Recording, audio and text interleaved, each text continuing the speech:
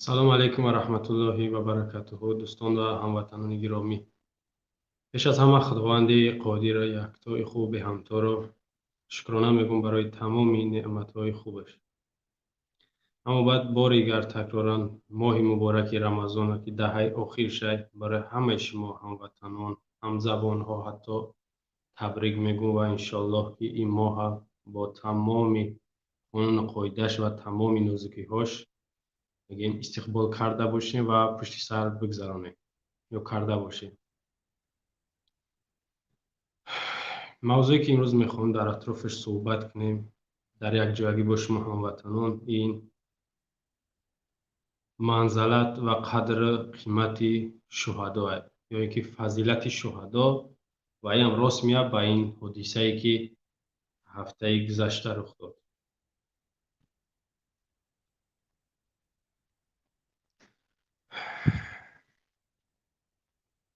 اصلا منزلت و فضیلت شهید یا اینکه شهدا جمعی تمامی بگیم از 5-10 نفر یا زیاده را جمع میگن یا اینکه تعداد زیاد میگن گروه.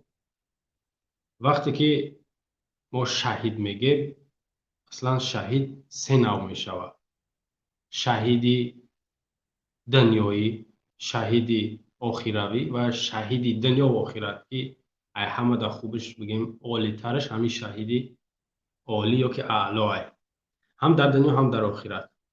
و در نزد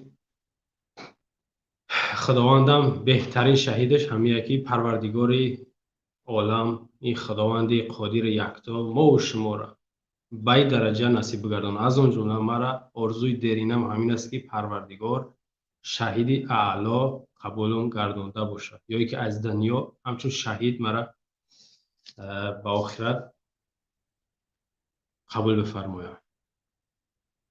شهید دنیایی اکثر مردم ما مثال در حالت اوریا میگیم صدمه، یک نفر وفات میکنه میگن شهید چی؟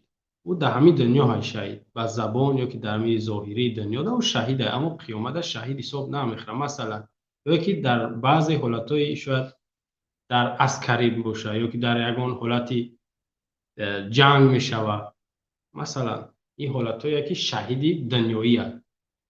زیرا شهید قانون خود اخچه داره: بالغ باشه، مسلمان باشه و با اطاعت یا که امرهای خداوند پابرجا باشه. هر کس شهید شده نمیتونه، مسلمان است اما شهید 4 درجه یا که مرتبه داریم که در نزد خداوند قدر قیمت دارن و قبولن. یکم انبیا، نبیها، پیامبرا. دوم صدیقین، درجه‌ای که از دنیا یا وقتی از دنیا میگذرن خداوند بگیم که ایده درجهش که ما بگیم برخوردار شده نمیتونیم. سوم درجهش خداوند قبول ممکنه شهدا و چهارم درجهش صالحین. 4 درجه مرگ یا که مرتبه داره انسان که از دنیا وقتی میگذره در نزد پروردگار بگیم که قدر قیمت داره، منزلت داره. و امروز موضوع ما یا بحث ما سر شهدا میره. گفتیم شهید دنیایی مانند اوریا یا که یک حادثه ای که در همین دنیا مردم را شهید میگن، حتی در راه خدا اینا، مثلا این هم حادثه شید دوارخ، این هم حادثه شید اینا ما میگیم شهیده. بله در دنیا ما هم او را شهید قبول داریم، اما ما نمیدونیم که خداوند شهید آخرت قبولشون کرده یا نکرده.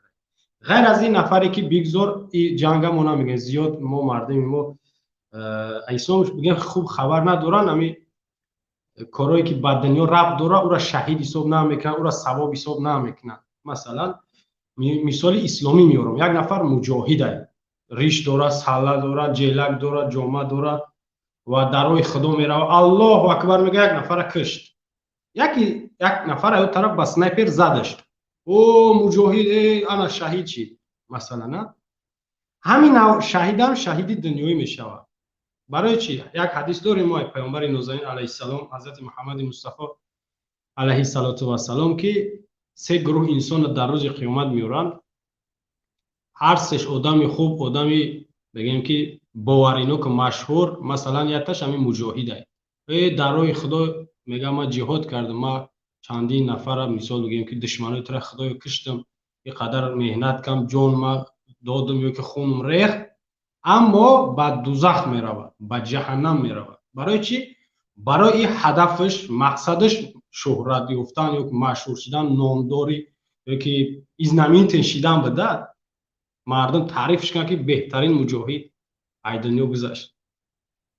اینا شهیدی چی میگن؟ امی دنیا در قیامت شهیدش قبول نمیشه. خب یک نفر دیگه ثروتمند با پولدار که در دنیا خیر صدقات زیاد میکنه، اما همش به خاطر ریا، به خاطر خودنمایی، تعریف مردم، در قیامت او به دوزخ میره. سوم نفر عالم دانا، دانشمند، ملا، حضرت، مولوی، شیخ. این هم همچنین در دنیا دعوت کرد، چندین نفر نمازخوان شدن، نفرای گناهشون دست کشیدن، اما در قیامت این به دوزخ میره. برای چی؟ به خاطر معروف، مشهور و احترامی مردم صحبت داشت، به خاطر خدا نبود. خب صحبت ما درباره شهیده. شهید دنیا گفتیم انمی شهیدای در دنیا خدا اگر قبول کنه، شهید قیامتی قبول کنه. و شهید قیامتیش همون نفری است که مثلا در ما و شما هسته، ایرا اهمیت نمیتن. موافق حدیث اگر بگیریمش، زن حامله دار سر فرزند میگه میره کو، او وقتی سر فرزند رفت او شهیده. یک نفر که دیوار در بالش چپا میشه شهیده. در ما ایرا شهیدی سو فکر میکنم نمیکنم قدر اهمیتش نمیتن، اما در قیامت اینا شهیدن. مانند حدیث پیامبره که نفری که شکم درد باشه ای دنیا بگذره، مسلمان ما با میگم که گپای ما در هم انسانای رو دنیا دخل نداره، شکم درد باشه ای دنیا بگذره شهیده. و نفر سوم شهید دنیا و آخرت، دوینوی هم در دنیا میدونن شهیده و هم در قیامت هم خداوند قبولش داره شهیدی. بازم تکرار میگم که خداوند ما را از شهیدی دنیا و آخرت شهیدی اعلاش قبول گردونده باشه. و موضوع ما امروز درباره شهدای و میخواهم تنها درباره از اگر 8 سال یا 10 سال قبل یا که بگیم که سابقه را صحبت کنیم. همه او را نامشون نمیدونیم، اما تاریخ روزشون و ماه سالشون میدونیم که چی در داخل وطن چی در مرزها، یعنی خارج وطن هم حسابش کنیم. از طرفی هم دشمنای داخلی هم دشمنای خارجی به قتل رسیدن و از اون جمله همین 19 نفری که در همین 3 شبانه روز ما جان ورا ای دست دادیم. نامشون هم هست نزد ما چند اینجا پیشنهاد میکنم که اینها را باید قدر قیمتشون ما بدونیم. خب صورت نمونید برادرها، عکس تماما نمونید، عکس نمونید. اینجا صحبت میکنیم. اگر نفر باشه یا که هموطنی باشه که صحبت کنه اویدی همینا، مرحمت قبولش کنید. زیرا جماعت صحبت کنیم شاید 1 ساعت من دیگه صحبت میکنم با هم تمام میشه، فکر میکنم مردم میمونه. اگر باشه نفرای صحبت نکردگی داخل استودیوشون کنید، نباشه من صحبت ما دوام میتم.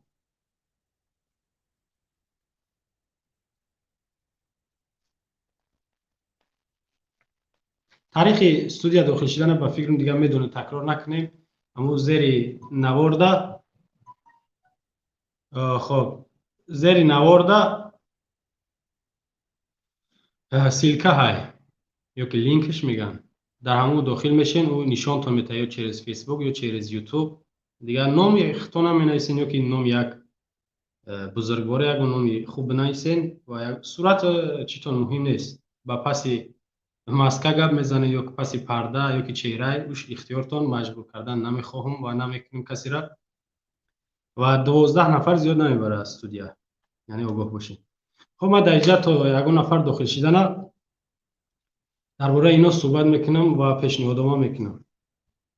ما 19 نفر قربانی دادیم یا که شهید دادیم در همین زد و خوردی بین قرقیزستان و تاجیکستان، یا که بهتره آسانتر خوبترش بگم بین واروق و بادکان. 19 نفر بودن.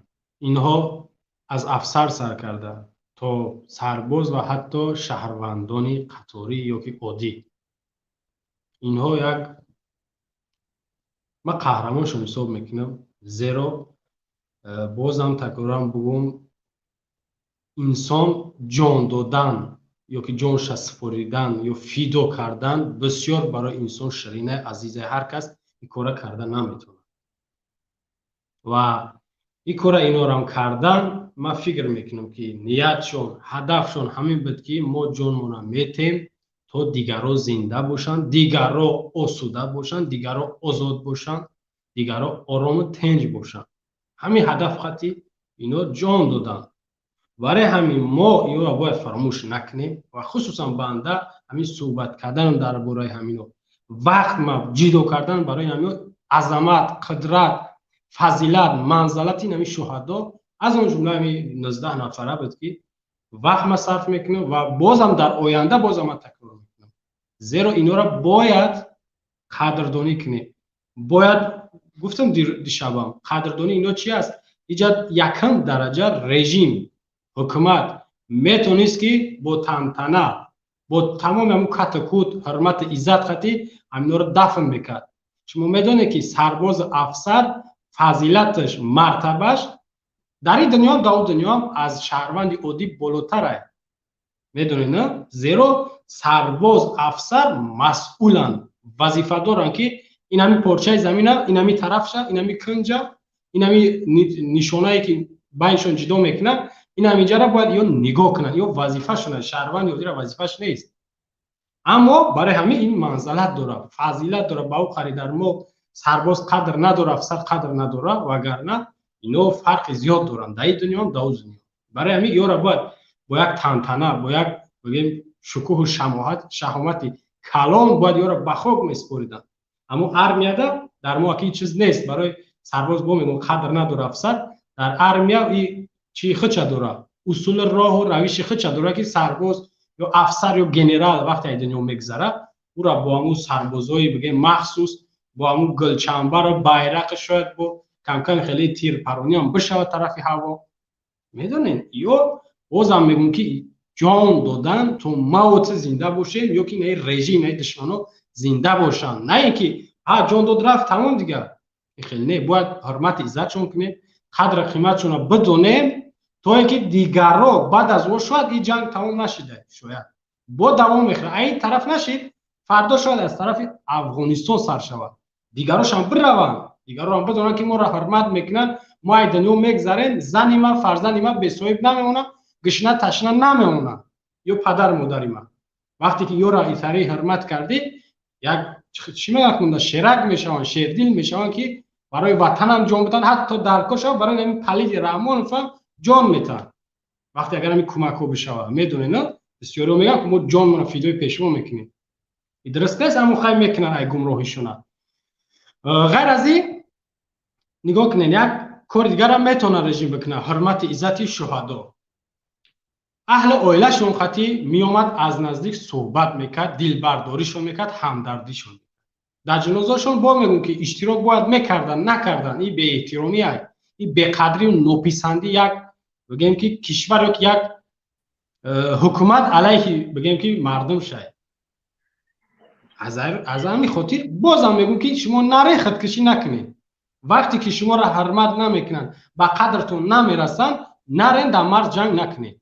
باید شما را حرمت کنن. شما با میگم که انسان یک فضیلت است. اگر همین سربازا و افسرا را همین رژیم قدرت داشت، توانایی داشت، در ولایت سوخت یا که در همون یک جایی که بگه میدانی جمع میکرد انسان ها، همون مردمی همون منطقه را تمام همون کامرا و تلویزیونش هم می آورد و یک تنتنه اگر همی رو به خود میسپرید هم دنیا میدید، مثال میگفت آه این قدر قیمتی سربازوش افسروش دانست در این حالت، هم دشمن یا که نمیدونم شما چی حساب میکنید او میدید میفهمید که این حرمت عزتی سربازوش داره و در این وقت هم با مردم هم میدید با میگو که الهام دم اومد که فخر میکرد من فردا برم جان آبتم، انا خیلی مرم حرمت عزت میکنم، انا خیلی با یک کتکود میبرن به خود میسپرن، میگه که اویلای ما خانواده ما را نگاه میکنم. اما این کارو نکردن، این یک به قدری نوپسندی است. این باید ما خیلی نمونیم. مردم باید چیکار کنیم؟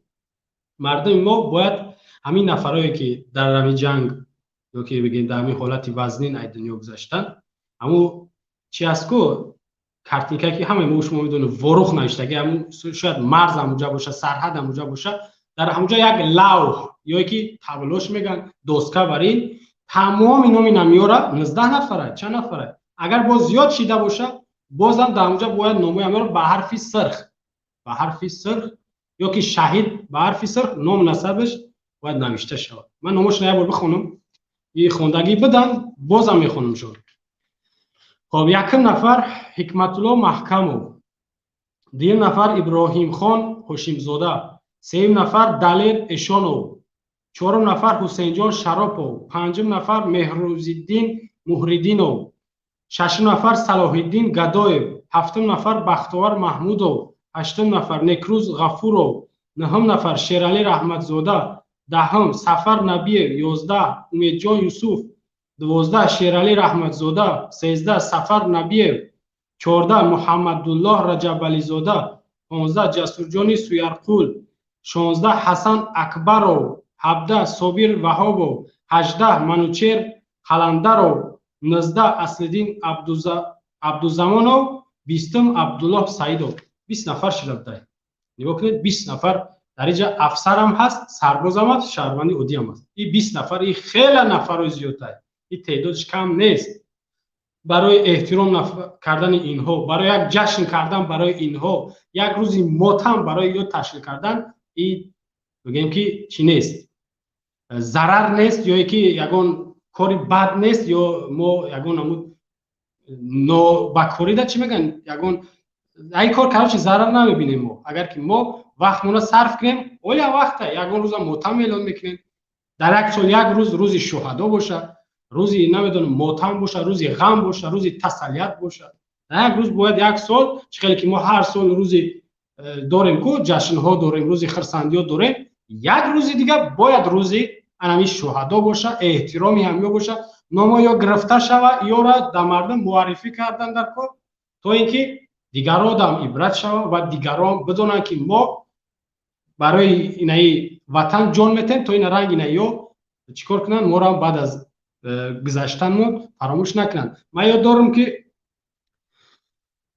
در همون شهر زندگی میکنیم، یک باغ داشتیم، باغی بوتانیکیش میگفتن، نمیدونم چی باغ، نامش فراموش کردم، یک باغ بود، باغ شهر. در همونجا یک لحظه بود، از نمیدونم اگر نگرفته باشن شد نام همین نفرایی که در سالهای 91 92 93 جان داده بودن، وفات کرده بودن یا شهید شده بودن، نامشون قطعی صورتاشون بود، نامشون قطعی صورتاشون بود.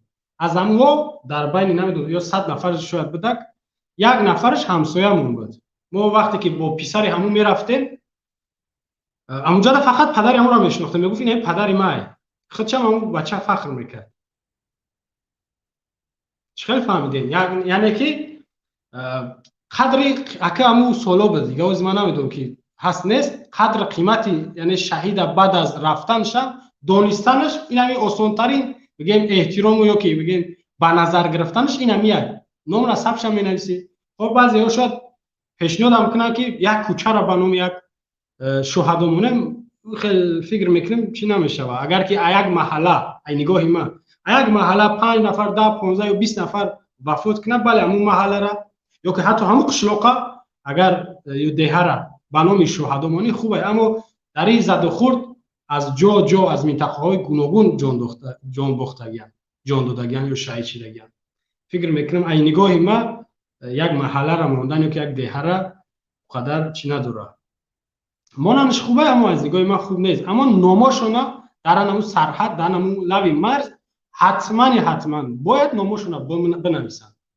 با میگم که پولی کلان رسخت کلان در کار نمیشه. در اینجا میتونه که همین شهروندای همون تاجیکستان همون ساکنای واروخ یک آهن چیه یک کرسکه میخری نمیدونم 50 100 تومان ده، یک آهن یک تنکه ده ترماتور رو میزنیش از پیش خودتون، این کار خیریه خودتونه، به خاطر با میگم که این فایده زیاد داره، فایده زیاد داره، این را انجام میتین بعد میفهمید فایدهش چیه. و در دیگر کشورها وقتی سربازش ای دنیا میروه، باور کنید این قدر قیمتی سرباز وقتی او وزارت مدافعش یا که بعضی اگر ترکیه وری پرزیدنتش در جنازه‌شون اشتراک میکنه شهید گفته، در مون نه وزیر مدافع در جنازه سرباز افسر اشتراک میکنه، نه وزیر داخلیش، نه رئیس کمیته امنیتش، نه پرزیدنتش، نه اون گنرالش در جنازه یا زپدلای شما در اشتراک کردن تو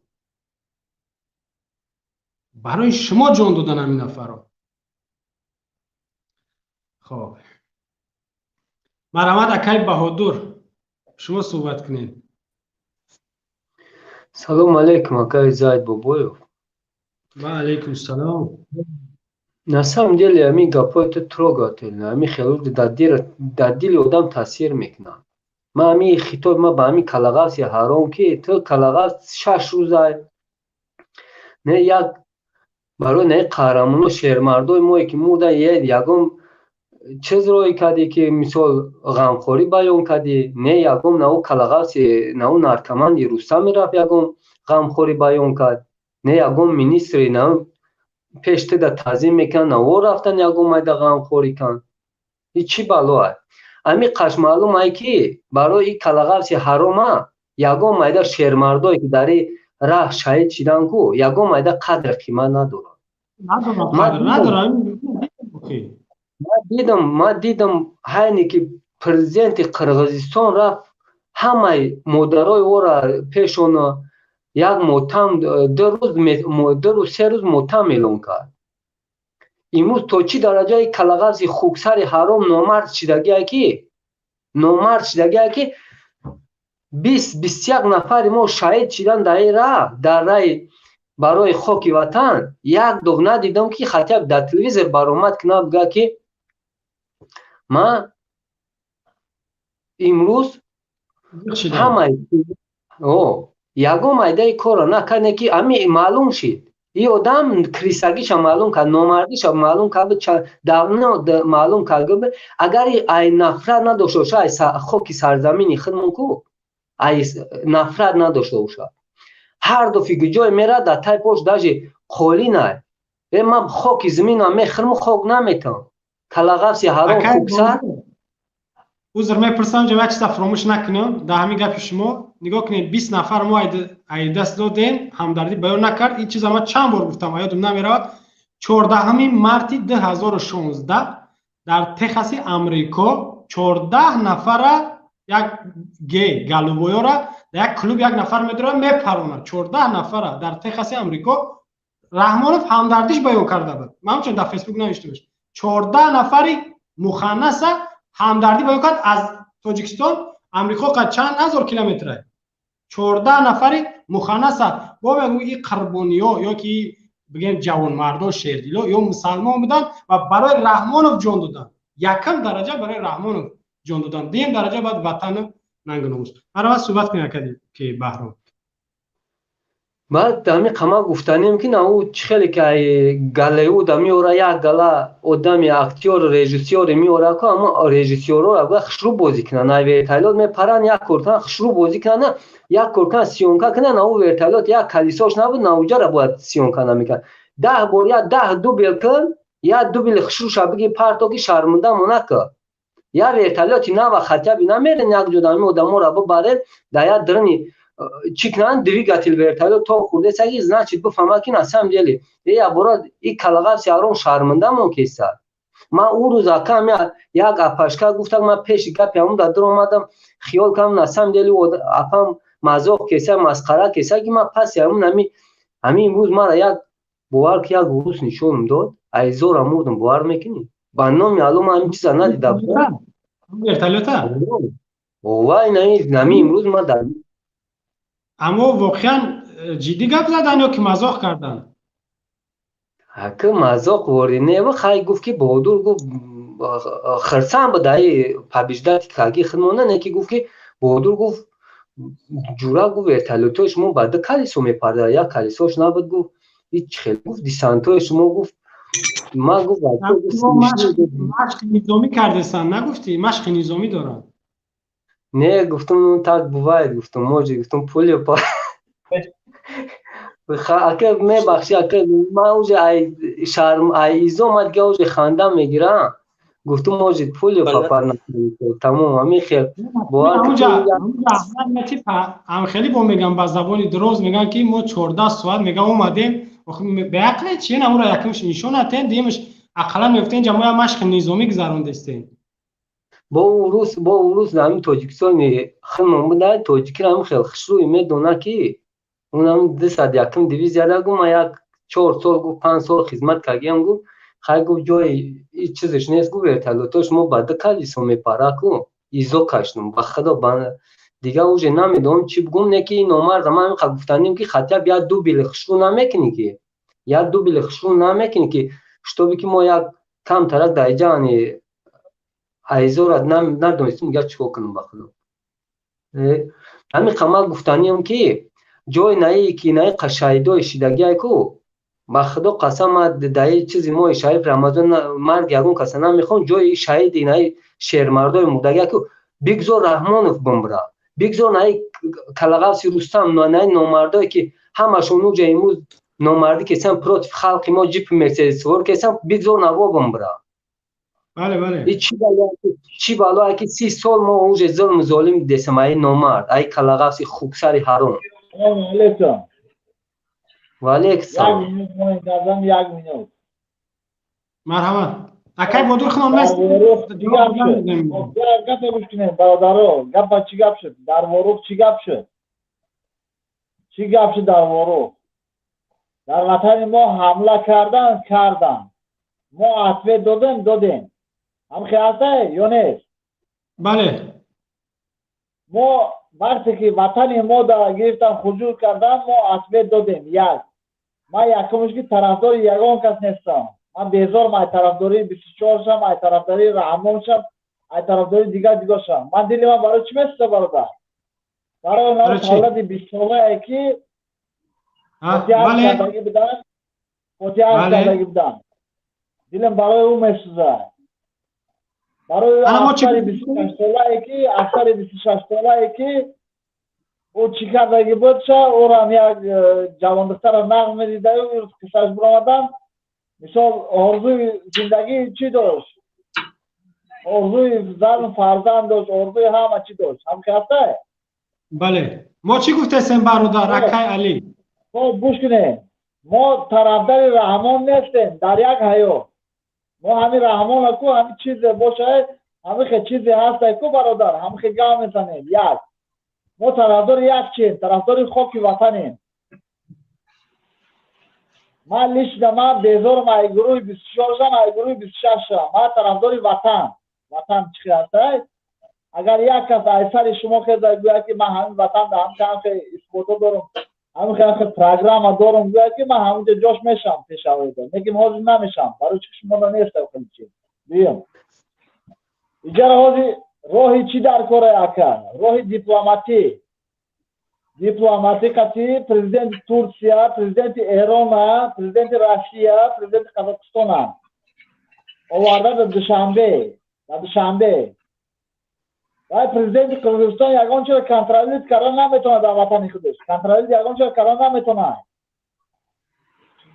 8 تا 6 تا پرزیدنت جمع میشود اگر ایران طرفدار تاجیکستان باشه همون وزازبوره همون چی که هوا در همونجا میسته در همونجا هوا اصلی ایموی سالای 91 94 کو طرفی اسکر اکای بود اسکر اکای ویلسی قد سخت بود بخواه باتکنسکی اوبلاست داره که کردستان باتکنسکی اوبلاست بسیار زمین ها که تاجیکا بودن گرفتگی هم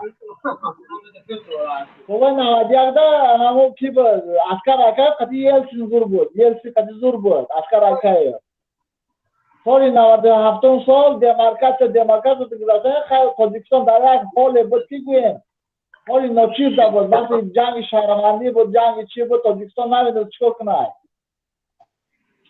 رئیس مسکو دعوت کرد رئیس اوسش دعوت کرد رئیس تاجیکستان داد این زمین را او زمین را داد حاضر نکیم راه برادرای جانی من راه برای جنگ و جنجال نیسته شینیم یک جا شینیم چخیل که حاضر رمضان هسته ممکن اید دا بیان یعنی کرگزو اید دا شینیم قدشون گل زنیم که مثال نمیخه جا دیگر پروکت شما نمیکنیم شما دیگر پروکت نمیکنیم همون روز پروکت کی برداشته گه کرگزو برداشته گه پروکت کرد مثال با یک چیز در کرای تاجیکستان یک گویا که روسیه دیگر من نکردم کراچی راستی هم گفت کراچی ما قشدار نیستیم گفت ما گفت عدل نمیستیم گفت ما گفت همین دیپلماتیش که میانداره شدن ما میدرم گفتم یک دیگه ماشین که ана у чизои Қирғизистона ҳама американсо вай мекунанд, контролируют мекунанд Қирғизистона. Правительствои нав Қирғизистон омадагия баъди революцияшон американсо контролируют мекунанд. Это 100%. 100% американсо контролируют мекунанд. Провокатсияра Госдепартаменти США карагия. Провокатсияра ман медонам 100% Госдеп карагия. Мисол дар Тоҷикистон яроқ гирифта метавонӣ ё не? Наметавонӣ. Дар Қирғизистон метавонӣ яроқ гирифта қатӣ. Дар Тоҷикистон метавонӣ яъта яроқ қатӣ гашта яроқ гирифта я электрошокер қатӣ гашта наметавонӣ. Дар Қирғизистон метавонанд гашта яроқ қатӣ. Мисол гӯем яъташ мебиёяд мегӯяд ки $10,000 бурогу тоҷики хеле гӯ. Запросто мебура мегӯяд. Барои ҳамин бародаро як гап мегӯям. Инҷа ягон айдия омалӣ нест. Ман мегӯям ки бародаринам гиломо меқафам, ман тарафдориш нестам. Ман тарафдори ватанам. Тарафдори зану оилаи худмам. Тарафдори ҳамин хонаводаи худмам. Тарафдори ватанам. Тарафдори омалӣ нестам. Тарафдори шумоам нестам. Хафа нашавед, инҷа ҷои хафагӣ нестай. Гапара ҳаққаша. Тарафдори шумоам нестам. Тарафдори ягонтат нестам. Ман дар ҳамин Россия хондестам. Ман дар ин Россия хондестам ку ҳамаша медонам чӣ гапа не ҳамаша медонам. Як чӣ ҳастай ки чӣ гӯям? Президент виноватай барои ҳамин кор ё не? Ҳо виноватай. Барои чӣ гӯ? Барои ки медониш ки ҳамун территория дар ҳамқали чизай спецназа ГРУшника мебурднем дар ҳамҷа. Мебурднем. ГРУра мебурднем. Главное разведка управления Тоҷикистона мебурднем. Президент виноватай. 30 кас мод, айва 18 кас, аймо 18 кас, айва 30 кас. Хай охи бачаҳои 20 сола гузаштагианд. 26 сол, 27 сол, 29 сол. Ҷавонҳо ёш гузаштанд. Просто барои ҳамин кай як гапа. Агар шумо хоҳем ки таърихи ҳамин бачаҳо ки дар ҳамин таърихи халқи тоҷик дуроянд ку барои ҳамин замини Тоҷикистона ку туркода натен шумо. Шумо гурӯҳи 24 туркода дахл доред. Шумо туркода. Ман шуморо медонам. Шумо Реҷеп Таyyip Эрдоган, худои шумо Реҷеп Таyyip Эрдоган аст. Нест бародар, оз ҳамин гапи гуфтӣ ку ҳамин гапта уже ғалат кардӣ гуфтӣ. Ки дар гурӯҳи дар Эрдоган аст. Гурӯҳи 24 шумо Эрдоганро дахолат доред. Эрдоган мехоҳад ки вес Центральная Азияро гираю Османская империяро кунад. Ису гӯш кун. Эрдоган аус партовози наи барои наи сарбозои ватан мурдагай худое ки ба ӯ рӯза бирасам мо ҳеҷ вақт барои дабари Эрдоган нестем намешам. Худо нишон ната. Агар коми ками против ами халқи ма боша ку агар Эрдоган против агар ами миллати ма боша ку ма ай ӯ одам нестам. Не ки главни наи қирғизора ёрдам накуна. Наёра ёрдам накуна ӯ мусулмона. Не ки иҷада чӣ шидесай қирғиз яроқи солдати худмона гирифт мо хаб кем. Солдати худмона чанд бор задан мо хаб кем. ё ососа ё чӣ шидан гуфтам бес ҳамаи замини Тоҷикистон бигирем дига хаб мекунанд ё. Нафаҳмидан ки иҷада бо Эмомалӣ замини Тоҷикистон яроқиш намегирад. Замини Тоҷикистон яроқиш намегирад. Бародар, оле ӯ вақтое ки гӯш кун ака, вақте ки Елсин буд дар Россия Елсин буд соли 96-97 гирифтан чанд ка замини Баскенский област доданд, аз Ҷиргатов замин доданд, аис замин доданд. Ӯ вақто гузашт рафт ака. Ису гӯш кун бародар. Тоҷикистон гӯш кун ака, Тоҷикистон Созмони Миллали Муттаҳида аз соли 91 сол ки аъзои Созмони Миллали Муттаҳида як. Тоҷикистон дар ОБС 2. Тоҷикистон дар Шайхайс организация, Тоҷикистон дар ОДКБ 3. Ягон кас замини Тоҷикистон намегирад, провокатсия кардан дар кор нест 2. Лекин ҳамун рӯзи кор шудагӣ якумш ки ман медонам ки ҳамун рӯз дар Тоҷикистон нападение шудагӣ буд, лекин высокий враг отражен и отбросен на своей земле, это да. Будьте шумо бародаро. بین قرغیز و مثال ما داریم جوراها داریم که قرغیزها هستن ما جوراها داریم که دیگه طرف هستن شما یک چیزی که نمیفهمید که پرزیدنت قرغیزستان армияда контролизм намекунад армияда контролизм намекунад ки президенти ки яъни должностдagi آیا هر 5 سال پرزیدنت علیش میکنن هر 5 سال پرزیدنت علیش میکنن ای بدکشش میبیای ای آشش میبیای میدزا میخزا میروای با ایسو کلش میبیای با میدزا میروای شما هم در تاجیکستان هم خیلی پرزیدنت میخواین به برادر علی حق به سوال به ساکه ما گپ ترا که گوش کم دا کانسا وجه فهمیدم 30 سال کجا شدی 30 سال رحمانوف دزدیده سر 30 سال خارجش کرده ما نمیشسته برادر در پخش زنده سیگارت برآورد در داد به خاطر همون برآوردیمش که جا مردمی که تماشا میکنن نورماتی کرد برادر اگر علی درمت کنید سیگارت یک طرف بگذاره علی جان برادر میگم که رحمانوف جا ویناور نیست رحمانوف ویناور نبخای دشمن ما نخواست ما را نپدر کرد چی با رحمانوف خطب نرفت یاد فوج غمخوری بیان کنه برایم یو 30 سال رحمانوف دزدیده سه نمیتونه در 30 سال 20 پیلون ده تاسه تا بخره که ارمیا نزنه 20 پیلون بمبید کنه نتونست همین کارا کنه نه که ای برای نای منفعت داماد بس اولی به تلفن چیز کشتاگیه اولی به کشتاگیه چیزا کشتاگیه اولی بس خب که ای برادر اما اوجه خودش گفته است نمیفهمم اون که سیاستمدار اکر بودور کی جان ای چی میگه میکروفون شگیرون که عبدالله میکروفون شگیرون که یا مینوت خب که برادر ما گپ که خیلی تاجیکستان دست کیه اکا تیوای تاجیکستان دست کیه پیویو پریچم جدا پیویو پریچم پیویو ابرام تاجیکستان دست کیه دادسی رحمانوف دادسی رحمانوف تو نمیدونی اکا تیوای تاجیکستان دست راسیه آخه پریچم پیوال بس خب که همینو اکای دودار یعنی بسپیلونی به پیوال خب نمیشود تو میدونی که در یک کلا ایشان رفتنگوی هست که کنم رسولو الان کپتر رسول برای لوبیترس که شیامگه کپتر تا 80 متر زیاد نمیبردورن کپتر مایلی تو دستی سال نتونی دستی سالی کلاغاس نتونیست که همه همین کار را تشکیل کنن دستی سال نتونیست یک بگم اگر این فرزنده خب که برادر ما گوش کمتر ای گوش کردن اگر در 30 سالی برای 70 دومادش ندزده کنی کلاغاف سیارم ما همه چیزا و این پیخوت ما سازه نه که یک کارکنه کلاش کار میفرمون یک کار میکرد دزدی و غارتگری کم میکرد دزدی و غارتگری نمیکرد که پیویان میشت همه چیزا میشید در 30 سال نتونست همین کنترل کنه امروز خطر 20 کسی ما مردگی نتونست برای غمخوری بیان کنه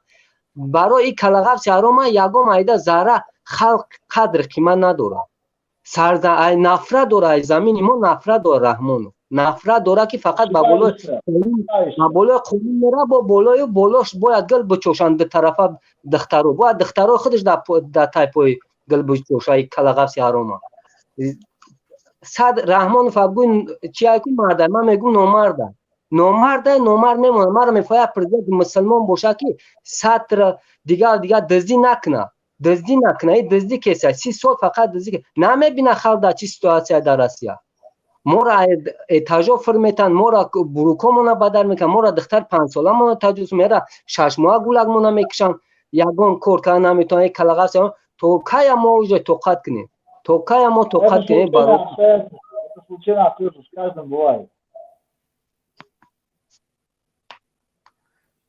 برای برادر علی این خیلی یک مسئله سلام علیکم برادرو یک مسئله دا گفتی که هیچ که زمین تاجیکستان نمیگیره یگان کشور اینا از ما یک مثال میارم که تقریبا 3% تاجیکستان گرفتن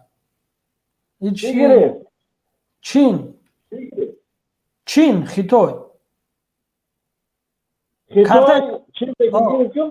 خیتای قزاقستان 10 برابر از چین و تاجیکستان زیاد گرفت خیتای صبر کن اینجا گپ در اون میره یک نفر زمین شداد باید ما هم بتیم برادر. اینجا یک سوال اینه برای خودت، ما زمین بایگری ما ای ناموس ما ای وطن ای مادر است، خب وطن با مادر برابر میکنن.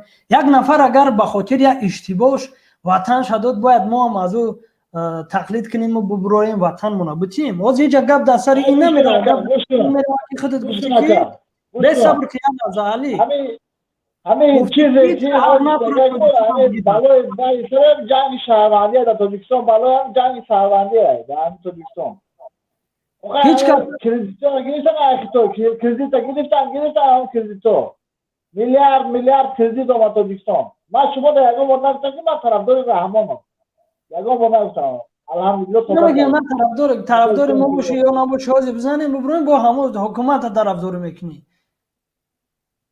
و این وطن وقتی که میخوای دوست داری دفاع بکنی پس با مردم باش، با مردم شما چابلوسای اردگان شما اردگان چون اردوغان شما اردگان صبر که یا لحظه صبر کن. این گپ یگون نمیدونم بخدا نمیدونم این گپ پیگیجو گرفته باشه. سیاست مداری سخته، بیاید سوال جوابش کنیم. سیاست رو بفهمیم چیه. سیاست سخته برادر. وقتی که تو با دفاع کنی از وطنت با مردم باش. امروز کی مرده است در اونجا؟ مردم مرده است. تو طرفدار مردم شه. گروه 24 هم مردم است.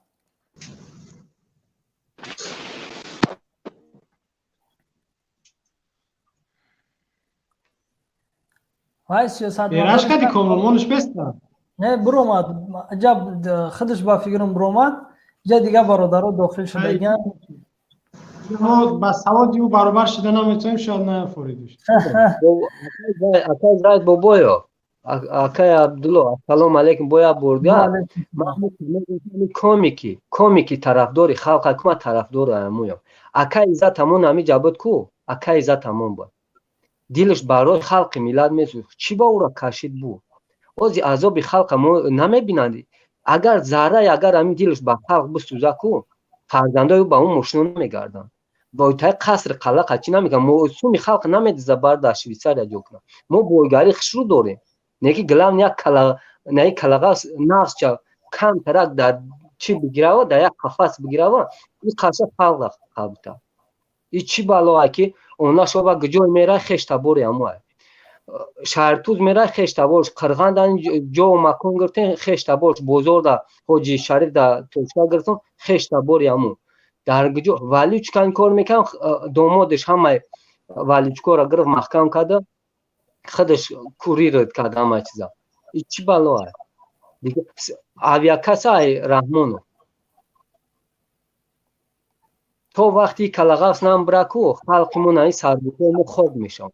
هزار آمد با پدر و مادر نه شیر بچهای وطن که ایقا برای خلق ملت برای سرزمین خودش جان شما دادن که خطاب یادو رحمانوف می اومد در پیش و می ایستاد پیش مادرای و در یک میدان غمخوری بیان میکرد نکردم این چیزا. ما امی روز ما دیدم اون ورتالوت ما را نشون داد اون روز کو ایزار مردم بار میکنی. ما مسخره فیلم مسخره رحمانوف طرف حکومت بگیم میشود. با ما اپرافداد که تن گفتم ممکن خواهد در بلو یگان تیر است یا بوشا کلیساش پرده شهر یک گرنی مبرا که اینه طریقه مبرویان اخی در جنگ طریق بفیم نمیکنی و اچکه قضیت ریم بوشی مبرویان هم برای هم میگم که گالیودای میاری اختیارای میاری خطاب یک 10 تا سیناری که بعد یک یابورا ببرور چی بالا که میبرو یابورا ما خلق شرمنده میکنی. خب صحبت بعد دیگه میکنیم. اینجا برادر رستم در صحبت ابتی برادر زاید اگر که سلام علیکم و رحمت الله و برکاته. و علیکم سلام. اول آهنگر نبود. سوزه برادر سلامتی خوبه برادر. شلونه خدا شما خوب باشین. و الحمدلله صبر جمیل با او خلق بروغ با او آدمایی که شهید شدن در این جنگ خونریزی شهید شدن صبر خداوند جوشون جنت شده او آدمایی که در اون بروغ مردن و سلام من بر پدر امام علی بر ذات امام علی که اومد تولد کرده بر ذاتش لعنت 1000 بار برای که خون خلق ریخت از پشت همون شده از پشت همون امام علی شده خون خلق ریخت خلق بروغ هم من میگم که برادرها گوش نکنن دولت یک تیر زدن یک سنگ زدن بزنه سنگ وقتی زده ای پشتون میخیزه خلق نزده نمیخیزه با پشتی دولت نشوه یگان وقت خونه اخته زن اخته فرزند اخته خود حمایت میکنه دیگه یگان دولت تاجیکستان ما یگان چی یردم نمیکنه این قانون شده که مرده 19 تا آدمی که مرده یک دهن نگفته که با پدر مادر او که خیر فرزندت مرده خیر ما یگان چیکنیم با ایروز ما برادر در یک جا هستم که من قطعی هم افغانه قطعی من هم ازبکستان بچه‌ها هسته از دیگه شهرها از دیگه دولت‌ها هسته امروز اچھا برنامه تماشا کردیم که یک ورتالیت آوردیم یک ورتالیت در تاگش آهن موندگی منو الان افغانه خندهشون گرفت میگه هیچ چیگه سفید میکردیم برادر رستم سفید میکردیم میگفتن اینجا مشق انتظامی یا جنگ نرفتستم نه آخه برادر ما قطعی برادر یک نان و نمک خوردگی یا قطعی من تیار بودم که باید میرفتم این مردم نه که وقت از اون ما هر تماشا میکنیم نه برادر نه اکه علی با میگه که من نه پشت امام علی نه پشت یک تا دیگه با هم پشت امام علی گرفته ام گپوش اینا درام سیاست مدار دنیا چی روی برادر اسلام همین خلق بروغ باید خودش بخیزه یگان کس گوش میگه که قرغیزا میگه شما پشت اردگان چن اردگان با خویای اردگان این امام علی نمیبروه یکمش خلقش 5 وقت نماز میخونه تاخیر برادر 5 وقت نماز میخونه خلقش محافظت میکنه میکروفونش تاگی گجا گپ زستایرا میکروفونش یا گریان کیو که خب شاکه علی نه یاد به ما گپ زنم با قطعی من چیته ما با قطعی گپ میزنم او چن اردگان باید موی اردگان امام علی نمیشه باید موی سرش نمیشه موی سرش اگر اردگان میره خونه کمبلو قطعی کمبلو اوجن میکنه عبید میکنه یک کس مرد گپ میزنه امام علی در فهمی خودش همین تلفن یکم بردیده نمیدونه کل میکروفونش پشتگی عوض نمیدونه برادر زید این 19 کسی که در اینجا مرد گپ نزد خیلی 19 کرد هر ماه هر سال در گرانسای تاجیکستان میمره گرانسای شوراباد در افغانستان در 5 در خیلی آدم افسر چند کسا میمره نه که در تاجیکستان خب میکنه یگان تاش گپ نمیزنه یگان تاش گپ قدردانیشون کنیم حکومت نمیکنه ما باید قدردانیشون کنیم ما باید قدردانیشون کنیم برای که قدردانیشون کنیم نه که این دولت ما نمیکنه رستم شیطان جنگاندوز اینا میاد ای برادر گوش کن ای علی تو شیطانی برادر تو جنگاندوز اینا میاد جنگاندوز تو برادر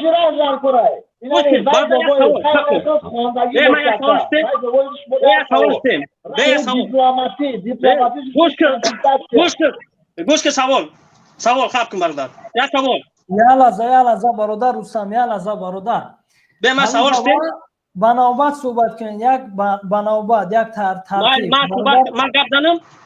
من گپ زنم آذربایجان زمین خودش گرفت یگان دولت کوشیده نشد اگر تاجیکستان هم زمین خودش بگیره یگان دولت کوش نمیشود یگان دولت کوش نمیشود برای که زمین خودش در خریطان است که همین زمین پارچه‌اش ای تاجیکستان ایش ای پارچه‌اش ای تاجیکستان دیمش همین علی اگر مسلمان باشه والله قسم مسلمان باشه علی چوپی تو زهر نه علی تو مسلمانی حتی ما گپ زن گران کنشه برادر گران کنشه من گپ زن ای مسلمانی نه برادر مسلمانی علی مسلمانی برادر الحمدلله مسلمانم الحمدلله فرزند داری فرزند دارم الحمدلله فرزند دارم فرزند چند ساله برادر 5 ساله 5 ماه 5 ساله 5 ساله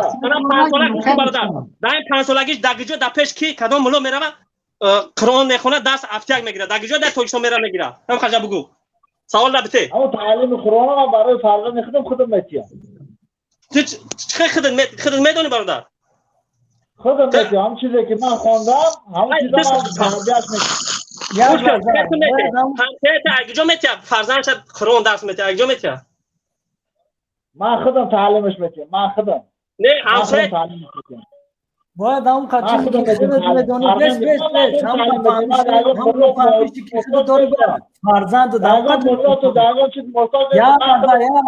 یا لحظه دام تا بگی میگم که همون قدر فهمیشی داری باید فرزندت همون قدر بفهمه ای خودت باید با سواد بشوه یک برای یک جای کارخانه بلند کار کنه یک شرکت بکشه یک تجارت کنه این چیز روزی نیستی بگذار که برای تعلیم بگیره باید چیزی که خودت میدونی ای خودت زیاد ندونه هم خیلی فکری خودت هم است برادر خودت درس یا معلومه که سیاستمداری پیش است گوش کن اگه من اگر سیاستمدار نیستم گوش کن گوش کن فرزندی ما هدی که روسی میروه زن روسیه زن دارم زن روسیه تاجیکش قطع نگه زن روسی گرفتم تاجیکا صدقه شو شوان زن تاجیکا اینا خودم جیرت انشان بودی اینجا گفت دا اویلا نمیره و برادر سب گفت دا پتر میره و محتاج دیگر تا نیستم من چی با تحقیر کرده استای؟ ای کجا شید؟ این هم چهرهش نشون داده تحقیر کرده است زنو را بله اگر زنو را تحقیر علی زاید بابا علی جون من همین فرزند میخوام خودم تعلیم و تربیه میتونم من محتاج تربیه دیگرش نیستم برادر علی جون او زمین گپی گفتی زوناکش دی ای برادر همین گپی گفتی برای مادر و زن تاجیک گپی گفتی زوناکش دی نه زوناکش برای چی زن تاجیکو کو نه برای زن شونده که نیکو همش تیار آقا با مشوری میکنم میخوام ایسی گوش کن برادر ایت زویسی دوره و چیز مردی که باشه زن همون قهرمت ایزت میکرد در کار نیستی گپو دودر نگوی گپو را جورا نگوی گپو را نگوی ایجی وقت پس نزد زن علی ما بسکوت علی تو مردکی تو ما بسکوت علی تو مرد یا لحظه برادر بخشش زیاد همینجا من کنترل میکنم برادر سلیم ما بسکو ما گنده سخرستی یادم بیست تو چی خیلی گوزه ایستی علی چی گفته ایستی تو یه باری دیگه گب زمین گب تا برادرها جنگ نکنید با همون لفظ خوب گب زنه این ریال نه تحقیق دیسه زمینوی تو جیکویه که میدم یا گوش کن برادر ما بسکو علی مادری من زن تاجیکه خدا رحمت خب برای چی بزن نگو بیبی من زن تاجیکه لیکن دختری که نوانش دیگه که تو میتیان کو تو ما بسکو تو ما فرزند داری ممالک نگورای امام علی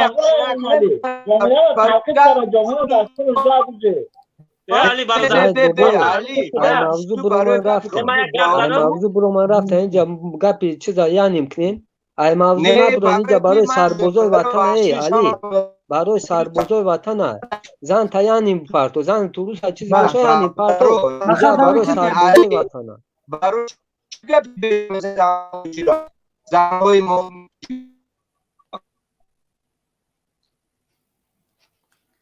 اینترنت یعنی برادر سلیم اینترنت ضعیف است برادر علی یا لحظه برادر برای سربازای وطن ایجا جای زن تیانی پرتو برای سربازای وطن برادر بهادر یا لحظه امی علی را فهمیش خانه شاید چون داده است یا که در زن شاید چون داده است چیکار کرده است تاخیر نک برادر زاید علی نگاه که نه همین جا تاخیر نکردیستم مرا نگاه که علی این تحقیر بود که گفتی این تحقیر بودی پس زنی تاجیک بگشتی گفتی که دخترها تاجیکان صدقه شوکنا یا گفتی صدقه مکنا گفتی نمیدونم خطا خشروی دنیا حساب کرد یا که جیم میگرفتی خطا نگاه کن میدخون ای علی ده مطرح میدخون بگو میدخون همو جیمی میگن کو تو هموی تو درباره 20 نفر سرباز افسر و شهروندان عادی برای وطن جان دادم تو گفتی که من وطن دوست میدارم نه ایلا لازم نه اولا لازم برای وطن جان دادم همیارا باید اینگاه حکومت خیلی قدردانی میکرد باید حکومت ندارم چکار میکرد حکومت باید تو یک همه اوله های همه بردارده که گذاشتم که غرق شدن در خود که وطن شهید شدن آیا در گویم که چه گویم کن یکی که زن منیستر را روی نمیکردن که ممکن که روزای آنده شوی همین کارو که مثال همین اومدی را همون جمع میکنن پدر و مادرای همون برادرای را که میگه که ها فرزندای شما به همون خود که وطن برای وطن هم که شدن سر گرمی در گوش کن اکا جان گوش کن اگر همین پریزیدنت جمع کنه همون پریزیدنت مرد اگر جمع نکنه کنه این پرونده شما کار میگه با اومد سر امام علی گفت که من امام علی بذارم با اومد گفت که امام علی میگیره اینا جمع میکنه خیلی در سر گرمیش نکنه با امام علی میکنه ده میگه که من طرفدار امام علی نیستم نه که امام علی میکنه من نفهمیدم خطا برادر زیدی را چه بفهمیم امی قرشاکی با فکر که برنج کنی عباد هواش بزنه شمالش بزنه عبدالله برادر امی قرشما میگون که میگه که ممکن فکر کنه رحمان و فکر بکنه بعد اوجه غمخوری بیان کنه ده اگر این غمخوری بیان میکرد که داونو باید میبرومد یکم روزی مردن ده میبرومد غمخوری بیان میکرد یا رستم نه کلغاس نومردو شدم خطیب یگم تایمی نیومد این نمیدونی چه خیلی چه قهرمانای ما و شیرمردای ما مردگی ها یادو نیومد که بگه که بس که من امروز متهم و چیزی متهم بکشم و در روسیه خطیب متهم شده تو یعنی به حد یه چیزی بیزی بود بله بله برادر همین برادر رستم صحبت بتیم این علی بخدا این میگه که من نه پشتی امام علی نه پشتی این من پشتی امام علی یا چوپوس دیگه ما که برای هم سالاتو گپ زدن بدیم این درومات یک کارم کرد اخی میگه که من همسایه در همسایه تا درس بدیم فقط ترمت میکنن برادر ما همین خلق فروخ هم میگم که یگان وقت دولت گوش نکنن همین یک سنگ زدن سنگ بزنن برای که زمین بیاید همین آذربایجان همین قصور کرد نشد خودش بعد سر کرد زدن روسیه تو هم خروس خوش میشه نه که این دفعه خوش نشید زمین خودش بود یگان دولت یگان چه گفتش نتونید همین زمین ما قرغز هم میدونه همش میدونه که زمین ما برای زمین جنگ کنی یگان چیز نمیگه نه که امام علی گناهگار زمین افروختگی ارمیش روی نکرد همونجا یک شیطان بازی کرد ورتالیات نشون داد بچهای ونج نشون داد بچهای کلوب نشون داد در دستا автомат اگه جا گرفتن یو شروع خیلی کردن این روز با ورتالیات نشون داده وقتی من خدمت کردم تاکتیک نشون میدن وقتی ورتالیات برآمدی پوزیشن میگیری دیتا سه تا پوزیشن میگیری دیگرات میفروی ایو چه خیلی فرمادن میگی بخای که اوغل میبرویش نکو هم خیلی فرمادستان نه تاکتیکای نه هیچی ما تاکتیک برای من نشون تون بدیم افسرش تاکتیک نشون میدیم الحمدلله یکی لبای ترا برادر میدانی چی بردن در کره اوجا دا او رحمانوف رژیسور برده بدونه همین کلاغا سرم رژیسور برده بود تو باید چی میرفتی تا سیونکا کنر که نمو کلیسا ورتایلو نمیتو نمو چیزی ورتایلو نمیتو همین پریدوم کنن که همون ورتالیات خیلی همون چی اوهانوش نبیا پریدوم نمیکنن همین دنگ دیونه میمونه ویدیو میکنن همین در پیش اقوام بچه‌ها که فرمان نشدیم مخلو همین اقوام بچه‌ها خاطی مسای برادر دیدم وای خاطر توجیکا میدونن که گام میزنن همش میدونن وقتی که برادر در ارمیا بدیم همین وقتی که همین در ورق جنگ شد سالاتیا نشون داد بیچاره سالاتو ایست میگرزه در وقتی همین چی میشود در زستاف 4 تا گروه میشود در 4 گروه تقسیم میشود تاکتیک میگیرید با هم گروه میره جنگ اوجا چی بیچاره نمیدونن کجا برون چه برون جنگ کنن سالاتای بیچاره ممکن یک خیلی автомат تیر زدگی نیست در همونجا бечора мурданд аунҷа. Барои ҳам мегӯям халқи воруғ, агар шумо як санг задамтона санг бизанӣ, ай пиштон халқ мехезад. Давлат ҷалӯ ай пиштон намехезад. Рустам, Бабай бародар. ай ҷавуса ма бовар дорам ки қирғиз дига ягон даже сангчил намезана. Не бародар гӯш кун. Ина нигоҳ кунед бародар. Валлоҳи агар қасам зинда бош намбарем зинда бошем бо ҳамин кор мешавад. Ина валлоҳи қасам мешавад бародар. Ҳа? мегӯм ки мо тарафдори ин нестем ки ин кор дубора такрор шавад. бародар қирғиз ку қирғиз правительство гӯш намекунад, президентша гӯш намекунад. ӯ гӯш намекунад, ӯ корша мекунад. Ина нигоҳ кунед барои Рустам ами бачаҳои дариҷа қатима ҳастай бачаҳои ҳамун қирғизо дар граница ами воруғ чизан мега ки ягон бор мо итари ответ нагирифта будем ай шумо. Ма гуфтум мо 15 сол шуморо мусулмон гуфтем. Шумо фикр кен мо ягон чокнутем. Ай ҷавуса саллатои моро приказ додагиан ки як кас наздикиш биёяд яро қира олно успено кара нагирифта як магазин айтатон то тортона холӣ мекунад. Иш обязательно намеша. Генерало али шидагиан гуфтум генерало пешна набуданд ки саллатора чӣ мекунад. Ай ҷавуса гуфтагиан ами қирғизе ки наздик омад бизан унуштаҷатш ки тамом. Агар армия мерафт, амос мерафт, группа алфа амос мерафт, и қазадагӣ не и хайдга мезад я саташ мемурд ба ана вақт метонест. Ай вақт чикор кардан? Агар армия мерафт, армия нарафт ҳамунҷа. Агар армия мерафт хела мезадша, и хайдга мезадш, хела мезадш то устара мебурдш, ана вақт метонест. Ай ёз чо кардан бо рафтан ина ӯ генерал чӣ мега? Мега ки мо форамона раҳ метем тона, бо фикр мекунем раҳ метем. Гап ҳамин замини Тоҷикистон мега фикр мекунем раҳ то метем. Бала. Ич хеле дагиҷо туғри мекунад ки замини Тоҷикистон фикр мекарда баё Тоҷикистон раҳ медода. Ту мега ки намешава. Бо мешава ин кор бародар. Ина гуфтам ҳамин қасоршин то нагира симхор накаша, қирғиза ис накуна, тоҷика ус накуна, симхор накаша, ин ҷанг бо мешава ин кор. Ина ма ака намрем шумо ҳам намрем ман намрем зинда бошам ина бо мебинем. Барои ки бародар барои чи бародар ина як гап Узбекистон зурш да Узбекистон намерасид. Узбекистон ка сразу гирифт симхор часпон. Бинг нагуфт. Узбекистон ка сразу дромад, сразу симхор кашид, тақсим кард, тихашид. Барои ки медона ки Раҳмонов халқи хича мекша, Раҳмон халқша тирма мекна, барои ҳама хес икорака.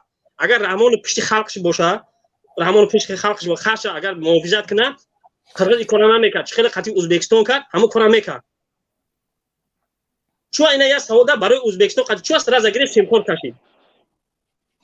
Савол намҷа кадом ина шуда. Барои чи қатъи Узбекистон кард, қатъи Тоҷикистон накард икора. Ай Узбекистон замин аю кашид гирафт даже. Охи ба нигоҳ кун. бародарон мумкина яду гап гавзан. Номади қирғиз абин ки Салим дамон Рустам Салим амон бародар. Номади қирғиз абин ки дар ош узбека чанқаша кушт. Дар ош чанқа узбека кушт аямуҷа. Халқи худаш буд, граждани худаш буд. Неки ҳам ка кушт амуҷа халқа ки бечора. Салим амон гап зана Рустам Салим амон гап зана. Бародар Рустам. охир сухан бародар дигаро да вақт битем инҷа бародаро хела шуд. Сухани ман саломи ман ба халқи воруғ як халқи воруғ мегӯям ки санг задан санг бизане, тир задан тир бизане, дизидан бидизе, куштан бикуше. Гапи амалай гӯш накуне. Худованд ай куштор ай ҷанги паноҳ битияву. Бародар охи ватани хитай, ватани хитай. Гоби бародар, гоби я лаза. мо мехоҳем ки ин масъала бо роҳи дипломатӣ ҳал шавад. Аз нигоҳ кунем баъд аз пош хӯрдани иттиҳоди шӯравӣ ҳамин Тоҷикистон ва Қирғизистон даъвои марзиш ай соли 2002 аст бародар. Чандин боро рафтан Тоҷикистону гуфтушунид кардан, ҷаласаву хуб ҳамаи корро кардан, вале ин масъала рӯи ҳалли худша наёфт бародар. Ба хотири чӣ? ба хотири ине ки Раҳмонов духтараш бачааш авлод дошт, дар он тарафо аз он тараф тиҷоратшон аст, роҳи тиҷоратшон аст, яъне гунаҳгоранд дар пеши онҳо. Бале бале бародар, барои чӣ мегӯям ки бародар? Омиди бародар. به خاطر اینکه امروز رحمانوف مثلا نظامی‌ها را نمیدروره یا که سلطنت‌ها را یا خودشان نمیروند به خاطر اینکه گناهکارند. برای همه برای همه میگم که خلق وروخ گپی دولت گوش زدم بزنه با همه دولت نشینه. گپی من برای همه خلقی پشت وروخ دولت نمیگیره، امام علی نمیگیره. برای همه که چخیل اینمی دفعه کردن زدن همه که بزنن.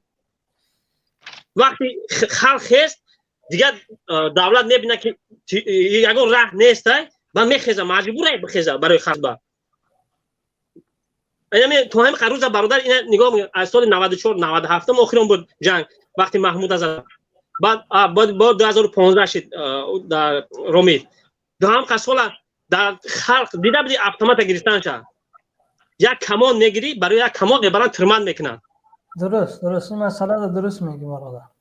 برای که برادر در دنیا هم چاز در دنیا هم زاستر در دنیا هم ارم گوشت یا با کلانش نگوشت یا برای هم میگم اگر کمان داشته باش برای کمان میبر ترمند میکنن. خلق پومبریا چیکار کرد؟ داشتن بودن کشتن نیام نگرفت دست تا نیام راستی زکات کرد و کشت خلق پومبریا. برای چی برادر که هوز دن نمیرم خلق داد که راست سیونکا کنن که بینن که کنی ما گهولای خلقم خسته است. جهان بینن که خلقم خسته است برای زمینش خسته است. نه دولت خسته است، خلقم خسته است. پناه خدا برادر دیگرو در وقت بتیم ان شاء الله. سلام علیکم و رحمت الله و برکاته. خدا نگهدار. اینجا برادر واریس بود، فکر کنم خیلی شد منتظره. برادر واریس اگر بشنویم میکروفون تو نگریان کنیم. برادر سلیم شما در وقت میشون یا لحظه. السلام علیکم برادران هموطن. سلام عرض میکنم به همه شمایان، به اشتراکچیان و تماشابینان برنامه شما. و پیش از تمام من میخواهم تضحیه خودم را به آن شهدایی که در مرز قرقیزستان و تاجیکستان در این واقعه‌های آخر جان به عکس بریدند و آنها تضحیه خودم را اعراض داشته باشم. و برادران این هم البته مسئله وروخ است.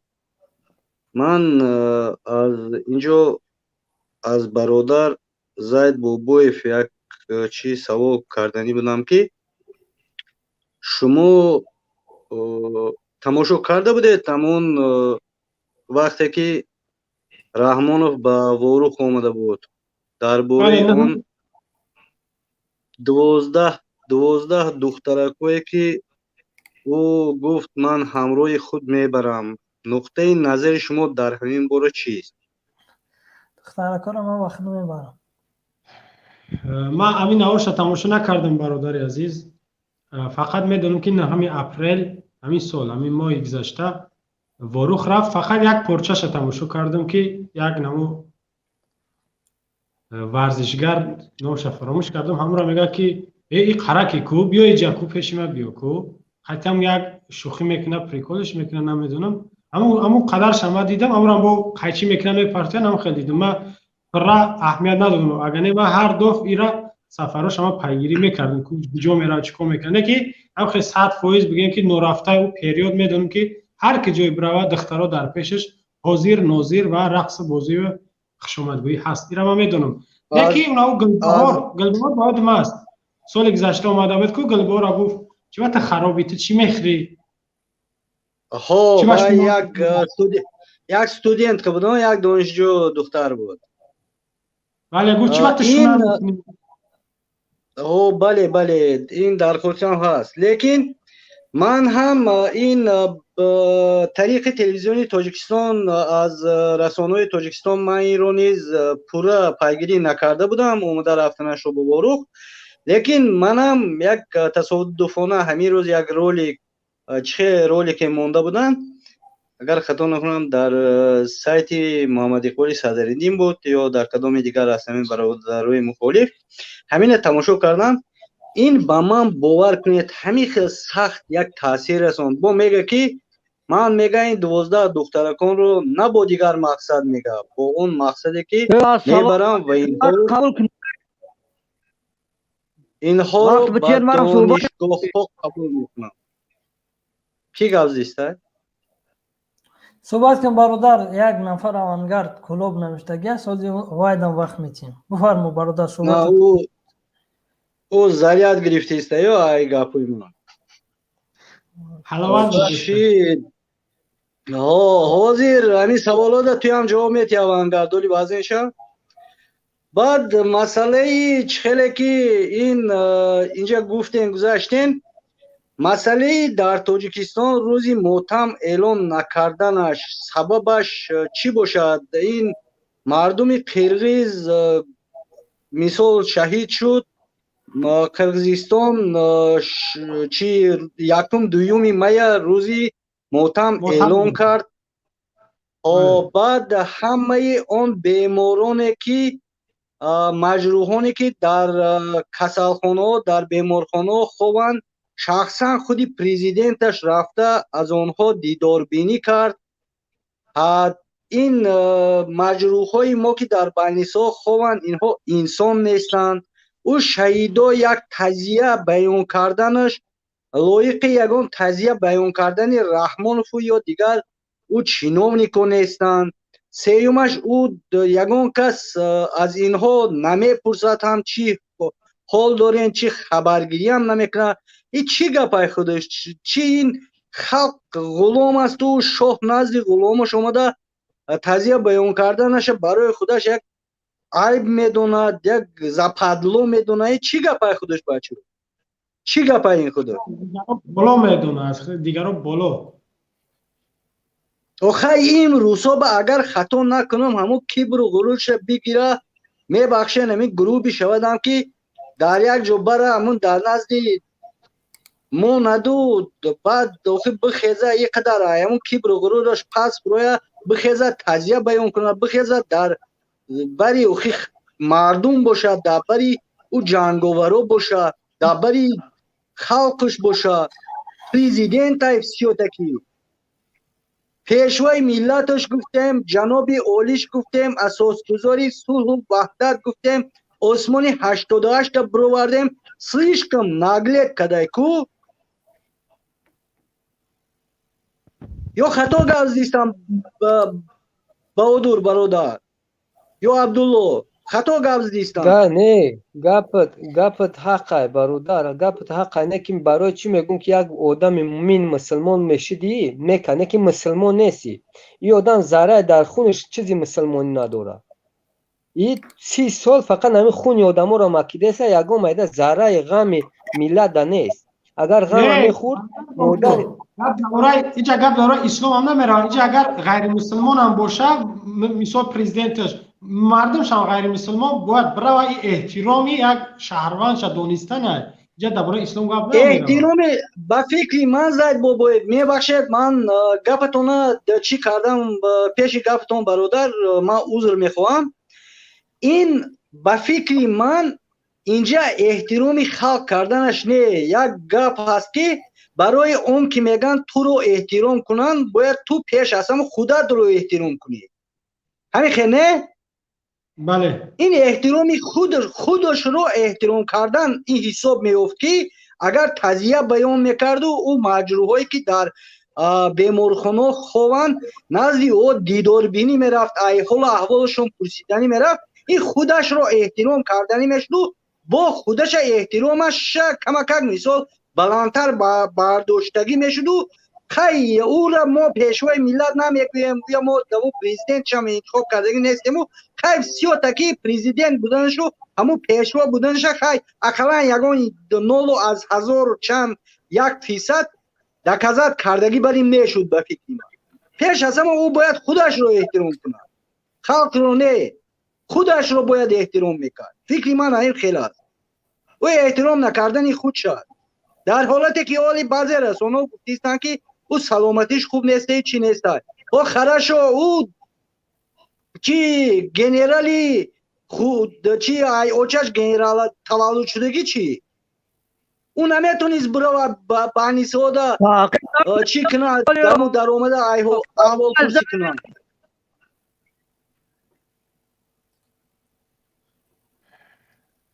با با شما تشکر زیاد که به من منبر دادید. من از این منبر شما سخنهایی که میخواستم گفتی گپو که همین جمع شدگی بود اینا همش گفتم چی کردم. برای شما تشکر. من یک خواهش میکنم زید بابایف که همین آوانگارد آواز شک شوین و یگون چی داشته باشد یک 5 دقیقه دیگر قطعا همین بحث کنم بعد برام بسیار هم خواهش میکنم. تمام بکشا برادر عبدالله آوانگارد. آوانگارد سلام علیکم با کل مردم تاجیک و تاجیکستانی. شما چرا این خبر پیشوای معظم ملت امام علی رحمان را تاخیر میکنه؟ امام علی رحمان پیشوای معظم ملت در نزد خاک است. شما از دوری چه اینقدر مردم را مخفی میکنه، مردم مهاجر را؟ اینترنتش بزه باشه که در ما خیلی صداش هم در ما خیلی کنده میاد. نه صداش بیزه به فکرم اینترنت ضعیف دارد. خیلی اینترنت همون بیکسه برای اوکی خیلی چیکار میکنین دیگه کو به فکرم از تاجیکستان در علاقه برامون دیگه شاید خیلی برادران با شما برای کار صحت و سلامتی آرزومندم. در همین ماه شریف رمضان الله تعالی همین نیت‌های نیک مونده خودش برسونه. هم با شما خداحافظی میکنم. من ایام استودیو برآورده زپاستمونه اگر من اینترنت سوز شود و صحبت میکردگی باشد بعد یک پیوست کنید قطعش یک صحبت میکنید. تشکر. رحمان در نزد خاک است. پیشوای معظم ملت امام علی رحمان در نزد خاک است. شما خائنان وطن چین قدر مردم را جمع می‌اندازید.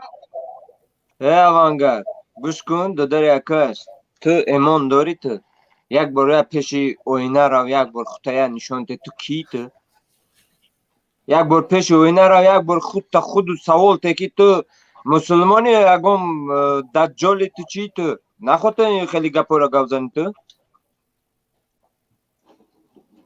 ما پیشوای ملت داریم. چراش ما پیشوای ملت را تاخیر میکنیم؟ ما یک گوش که تو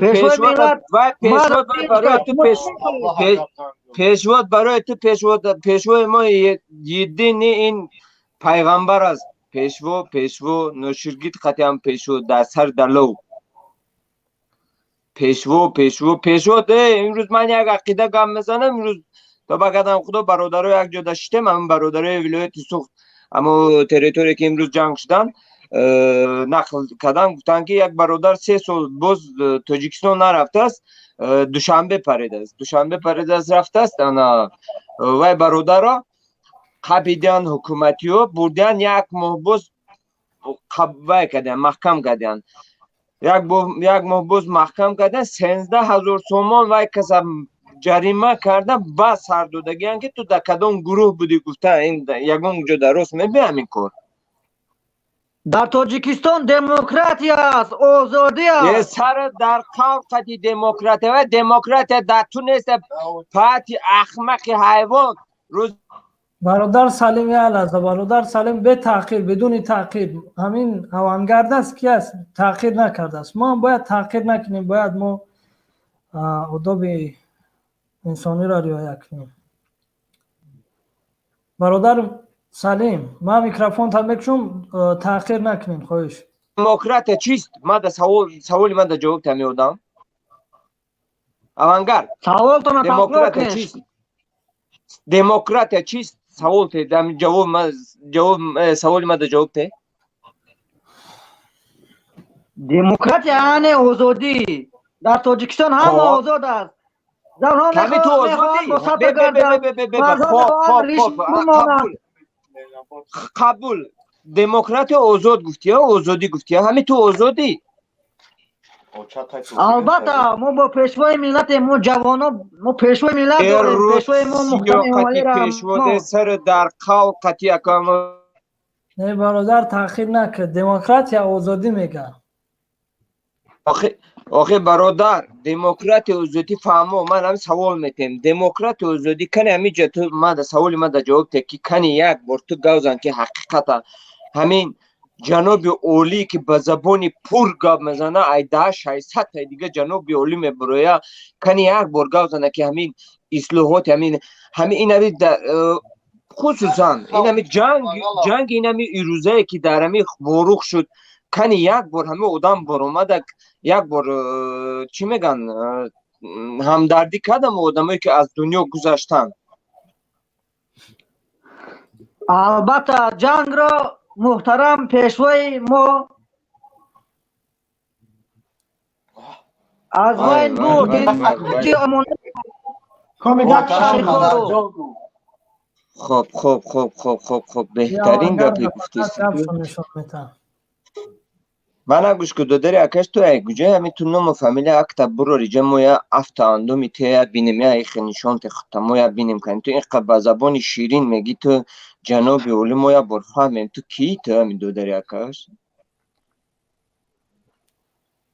من میخوام در واسه جناب اولی یک شعر قرائت کنم اگر اجازه دید. وای جناب من نگوش که تو در مود شعر نگو مود حافظ در کن نیست همه حافظو بسیارن که لوتوبا همه توف مکنی در بلوی سری حافظ میزنه مود در کن نیست اوزی حافظ مود اوزی پریزیدنت در کره مود آدمی حق در کره مود کی او آدمی در کره کی سری وظیفه دا باشه که مردم مهاجر مردمی که امروز عذاب و شکنجه و تمام درد دارد و بیانات کنه امروز میفهمی همیت تو دو داری اکش تو این خیلی جنابی اولی با دهنی پرگاب میزنی تو یکون با رسی اومدگی یکون با نه مهاجر که رسی میبینم آیا سواد ندارن سواد داشته در تاجیکستان کار هست همین کار من اگه که بدبختی الله گوش کن تو مهاجره را تعقیب نکن حیوان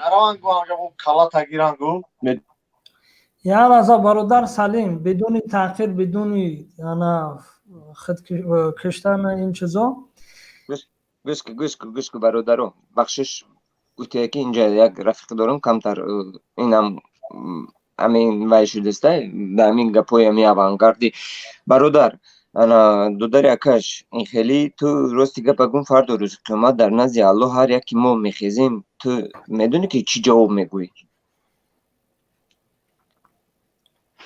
البته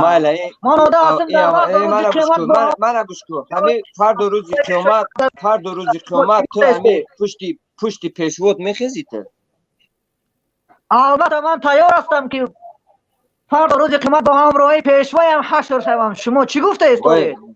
وای بر جانت ای الله خب گوش کنی من گفته که اینها اون کسایی هستند که گفته که ایمان ندارن یکمش که این فرزندایی که به حد از عقیده اسلامی به حد دوران من به اینا دیگه گپی ندارم. خب مسئله وروخ من چنانچه که از فکر عقیده خودم گپ میزنم وقتی که گوش کدام تگیره اوانگر باسه که تو فوکتا نزنده جا من قچی تو دیگه گپی ندارم دام تگیر گوش که بدبخت تگیر گم خود تا گم که گوش که دفت که خطای جا من قطعی تو دیگه گپ نمیزنم. گوش کن من فکر عقیده خودم گپ میزنم چنانچه که در مسئله اخبارات اطلاعاتی که در قسمی وای دادند از طرف قریزها دادند ما از طرف اخبارات اطلاعاتی خیلی هم بوی دادیم. انا مقصد بوی دادن ما در چی است؟ ما میتونستیم همه طرف مثل همه وطن رو محافظت کردن چی از طرف اطلاعاتی چی از طرف مثل حربی. وقتی که من از اینجا فکر کردم فکر شخصی خود من فکری بیان کردم میتونم که این زمین ها فروخته شدن برای چی اگر فروخته نمیشدن ما از طرف چیزوی یگون در رای زمینی ما را فروخته گیرد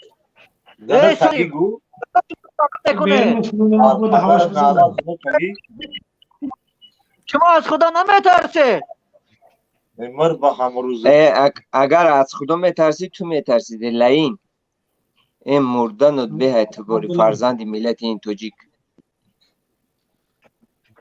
تو از کلوبی در حقیقت برادر عبدالله برادر سلیم این کلمه معلوم است که یگام آدم درش نه به خریدی پولش بودو جان نخوردن. به همین آدم از کلوبا در حقیقت من همین اینقدر ملت تاجیکستان گفته اینقدر خلق کلوب این خیلی پست آدم نداشت. من یکم باری خیلی آدم دیدم از کلوب نویسه در دژه این مردن و به الله بالله تو اینقدر بدبخت گفته که فردا روز قیامت کو دارم پیشوات قطی کو هر دو تا یک جای گفته که 700 متر گورتون میکنن گفته که ممکنه اوجا نه اوستون بره نه دیگه تون این مریم با امروزتون نه شما زمین فروختین اگر زمین نمیفروختین اطلاعات دمه برآمدین خبرهای اطلاعاتی ده مردم ده اعلان میکردین فهمیدین همینه خبرهای اطلاعاتی نکردین از همینجا معلوم است که خبرهای اطلاعاتی مقصد شما را ندادن اگر خبرهای اطلاعاتی میشد که مردم میگفتن که ها در حقیقت وطن ما مثل وزیر داشت مثل وای داشت سرور داشت از اینجا معلوم میشه که نه سرور داره نه وزیر داره نه یگم چی برای چی یگم گفته که قسمای حربی در چیزی گفته که همین جنگ جدول همین وروخ یگم کس نخست دفاع نکرد برای چی خیستن در نزد یک ورتالوت شلقه که سال 12 ماه و خوب است در 14 ساعت اگر به عقل انسانیت گیری 14 ساعت یک ورتالوت پدرلانه پرد و تانک‌هاش بفکرم 14 گفته که 14 سال ده میروند و غروخ میرسن دوشنبه ورتالوت در دوشنبه تا غروخ همگی 2-3 ساعت باید پرد شما میفهمین نمینه به عقلا شما تغییر نکنید چرا مردن لعنتی ها مردن تون بیای من امروز باور کنم برادرها گفتن که برادر از تاجیکستان از روسیه پریده است به تاجیکستان 3 سال نبوده است بردن و آدم بردن 3 پرسیدن که برای چی سبب 3 سال نبودن تو در روسیه تو در یگان گروه خوش هستی گفته و برادر رو 13,000 تومان جریمه کرده گیان 13,000 تومان و چون پرابلم با یک مسئله دیگر گفتنیم او برادرایی که برآمدن در دست اتومات داشتن کسانی که امروز برآمدن قوت و توانایی خود نشان دادن که ما دیستریکت برای حفظ کردن وطن ما تیاریم او برادرها امروز چی میگن برای شکنجه برای چیزی شکنجه برده محکم کرده هر یکی اونها رو شکسته گفته که یکی اونها رو جریمه کرده سر داده است این چیزا رو من با دو گوشم فهمیدم برادرها از همین قسمی واروخی هم من امروز فهمیدم راست دیگه بگم من تا حاضر استخوانم قرار نمیگیره که نخواه امروز دولت ما دیده و دونسته برادرانی که امروز خیستیان ما دفاع از وطن میکنند و اینها رو برن شکنجه تیانو جریمه کنند و نصف نابودشان کنند در یگان جا راست میگیره برادرون با یک خطاب برادرانه خود گفته که برادری میکنم برای همین خود گروه 24 با خود مخالفین برادرها راستی گپ بگم به حد ما سوستیم به حد کی ما یک جویا میشویم کی من میدونم که امروز هم ما امروز هم میموریم پگاه هم میموریم فردا هم میموریم اینا فهمیده گیریم شما من باور کنی هر یک سال دیگر زانه لبای زمین ملت ما دان تگیر بدبخت دان تگیر پدلانه دان تگیر تو آوانگار تو میتونی نیست کخته جایش چپلوسو نیست حیوان همین آوانگار دا دف کنیم برادرو این هم دودمو که باور کن من به خدا خون میخورم هر یک قدم زدگی مکی امروزو در وطن چی گپای میخوره یکمین این درد سر شدگی این جنوب ما اگر خواهیم که وطن اوچه این انمی بدوقت یعنی ما کدنه بعد دویم خطاب من رستم موملی گوش کن وینیمات نه اگر تو بچه با عقل باشی یک بار دو رو کینوی گوشت که ستالین تماشا کنه ستالین این بهترین کینوه این دیستریکت در حیاتی استالین شدگیه بچه استالین در چی روز زدگیه فردا روزه میشه و انمو گیرد نوی پدر تایکو تو را همه میکنن تاکو میان تمش کنن اونش تجات میکنن تاکو تو در دشت میمونی مرده میری رنگی سگ او 7 اپا داری کو او 7 اپا به دود نمیرسه او 7 اپا او زنکو سر اونو زنک میشه تو مرده کی الان کینو استالین تماشا کو بچه استالین واسیلی نام داره تو چین تماشا کنم کینویا بچه‌شه نه وای پانسولگی و دیستریکتنا служит кадаге و دیستریکتنا служит кадаге войсковый войда вай кино реальное на самом деле история Сталина бачаша Сталин чико кадаге бача чико кадаге мин Рустам Эмомали шин анам кино тамош канам гирди навои оташ айко киҳоан фардо мешаванд падар жай дунё мегзар канам ми бачаи Эмомали анам Рустам Эмомали ранг янау Василий Сталин мешава короче фамида гира ина панотон ба худо бародаро агар ягон гапи сахт гуфта бошум як бори дига бародар гуфтая ки Зубайдулло ана Абдуллоҷон Баҳодурҷон хоб ҳамаи мухолифин шумо да панотон ба худо ҳама вақт ба пеш як рӯзе ҳамин пешниҳод кинен як рӯзе пешниҳод кинен кинои Сталин власиктен Сталинай бачаи Сталин лётчик будаге бачаи Сталин то бачаи Сталин намон Сталин 54 сол 53 сол мурд рафт то ҳозира газан Сталин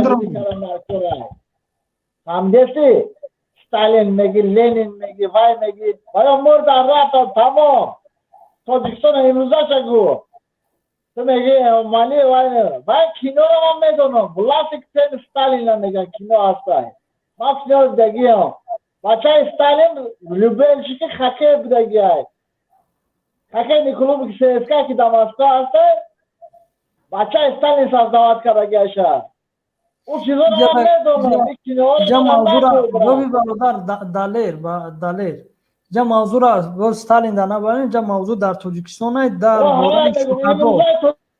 дар бораи шуҳадои Тоҷикистон خب اینا شما میگید اینا جناب عالی یگان چیکار نکرد و نکرد من طرفدارش نیستم واپشه چی با جناب عالیش میگی بسک چی با جناب عالیش میگی طرفدارش نیستی او خیلی جنوبه من نفهمیدم رحمان پرزیدنت تاجیکستان پرزیدنت ها پرزیدنت برای خود اویلاشه برای مردم اینا پرزیدنتش میگی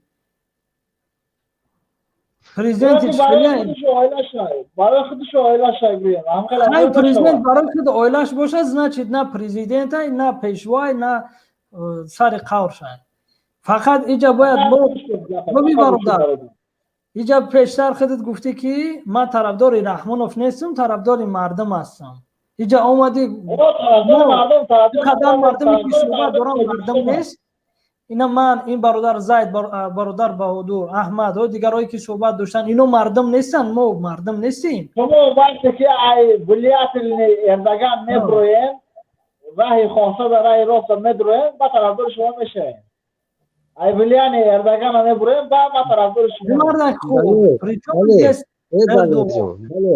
دلیر جون جورا اینو زمین اینستیتوت میرانه سیویلیزاسیا مردا کنجد کردن اینستیتوت میرانه سیویلیزاسیا خالی ولیان اردگان اکای دالی بس اکای دالی خالی ولیان اردگان یا ورامه اودی کدا فهمون چی گفتنی بایگا پر همین رگا گفتنیم که اینمی مثال با تاجیکیش اینمیو خبرات میگم اینم مثال گفتم پرزیدنت ترکیه که تاجیکستان چیکار میکنه اینمی هم کارا میکنه چه مثلا چیکار میکنه اردگان مثلا اینمی حاضر اینمی استودیا اینمی سپانسی رو همش روی ترکیه اینمی همش روی ترکیه گوشی که اردگان یا بدبختی طاغوت های بو اگون گفداری نمو مردم پشتیبانش برام بدبخت اردگان یا طاغوت های یالا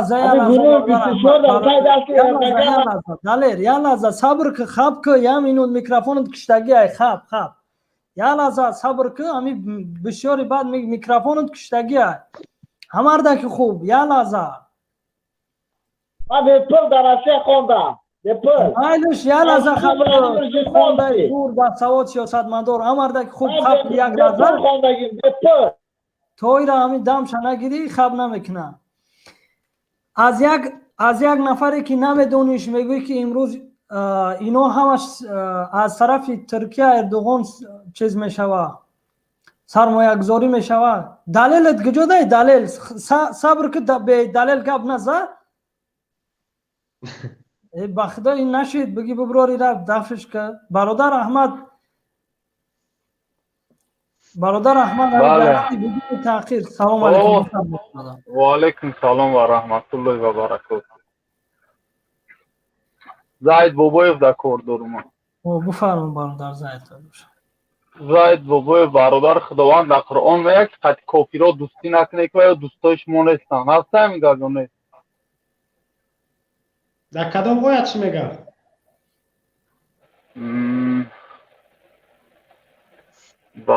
والله علم در آیت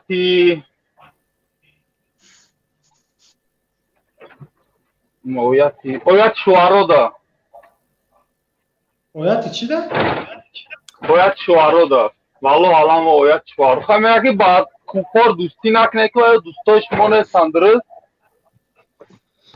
ایره اکا من ترجمه کنم من بفهمم جا مردم بفهمم خداوند میگه که قطعی کفار دوستی نکنه که و یا دوستای شما نیستن و یا هر وقتی که و وقت یوان هم شما در ضرر میرسونن درسته؟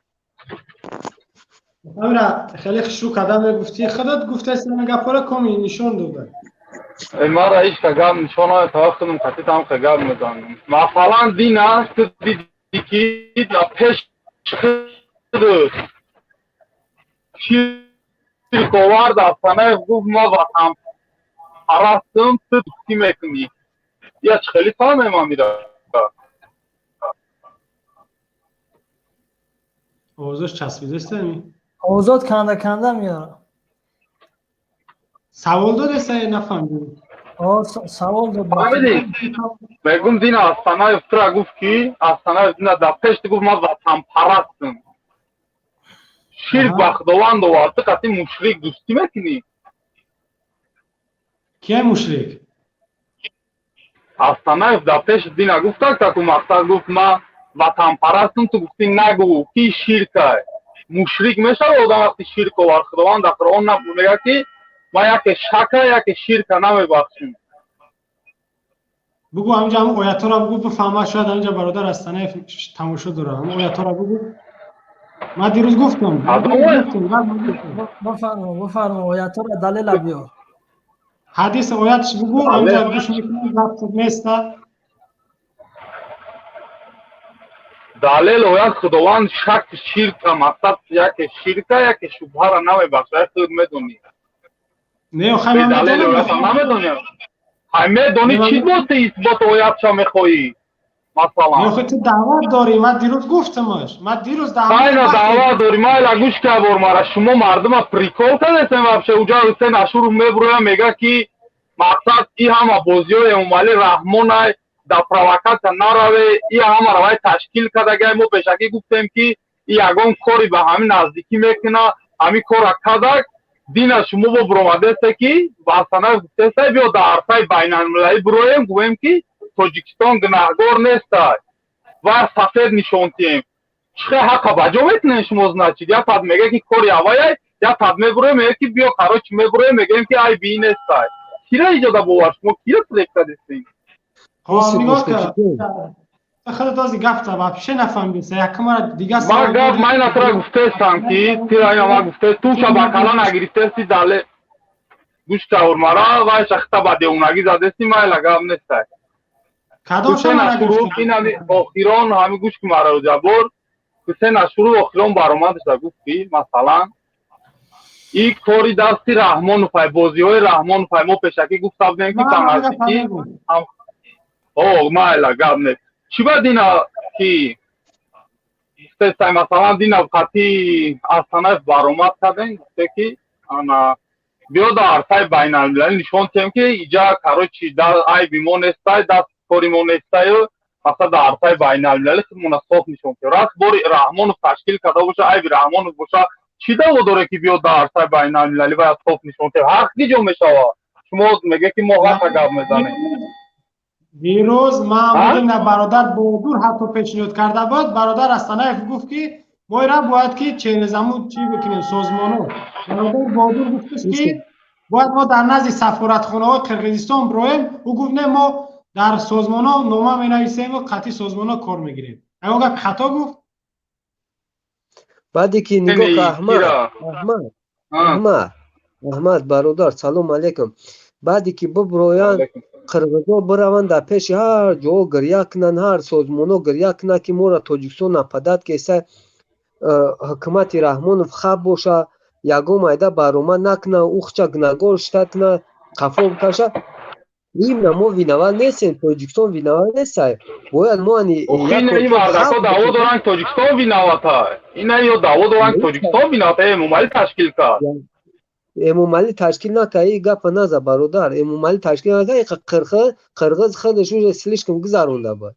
ایجاد او گذروندن. автоматҳои халқа мекашиданд мегирифтанд. лекин эмомалӣ виноват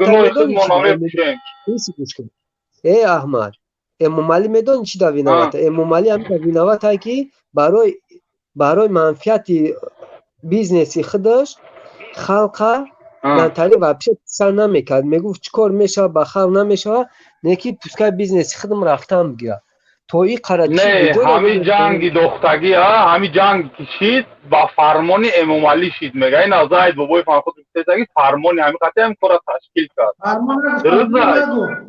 فرمان نگفتم ما گفتم که امومالی میدونه که جنایتکاره که نگاره. بازی هم میگم فرمان ما نگفتم. سن اشور گفت که بازی رحمانوف تشکیل کردن کارا برنامه است. دایجا چی فریچ اومدن ما را چی گیله داری تو دایجا؟ ما چکار کنیم باید؟ یک گپا گپ زنه مقصد دیاتتون ای گپا میگه نیمتون ای گپا میگه هیچ خیلیه ما نفهمیدم. اویدی موضوع صحبت که برادر حسین خودش صحیفه داره افیر درآمد دای سوالات اما خودش جواب بده. ما میگیم باز اما نه شما فکر میکنه که مقصد هم قایکیه هم طرفدار رحمانوف هم قایکی میترسن برن و یا 25 نگاه زنن. اگر نه این مومنتوی میکنه یا تبنه برین دیگه چی میگن یا تبنه برین دیگه چی میگن. میدون چه پیش خودتون میتونن؟ نه نمیدونم. حاجی احمد سخت رسیدگی های نه ماده سخت نرسیده. تو زد پروستا پریتاش مو مردم اگه جو بودستیم یا تاریخ کی را باور کنیم در مقابل حکومت برامده اینجا بازی رحمانوف است یا شاید بازی حکومت. این همین دعوای مرزی از سال چنده میدونی؟ نه مایلی دا پوستین گوش که برمارا ما قبول میکنم. قبول میکنم گفتی سین اشور فهم نه ایمه برای با میگه مو دارته یا لحظه صبر که برادر همین تاریخی همین دعوای مرزی را جستجو بکن پیگیری بکن که ایکای تاهاج ادامه داره. در قرقیزستان چند تا پرزیدنت اومد رو براش دیوار شدن در تاجیکستان. منظوری دیگه چیه؟ مقصدش که حسین اشور گفته رحمانوف خودش تشکیلش کرد یا که نمیدونم بازی رحمانوف گناهگاره. میگه شما دیگه چی گفتید؟ رحمانوف واقعا گناهگار است اخی. ما را قبول دارم اگه پریتنز ندارم دین اصلا گفته طرفیان نمی دکات باروما دوران دعوا دوران که در سای بین المللی نشون تمای رحمانوف پوست همی که وینوات باشه همی تشکیل کردگی باشه در حق جوازه اخی صبر که یا لازم ما تو آخر گپ گوش کن. رحمانوف وینوات که وطن فروخت وطن دفاع نکرد امروز مردم کشور تا این درجه رسوند. یعنی درجه گناهگار این بود خیانتکار برادر. خوب گوش که صحبت رحمانوف واقعا گناهگار که ملت تا این روز آورد رسوند. کشور ما از دست دادیم. چین مثلا بدخشان بود امروز طرف واروخ شده است. درجه رحمانوف گناهگار نیست. برای ما فتنه دختستای خودش خیال کرد که گارنی دونای چه نفهمید. درست ما خوب بگذار جوابش خوب بگیره. رحمانوف گناهگار نیست که مشکلی را تو این روز اینو تا زاید با مسلمان پرست میگه گپر خیلا میگه فتنه را تو انداختی و ما انداختم. اسلام پرست میگه فتنه انداختی و ما تو دعوای دموکراسی را داری خیلی گپ زدی واپسی. ما حق گفته سانتی ما یا تابنه بروی میگه گناهگاره یا تابنه بروی میگه دفاع کنیم گران که دست مردم چی کو که دست شما امامعلی را هیچ کنه دفاع نکرده، هیچ که امامعلی دفاع کردی نیست. اوخی تو دینا خاطی آسانه 25 داشته گفته که در عرصه بین المللی هم که یک وطن دوست بروین گپ زنه که ای بیمو نیست. مخی راست امامعلی تشکیل کنه اینی که احمد برادر اینی که ببروین همه قرغزو گریه و متهم کنن که ما را تاجیکستان ناپدید کرد حکومت رحمانف نبره مجبور ما خلق وطن دوست ببرویم ای نام وطن گپ زنیم که ایجاد این میننه قرغزا بینامته باید ما ببرویم برادر دیگه هیچ جای چیزش نیست. اگر رحمانف که ممکن اگونجا داره خورایی خوب باشه خلق ویداره باید خلق هم مایده ببره ای میلت چای وطنش دفاع کنه. امروز سلطای ما را خودی که کک بوده که زدن تو قریب درن بیشکه کبود درن برن نتاری گفته ایسان ما در زمین یکون کس درکار نیست. ما ایمینه ارمیای ما شهر مردای ما برای سرزمین خود زدن چکدن یکون مایده زمین یکون کس ما در درکار نیست برادر. این گپ سازه که باید ما اگر رحمان خوب باشه پیانسکا او ما شریف رمضان در پیان باشه خوب باشه خلق باید سرزمین خودش دفاع کنه برادر جون احمد چی در کار میگه پوچی 100% درست. بخیر بگوییم که امامعلی وطن نیست میگه که شما میگن که ما وطن بیایم اینا بگیم که تاجیکستان این وطن در اختیار که وطن کیو پراولیت دسته اوخی مرده که خوب ما قبولش نداریم 90% مردم تاجیکستان قبولش نداره به طریق زور به طریق زورگویی در سر قدرت های بفهمی برادر.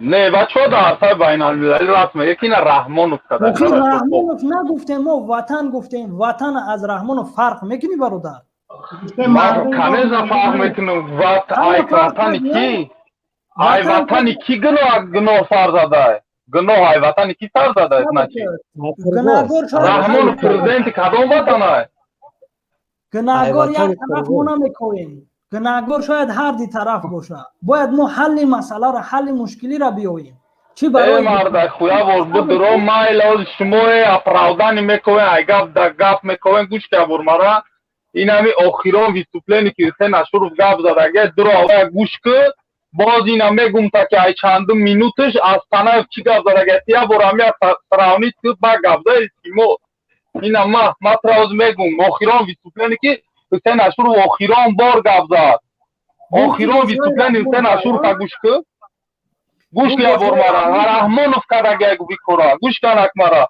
ای 4 ساعت 31 مینوت مون از تنه چی میگه یا شما ختم با عقلی سالم هم تراونی توگری میگیره میتوری یا نمیگیره چه میخوام اکثر در گپ یفته دیگرتون اپراودات کردن مردم پای بر نبوده که گناهگار اخی ما قبول دارم آدمی که گناهگار ما چیده باید خیزیم در جون پراودا گونه گواید سوکا میروا حق خداوندش ما پرستی خداوند میروی نگنی صبر که ما گفتیم یک بار که بریم ای امامعلی با در عرصه بین المللی دفاع کنیم همین گپ گفته از وطن گفتن یا که ای امامعلی همین فرق وطن از امامعلی همینجا بگو که وطن گفتن یا امامعلی گفتن وطن ما امامعلی پراولیت نکنه وطن ما قطع امامعلی هر جای وطن ما گناه سر زده وطن دارو ما گناه سر زده میفهمید ای بچه وطن پیش از امامعلی وجود داشت و بعد از امامعلی و بعد از ما وجود خواهد داشت ایرا دانسته باش پیش از امامعلی وقتی پیدا شد بعد وطن ما پیدا نشد است آخه که تو بگو که امامعلی وطن است ما بریم ای وطن دفاع کنیم باید ما یا که امامعلی بگیم امامعلی وطن است همین منطقی گپا تا بفهم برادر خب ای برادر گوش کن مرا امامعلی رحمان پرزیدنت کی جوه امامعلی رحمان پرزیدنت کدوم وطن است من قبولش ندارم همچه پرزیدنت بس عبدالله جون امامعلی رحمان پرزیدنت کدوم کشور است رسما پرزیدنت دوماداش پرزیدنت دختراش پرزیدنت نو هفته دوماد دخترشه نو گردواناش رسما پرزیدنت جمهوری تاجیکستان کیه رسما پرزیدنت جمهوری تاجیکستان کیه است ما لیش نه امور نمی چند انتخاب بوده ما امور واپسی بگیره کریما تو در این رسمی بس رسمی پرزیدنت یک کشور امامعلی رحمانوف این رسمی انا شما گناه همی سر زدگی باز نمویا намояндаи кишвари тоҷикистон президентиш ҳозир Эмомалӣ Раҳмон аст. мефаҳми амира? значит айб дар ки мезанан айба صبر که برادر یا لحظه بحث بس من صحبت کردم بعد صحبت میکنیم من صحبت تمام کردیم بعد صحبت تمام میکنیم گوش که برادر یک سوال میتی سوال تمام جواب میتم من سوال میتم خوب جواب بده رحمانوف پرزیدنت رسمی تاجیکستان ها طول 27 سال آیا به همین سرقانون تاجیکستان مطابقت میکنه یعنی که میگه که تاجیکستان همچون دولت دموکراتیک و حقوق بنیاد دنیوی یگانه و فلان هم خیل و یک نفر از دو بار حقوق نداره که نامزدیش در پرزیدنتی بمونه آیا رحمانوف همون سرقانون یا کانستیتوسیای تاجیکستان عملی میکنه اجرا کردگی است قانوناش همین برای ما جواب بده ها یا کی نه برادر یا صاحب من Эмомалӣ Раҳмон هم که جنایتکار میدونم که من طاغوت میدونم که من چی خیلی سوالات دادی جنایتکار بوده پس امروز رحمانوف خیانت کرد وطن ما را اومدن زدن گرفتن ما بگیم که ما خب کنیم امامعلی گپ زد یا گپ نزده بعد ما هم خب کنیم ما خب کنیم نه ما گویم که ما گویم عیب در همه آدم ای تاینه که قرقیزا خودشون سر کنه راست که عیب در همه آدم یا برویم گپ زنه که عیب در همه آدم عیب در وطن ما نیست عیب در این آدم تشکیل کردی کورا میفهمی اگر همین تخمی همین مرغاتون تخم نمیکنه کو برادر همین رحمانوف گناهگارای فهمیدی تخمای همین مردم تاجیکستان مرغاش تخم نمیکنه امامعلی گناهگارای اگر یک پرنده کو پرش بشکنه اگر که پریدن نتونه رحمانوف گناهگاره یک گربه اگر از دنیا بگذره رحمانوف گناهگارای فهمیدی وطن رحمانوف وطن از رحمانوف فرق برادر فهمیدی ما از وطنمون دفاع میکنیم وطن از رحمانوف فرق اینم برادر عبدالله این دیگه هدف داشت نه درست نه من میخوام که بفهمم و بسیاری نفر تو ما یاد میاد که وطن چیه رحمان ما یا خوشو درک میکنم وطن چیه وطن چیه من دیگه گفتم وطن رحمان وطن سرزمین تاجیکستان از وطنی که در اونجا تو تولد چیدی و دنیا اومدی وطن سرزمین است سرزمین چی است وطن است درست با گفتی خدا خای امامعلی وقتی که اوزی صبر کرد اومدن ما را در کشور جنگ شید ها صبر کرد خوب گوش کرد رحمانوف از وطن دفاع نکرد از سرزمین دفاع نکرد مردمی همو کشور باید چیکار کنه همون چیزی که شما 2012 گفتید چی گفتید ما تو آجیرا انقلاب ما طرفدار انقلاب ما هیچ وقت رحمانوف طرفداری نمیکنیم برادر ایرا دونسته باش نه گپ در سر این رفته سر که حسین اشور میبرویم میگه که مقصد ای بی ای باش میبرویم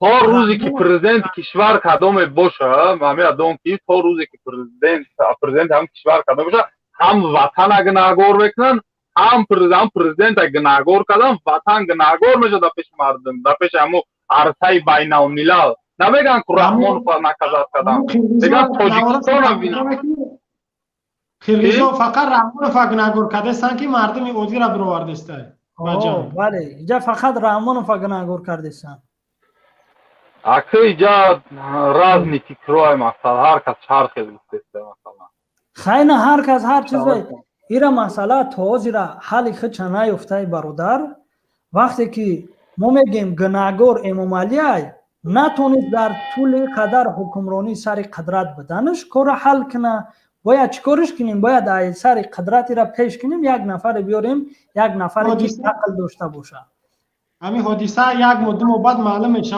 که چه شده کی گناهگار همش معلوم میشه اگه ما خب زاید بگوید که چه مثلا تو گفتنی که فکری دیگه چه یا دیگه چی گفتنی برادر احمد پنود بخدا دیگه برادرها را وقت بتیم دیگه صحبت وقتی دیگه را زیاد نگیریم وقتی ما هم طولانی بچید دیگه برادرها در صحبت بتیم یک دقیقه وقت داریم پیشنهاد داشته باشید دیگه سوال جواب نه پیشنهاد همین زاید دو بیرقه نشه یا بیرقه شه دمی اسلام اگیره یا مقصد دمی دموکراسی شه که اگه دلیل نداره برای دموکراسی گویش اما گپی که یکم گفتیم همونجا خیلی شبهه بود که تا کدام گروهی مرحبا صحبت ما یگان گروه نیست، ما یک مسلمانم. کدام گروه؟ پریچان گروه؟ یک مسلمانم. مسلمان گروهی چی داره؟ ما یک مسلمان که میخوام در دولت اسلامی زندگی کنم.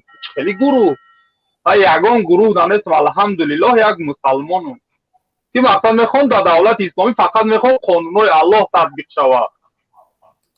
مدازی در کدام دولت اسلامی زندگی داری؟ یافتی یگان دولت؟ من میخوام که در دولت اسلامی زندگی کنم، کوشش هم کنم اگر قطعی یک برادری که دولت اسلامی برپا کردنی باشه قطعی هوایی میشم. بچه صبر این قدر مسلمان شجاعی چی و چهرت پنهانه این قدر این چیزا ما در پیش تو چی به نه گوش کار من در پیش شما چی به نشانتی موقعی برادر ببین نه ما برای چی باید از شما نشانتی مثلا شما خطار ای دولت تو چه خودت میترسی شما میترسین گوین دولت اسلامی کنین در ایچ چی در اسلام شبهه دارین اوه بچه الحمدلله اینجا نیار اینجا دعوای دینی و دموکراتی صبر دعوای دین برای چی دعوای دین تو خودت میترسی کوی نه الحمدلله ما مسلمان من میخوام در یک کشور باشم که قانونهای اسلام رعایت شود من آزاد باشم اگر بخوام که دین ما اگر خریستیانی باشه مسیحی باشم مسیحی زندگی کنم یا مسلمان باشم مسلمانی زندگی کنم قانونهای ما یا همون منتالیتی ما یا که عدالت باشه عدل فهمیدی چی برادر در دولت اسلامی تو چی خطا یافته که مثلا نمیخوای دولت اسلامی کردن شبهه داری بسک یا لحظه ما شبهه نداریم ولی صبر کن این قدر دولت اسلامی میخواد چی با این چهرت پنهانه ترسوه وری گریخته نمیدونم تو چون نمیگی ما چون گروه شما نمیگه که ما دولت اسلامی برپا میکنیم برای چی نمیتونیم اینا ما دموکراسی میخوایم تاجیکستان نمیخوایم که چون دولت اسلامی نمیخوایم هم چند مسلمان برای چی نمیخوایم دموکراسی چی میگی اینا دموکراسی طاغوتین طاغوت مثلا طاغوت میگم صدای دموکراسی میخواد طاغوت های فهمیدی بله عبدالله موضوع برامد برافی برادر امیر اونجا چیز که ایسلیش که بعد اسلام در مستحکم روش اگر روش روی برادر با دوربه یک صحبت اسلامی میکنیم خطیش خب نه اگر از دین بگن آخه از دین هم صحبت میکنیم برادر عبدالله یک صحبت چند دقیقه روش میکنیم احمد برادر الو اوز ما رو میشنوی صدا شبک شد صدا شک شدم میفهم خب میگوی دولت اسلامی باید بخواهین همیرا کی گفته که دولت اسلامی خدا گفته پیامبر گفته همیرا برای ما دعوت بکن یعنی گپ تا چی کنیم خشو بفهمیم چه پریچان کی گفته اوز همجا گفتی که شما باید دولت اسلامی بخواهیم گفتیم من میخوام دولتم اسلامی باشه قانون خدا باشه همین عینی من میخوام که دولت اسلامی باشه من میخوام دولت اسلامی باشه در همه جا حکم الله تطبیق شود انا همین میگم که همین در قرآن هم گپ گفته که هم تری دنیا دا باید یگان کشور باشه فکری ما خودم میخوام که دولت اسلامی در زندگی کنم حکم الله تطبیق شود خیلی که دموکراسی مثلا مثل مردم در این پریمری عادیش هم میگیرین دوزا چیکار کنی دست باید برید در اسلام مثلا نه پیاز دموکراسی نمیمونه گوش که امروز مرا در دولت دموکراسی بانک کردیت میتونه در اسلام حرام جنگ بر ضد خدا و رسول میشود درست ایروی شریعت بگو خیلی فکر خودت نگو بله مثلا ایروی چی بگو ایروی شریعت نه خیلی آیات قرآن حدیثا در گفتگی همین چیزای تو خود گفته است برادر زید یک سوالش میتم این اگر کی طرفداری یک کشور مسلمانی است پاسپورت داری با طریق بانک پول روی میکنی خونه یا که یک چیکار میکنی همین بدون پاسپورت نداشته باشی یا در یک کشور میتونی برآمده این از من سوال ما جواب بده نه پولت لازم شود یک جو پول میو اینا مثلا خود در امریکا هستی پدر و مادر در روسیه است خیلی پول روان میکنی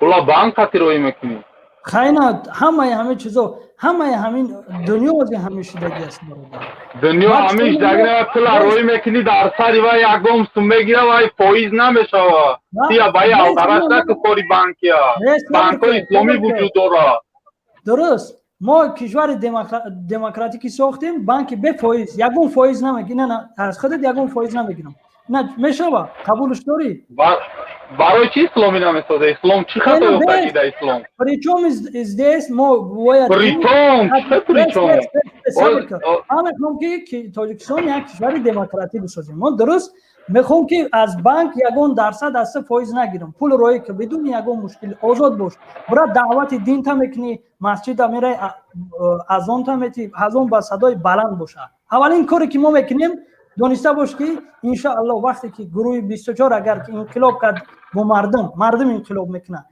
اولین کاری که میکنه صدای اذان دانسته باش که در تاجیکستان آزاد میشه مسجد دادن صدای اذان گفته میشه میشه برادر این چیز برنامه ما اینمی است که اولین کار آدمای میخواسته باشن که اونها مرکز دلخوشی هم هوی باشه برای هم آزاد میمونیم مرکز دلخوشی چی دیسکاتک هم میخوان که آزاد باشه برای هم آزاد میمونیم بس صبر کن پارلمان نه مال پارلمان اجازت یا تو زاید اجازت میتی بس قبول نکنی بس خودت برادر مسلمانی بس الحمدلله برادرت مسلمان خواهرت مسلمان دودرت همه خانواده دیسکاتک کوی باشه خودت اگر برادرت بفهمونی خواهرت بفرمونی یگون کس میدروی هم این دیگه مسئله بس امینود برات درش نکنده مسئله برو می زاید میفهمه تو التماس عبدالله تو مسئله دیگه از زاید پیشتوار میکنه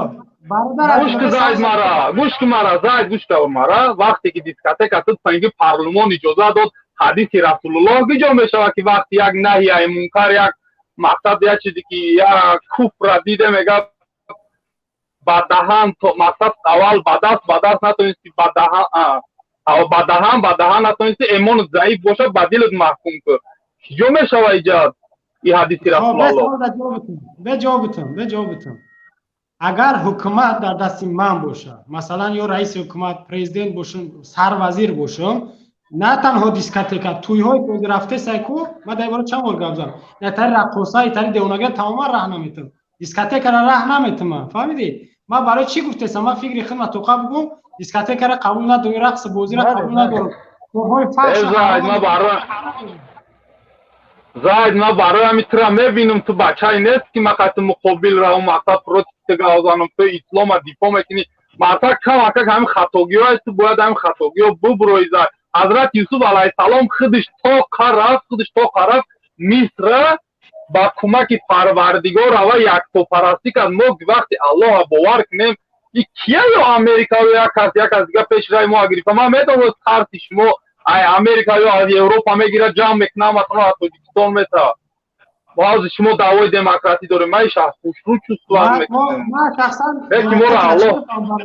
برادر او یک شب دیگه کسی که همتر سوال داد من دموکراسی را اینگوی ما همه قانون دموکراسی را قبول ندارم برای دموکراسی یعنی حکومت در دست خلق یعنی مردم چی حکمی بکنه گپ مردمی خیلی نمیشه هر گپی که با قانون خدا با گپ خدا ضد برآمد او گپ باید قبول نکنی گفتم پیامبر لا طاعت المخلوق فی معصیت خالق در جایی که ضد خدا گپ میشه بندش میگه کو پرزیدنت وزیر جزیره کسی است گپ رو تماما میگه گوش نکن در جایی که ضد خدا هر گپی باشه همین قانون رحمان برآورده یا تماما بسیار ضد اسلام یا هیچ که باید قبول نکنه ما میرا گفتیم خود نفهمید ایران ما همه شخصو میفهم زای ترام خصو درک میکنی نه که ما اسلام دین شما مسلمان برادر گفتیم هم دم جاش گفتمش که درست نیست دیگه از خود هم رو آورد دوباره رنگی که یک نفر خیر مرا سخت میرسه مثلا ما اونجا دوباره در اومدم کوشش کردم که درام هم میفهمونم میگه کفر گفته مرا دیگه دبای نکردم مقصد تو در پیش وای بدی فضولیت نکنی باید کار زای نه گفتمش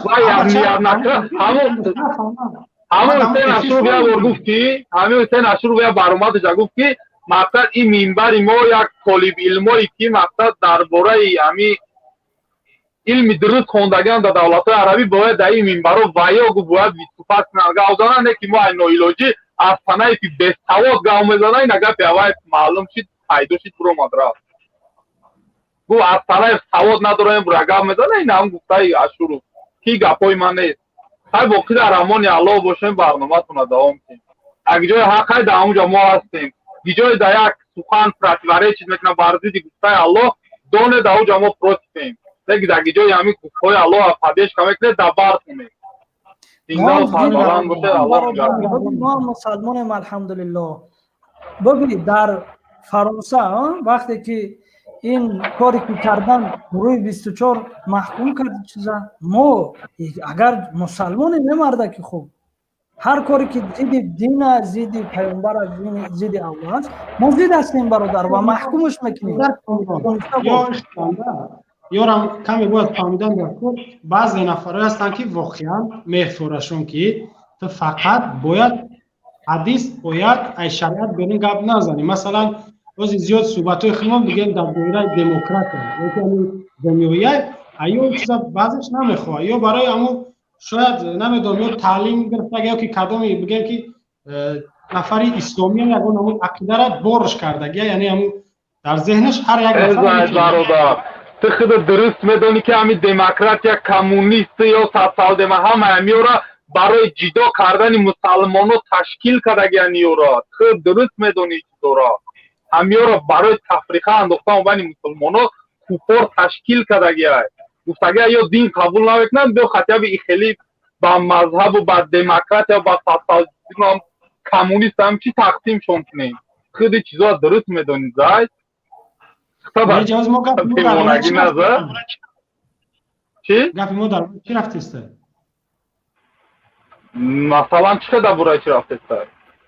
همون گفت خط ما گفتم که برادر کانون چیزی میگو ما گفتم بعضی نفرها واقعا مثال فقط میخواشون گفت خدا باشه گفت رسول باشه دولت اسلامی باشه بعضی نفرها هستن که همین چیزا نمیفروشن میفروشن اوضاع باشن کنش نزاید ما هم که بیشت میخوایم دیگه هیچ نمیخوایم یک نفر نماز نمیخونه مثال مسلمان نماز نمیخونه ما چیکارش کنیم بگیم دولت اسلامی تو باید نماز بخونی یا که در مذهب امام اعظم میگه محکمش کنین تا آن روزی که وقتا نماز شب بخونه امام مالک امام حنبل در قتل میگه شما واه به نمازه کنش نه اون خود درو بخونه که ما ای گفتای من است درو بزن وقتا گودا مذهبی حنفی و در مذهب امام مالک امام حنبل چی گفته ای گفتای من است برادر به نماز سلامت برادر ما درباره موضوع صحبت کنیم که موضوع بفهمیم که یک نیم ساعت برو بله بله خیلی شد الله نگهبان تون اول مرا با شما را هدایت کنه خدا نگهبان سلامت باش امین خب من جدید در صحبت کنم برادر کامران عبدالله اینجا برادر ما حاجی بود خیلی منتظر است برادر جواب نوبت با اینا اما اوید موضوع صحبت که با نفرهای شاید در جا غضب کردگی میدونن جواب با او برادر احمد نتن یک نفر خیلی عقیده شگفت رفت مرحمت برادر حاجی میکروفونش خاموش باشه نه برادر حاجی را میکروفونش بگو سلام علیکم زای سلام علیکم و علیکم سلام آواز من بیایا بله بله آواز میاد اگر همی احمد برادر روزی نر اومده باشم را دبا بکنین من پروستا چیستا قطشه صحبت کنون یادگار قطی برآمد اکا جون گوش که من مطمئنم که همی آدم نگاه در روزی دانی بریم یا مقصد بگیریم گوش کدسته همی برادر روزی رفته در دین اسلام میگه الحمدلله ما مسلمان و مقصد بگیریم اینجا در برنامه رفته است که مقصد بگیریم حق باید بینی و مردک حق گفته است یو خودش حق مقصد بگیریم دفاعی چیز شکده نمیتونه روزی گفت زیسته که من دیدم فقط مینوسه گفت زیسته پیلوس شنگاه که اینجا بهروز برادر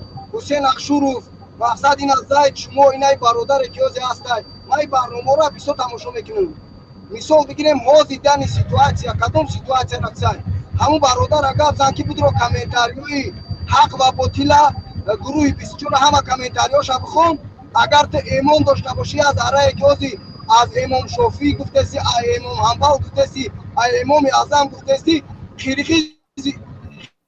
қирғиз бародарои мо буд, то ҳамин рӯза бародари мо буд қирғиз, мегуфт алҳамдулиллоҳ я мусулманин. Комментарияро бихон, қирғиз чӣ гуфтастай? Ми таҷиков нишитаи мусулмани, таҷиков ниши плинтуси. Ма агар ма дакам дарах вақт бутиен, ма афсус якам дарах сари рул даём, як 2 минут ба забони русӣ просто ҳам комментария да барои ҳами комментарияи шумо да комментарии Шарофиддин Гадоев даву ҳозир ма тамошо кардам, қирғизо бисёр ҳақоратҳо навистасиян, гапҳои қабеҳ навистасиян. Ма 2 минут просто ба забони русӣ ҳами қирғизо да я муроҷиат карданиём. Агар иҷозат боша Заид Бобоев, овози мо омадеста? Бародар, я лаҳза, бародар ҳоҷӣ. Ана фақат бидуни тафриқа, яъне ки мо як нафар биромад дар эҳсосотиши таҳқир кард, мо наметавонем ки тамоми ӯ халқа гунаҳгор кунем ва фақат зикр ки касое ки тафриқа меандозем ва касое ки чунин фикр дорем, ин фикра масалан аз сартон фикр дур кунем, таъриқа бихонем. Як пешниҳод дошта бошед, бифармо бародар. Бидуни дар сари рӯли бародар ҳатиёт кард. Бале. Анқадар мегӯм. Марҳамат. Не, ма таъқир намекунам. Агар иҷозат боша, ма бе таъқир просто буквально 2 минут агар иҷозат боша, ма бароям бародарои қирғизое ки дар комментариҳо просто ҳақорат навистасиям. Агар иҷозат бутие шумо суҳбат ки иҷозат, аммо дар сари рӯли гуфтем ки ҳатиёт кард барои худат. раҳмат Заид, раҳмат бародар. Барои мисол бигирем, барои шуморо ҳам мақсад бигирем. Раҳмат ки мисол вақт додем. Салом алейкум, брати киргизи. Внимательно послушайте. Вы себя считаете мусульманином, вам как бы вот на месяц Рамазана, да, вы держите пост, вы говорите субхан Аллах, мы мусульмане. Я просто в комментарии вот смотрю, вы ругаетесь матом, ругаетесь, оскорбляете нас. Вы буквально вот берите там лет 10 назад или 15 лет назад, допустим, вы были кто? Допустим, вы были вообще как бы обычные киргизы. Вы сейчас себя считаете, что вы выше таджиком, да? Нет, вы ошибаетесь. Вот сейчас особо идет вот эта провокация, которая с двухсторонней незаимопонимания, да? Не наши государства и не ваши государства. Ваш президент всего лишь, он был тюремчик, да? Вы притащили его с тюрьмы, просто поставили на власть. Эта провокация, как бы уже двухсторонняя провокация, да? Мы мирный народ, мы бедный народ, с двух сторон, которые убили и таджиков, и киргизов. Вы же народ, таджики не народ. Вы берите историю таджиков, почитайте. Я, во-первых, хотел бы сказать, дай слава Аллаху, жив, здоров будем. Когда власть в Таджикистане меняется, мы покажем, что еще раз мы кто. Мы докажем, чтобы мы кто. Мы таджики какие. Но мы не хотим войну, мы не хотим этого. А вы сами начали вот это войну. Слушайте кого-то. Кто-то хотел провокацию. Вы пошли на этом провокацию. Вы не думаете, чтобы вы сейчас на единой таможне находитесь под обзор Российской Федерации. Вы не думаете, что Россия будет вас защищать. Это все покажет время. Все время придет. И таджики, вы будете на коленях стоять перед таджиком. Всевышний Аллах. Бародар, гови, сабр ки бародар, я лаза. Гапой ки ҳастанд ки шумо ин кор хел мекунем, хел ма гуфтам ку бародар, бидуни ин чизо. Фақат як хитоби бародарона ки барои даъвати, барои тафриқа нашава бародар. Мо барои тафриқа наомадем инҷа ва мо мехоҳем ки ин мушкиле ки ҳаст дар ин оташ руған нарезем. ира бародар, барои ҳамон мегум ку он нафарое ки таҳқир мекунанд, дашном мекунанд, ба онҳо дода нашавем бародар. Ҳозир ман наворот мегзорам, як лаҳза бародар, ҳаминҷа ман як навор мегзорам. Наша земля, наша земля. Ваша земля 2 метра могилы, и моя земля 2 метра могилы. А в судный день ответим перед Аллахом. Можем попасть за это в ад. Я вот таджик. У меня есть близкие друзья киргизы. Такие друзья, которые меня всегда вот помогали, я им помогаю, поддерживаю. В трудные моменты они рядом. И за то, что левые люди делают так, что на границах Таджикистана и Кыргызстана происходит война, да, из-за этого я должен со своими близкими, со своими друзьями, я должен воевать, что ли, или грубить им. Всем салам алейкум, братья и сестры. Я к вам с обращением по поводу нынешней ситуации в таких странах, как Кыргызстан и Таджикистан. Во-первых, прошу вас, не ведитесь и не слушайте разные провокационные ролики с оскорбительными словами, там, кыргызы такие, таджики такие. Какая разница, кыргызы мы или таджики? Прежде всего, мы люди, мы мусульмане. Нам запрещено развязывать войны между собой, тем более в этот священный месяц Рамазан. Что бы ни было, призываю всех решить эту проблему максимально смиренно и с терпением. Помолитесь, сделайте дуа, это будет лучше для вас. Напоследок напомню об очень важном хадисе. Наш пророк Мухаммад, саллаху алейхи вассалям, сказал: если два мусульманина скрестят свои мечи, то и убивший, и убитый окажутся в огне ада. Всем мира, давайте распространим это видео, чтобы все увидели и услышали это обращение. Ассаляму алейкум ва рахматуллахи ва баракатух. Я сам киргиз, алхамдулилля, я мусульманин, но имейте в виду, в том мире мы попадем, нас не будет делить Аллах. А ты киргиз, ты таджик, ты узбек, ты чеченец, ты дагестанец. Мы все в одно лицо будем, братья. Из этого пророк Мухаммад, саллаху алейхи вассалям, говорил, что все мусульмане братья. бародар ҳоҷӣ наора дидӣ ба фикрам. хоб микрофон табукшо.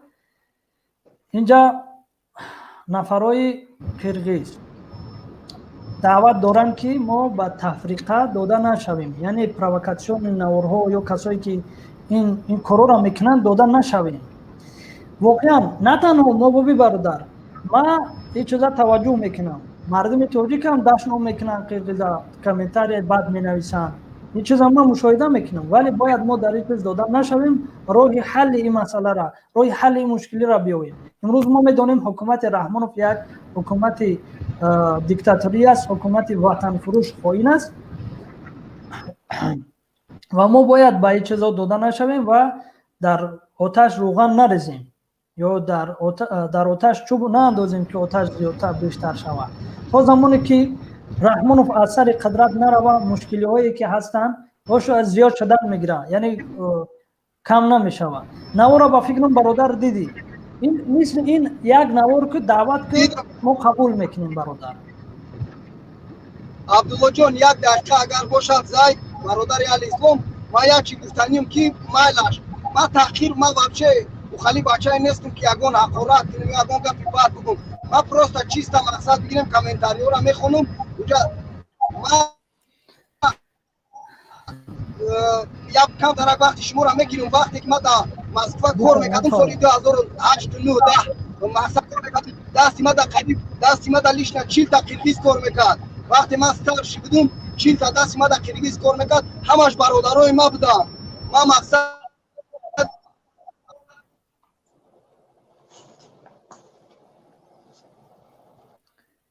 садод қат шуд ҳоҷӣ. ҳамун қиргизо ягон мақсад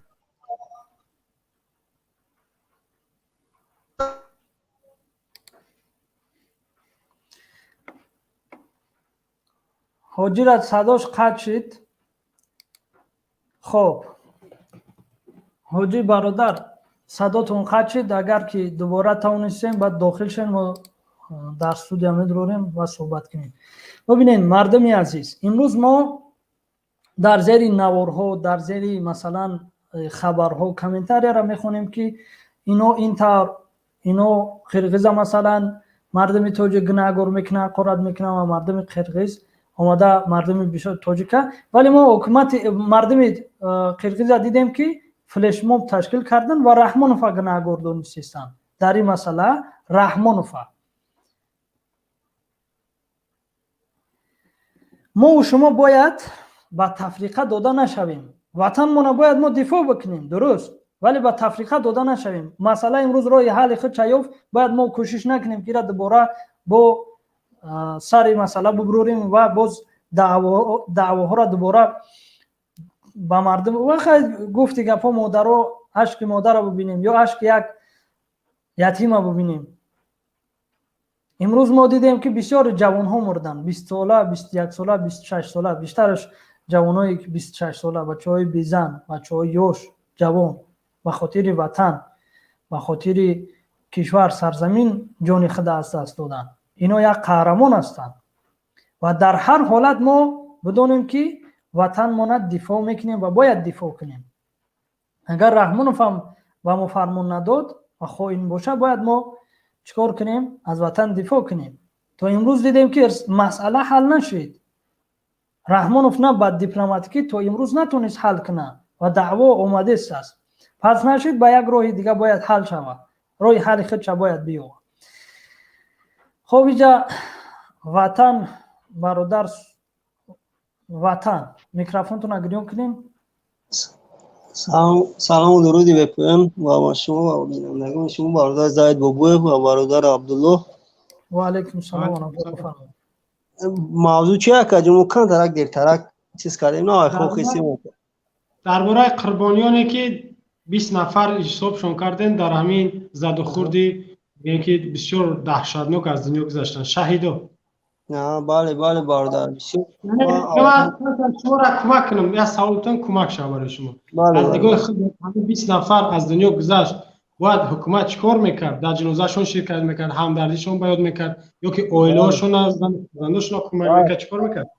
بله یا اولا قهرمانان یا قهرمانان باید نامی یا خیلی رحمان خوچه متروشانش قهرمانو اگر در اصل یگان کار نکده قهرمانش متروشان چیش متروشان اساس گذاری صلح و وحدت نجودی هنده سیاره ما دیگه چی میگه پروژکسیون آبیهیش کده سوسا همه چیش میگن خلاص دیگه این باید اساسا اویلوی ورا ای خروکه ای شوکه ای تمامی چیز باید نو فرزندوش نه تا مقصد بچه بلوغت رسیدن هم مقصد نگاه بین ای طرف دولت بشه که برای وطن جان دادن یکی رحمان فرمان نداره این همی روزنامه‌نگارا اکا میدونی برای چی ما ای نگاه ما هم خیلی امی روزنامه‌نگارا میترسن اگه چیزا نشر کنن که ای رحمان فوقی ای رحمان میترسن ما فکر میکنم هم خیلی سه که میترسن که اگه چیزا اگر نشر کنیم سر زمین قپان مقصد جزامون میتن این باور که در تاجیکستان ما حیران میشم وقتی وقت همین نه یک داجه همه چیز دا کار میگیرن اوج در گرانیسو جنگ رفته سه قانونی افطار بسیار نکنین همسایتون بسیار خبر نکنین چی برواردستن من نمیدونم این یک مقصد قانونی مقصد برواردستن نو در کاره بگوی که دیگه پرابلم نیست قانون برواردن اشکام کنین دیگ نمونه تدیگ نمونه بعدا یک چیز دیگه برای همین گذشتگان اما اولا همدردی که ما با همین خانواده‌شون بیان میکنیم و خدمات جاشون را جانت کنه برادری که مقصد شهید شدن بعد یک چیزی دیگه برادری عزیز همین ما حیران میشم که مقصد این همین چیز اکو این همین تاجیکستان ما فکر میکنم این روز هم گوش کردم بابای اکوی هرمان میکنم بابای جیزورا دیگه جنگ برین خیلی برین در جنگ رفتن و درست ہے در حالتی که مقصد سربازو هست ارمیه تاجیکستان میدونی الفا دورا مقصد تعییناتی مخصوص این یگون چی نیست که سربازو کام دیده که مردم روی میکنن بیا شهید بشه کنش نمون مقصد سربازای نمون قرغیز سنایپر رو تیار موندگی همین اکثریتی هم برادرای شهید شدن همین سنایپر خطی هم خلاص نکرد سنایپر خطی زدنشون مقصد این مردم روی کدستن و مردم درست اینه که در حالت اینجا یک نظام جنگ در کره یک تاکتیک جنگ دونستان در کره برادر زاید این مردمشون ما روی کسان به چورو میروان یک سری تیرشون میگیرن میگذارن این دنیا میره و کی پرو داره رحمان و پرو هیچ کنه داره رحمان فوزی که جای دالینگوش درو زدگی مسخو وای وافیرم خلاصه گپ همین گفتنیم که نه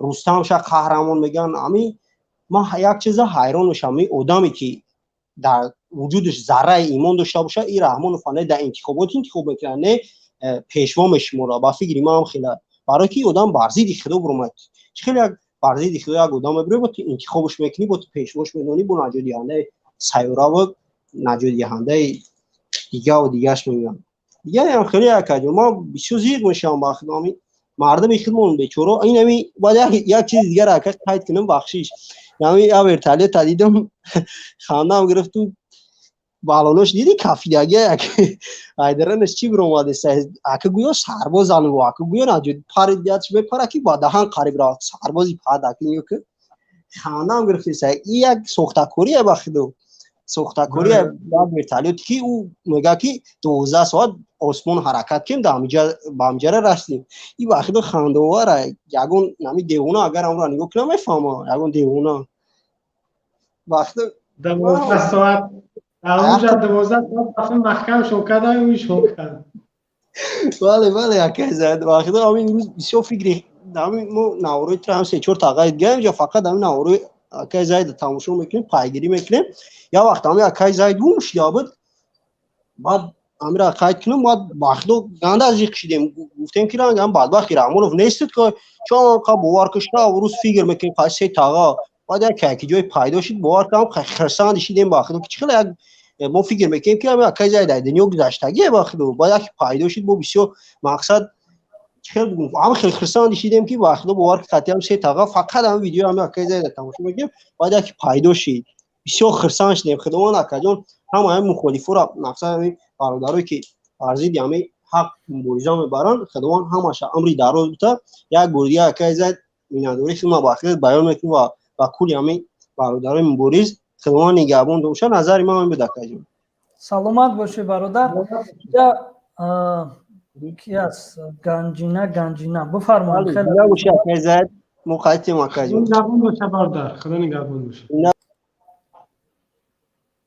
سلام علیکم و علیکم سلام صداتون خیلی پس است اگر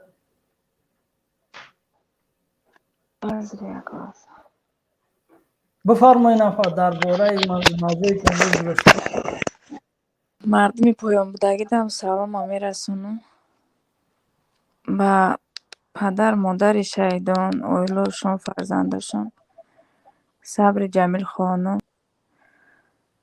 ما هم که خیخمون مادره میفهمیم ایچ زوره این روزو سال مگذراندگیم بسیار خداوند همه را در پناهش نگه داره بعد گفتنی بودم که می یکی سلمان قطعی حسین دکجو باشن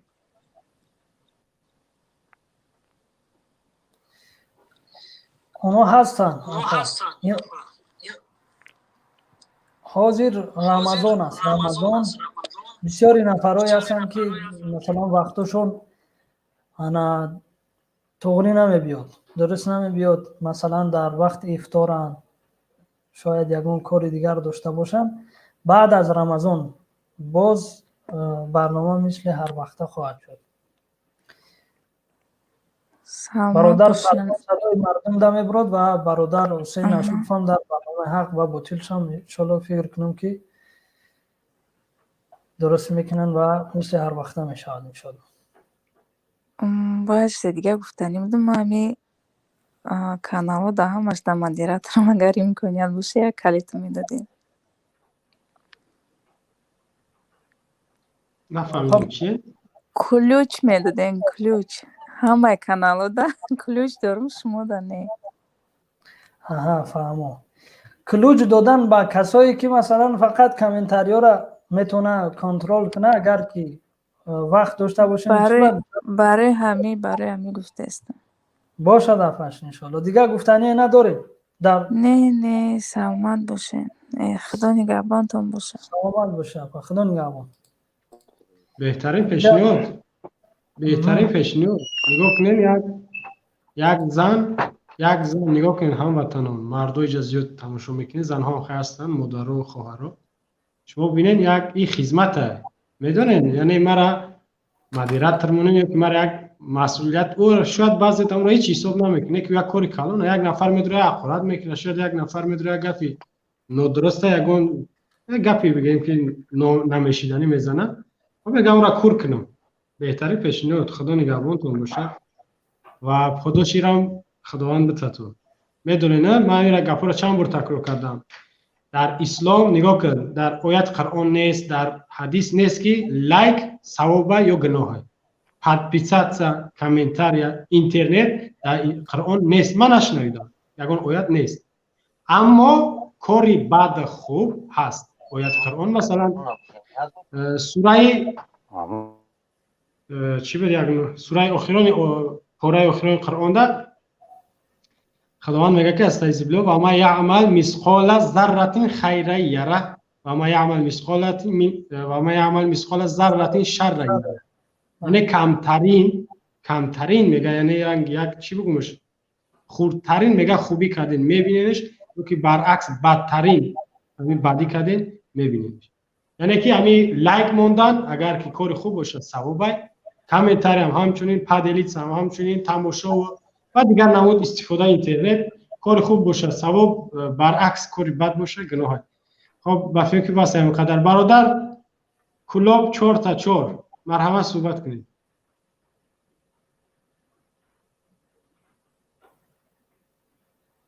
اینجا وای خارج شدن اینجا جواب با اوانگارد نوشته گس میکروفونش خاموش خیلی شد منتظر است اگر صحبت کردنی باشه میکروفون باز کنید صحبت کنید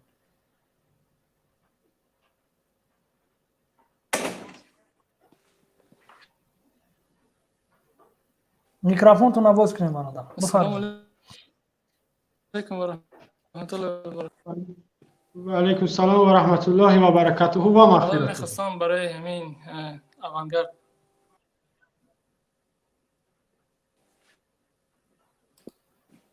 همین اوانگاردی ها میخوام جواب گردونم اونها از دیگر پلنت فکر میکنم میبیان گپ میزنن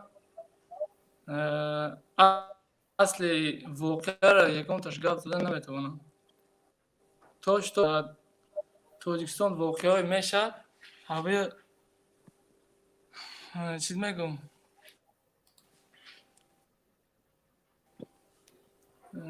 انیق دقیق گپ زدن نمیتونم فقط طرفگیری دروغ بر دروغ همین گپا رو میزنم میخواستم این جواب همین اوانگاردار کردم که مثال مهاجر میگم بدونیشن حساب همین دولت بیرونم اوخی چی گم ما را دانشگاه تمام کردیم صاحب کار مثال شده نتونستیم حساب همین اومدیم در و کار کردیم در خارج گیم ولی همین هیچ وقت مهاجر بدونیش و نگم اما که میخواستم بگم فهم سلامت باشی برادر خدا نگهبان مرحمت برادر کلوب 4 تا 4 سلام علیکم و علیکم سلام رای بابا سودی خوبی شکرانه خدا تنج گام خوب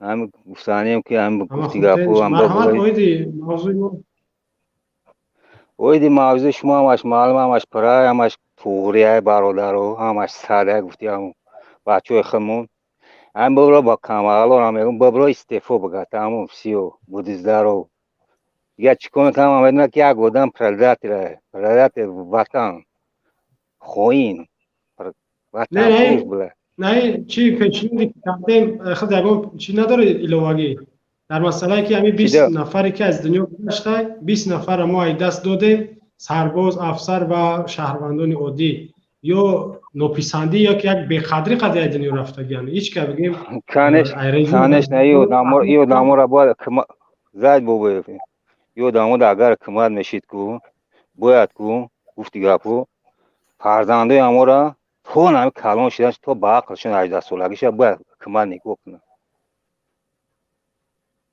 چی ای مکتب باشه چی پشوکه باشه چی خروکه خونه تامین کنن یعنی دودن کو برای وطن جونشون دادگیان هم گرفت ما توره رای بو تو انا خش تباراشون باید همین دعوا را بکنن. من فکر میکنم در مردم اوی خیلی نیست، بیچاره را سرباز را میکشن گبزنیش نمیمونن. باید برعکس خش تبارش دعوا کنه که اگر زن فرزند داشته باشد تو 18 سالگی را فرزندی او را دولت به عهده بگیره، باید این دعوا کنن. این حقشونه. برای حکومت خود در تو بیناموسه که وقتی ابله همه که کمبغلا را زده میبرن، ولی اونجا بزنیشون با میگرم احکام میگم نمیزنیشون بگو بروند. بگو انا نخی وضعیت ده با همون جاب ده کمبغلا نمیدونم چی کنی. کمبغلا بسیار کمبغل مردم در عذاب فقط نخیزه همین ظلم هم یک ویله را نبود نکنکو این ظلم با میام خیلی عذاب با عذابه. من کمبغل فقط در عذابم. اینه برات چی نداره؟ عبدالله نداره؟ بله برده او زخیره گاب زبدی برای اوجومیزو همین در زای بابای کانالش گاب زبد. نه این نبود، او برادر ابوذر بود. همونجا ما گوشتم بابای اوجومیزو میگه که ما ترابه اومدم یکی میگه در چی درومم اینترنت درومم که گروه بسیاری تاوتا چی کسان خیلی تر نمیدونی تو میای پاسن دام کانال میدرویو با میگم من یکی در اومدم. این همه گفت دیگه اپو یک دروغی و همه خیلی آدم میشه میگم من یکی در اومدم. خیلی یکی در اومدم پاسن دام اینترنت میدرو کانال یوتیوبی روز یا لحظه من یک چیز در همین جا نشان میتم به نفرایی که در اینجا تماشا هم دارن. حاضر انشالله که ما گذارم همون نواره همه ببینش. ما فکر کنم که بهتر است. یا تکبری میشه. یا لحظه برادر بگو. السلام علیکم بیننده های عزیز. برنامه اطلاعاتی اخبار را مستقیما از تلویزیون تاجیکستان منظور شما می‌نماییم. در آغاز برنامه توجه نمایید به خلاصه مختصری خبرهای روز. حضور سازمان افراطگرا در تشکیلات‌های تروریستی مجازی، بلند برداشتن معرفت سیاسی و طرز استفاده عاقلانه شبکه‌های اجتماعی. گروه‌های افراطی که از مرکزهای گوناگون اداره می‌شوند اطلاعات رو به خانه کردن غرض‌های سیاسی خود استفاده می‌برند. در ناحیه خب اینجا ما کمتر میگذرونیم. در دولت و منطقه‌های گوناگون جهان اینجا هیچ خیلی کرده سری برنامه هم نفهمیدم برادر. نه این برنامه نه و باید دیگه برای دیگه چی گپ زدو؟ چسبید همین دمایو که اینجا برادر در تلویزیون تاجیکستان در خبروش الکی برنامه حق و باطل به مردم نشان دادستند. به مردم خودی همین رحمان و حکومت رکلام داره. ما فهمیدم اما مثل اوجیه مثل جای دروغ میگه چیده میگه من یکی دروم خیلی فرق نداره. من یکی دروم یک کار نداره تماشا میکنه. من خودم سغره هموستم من کار نداره میدونم. ای پانوتون با خدا دامون خدمات شما نگهبان باشه. پانوتون با خدا نگهبان. استعفا رحمت برادر مهاجر مرحمت شما.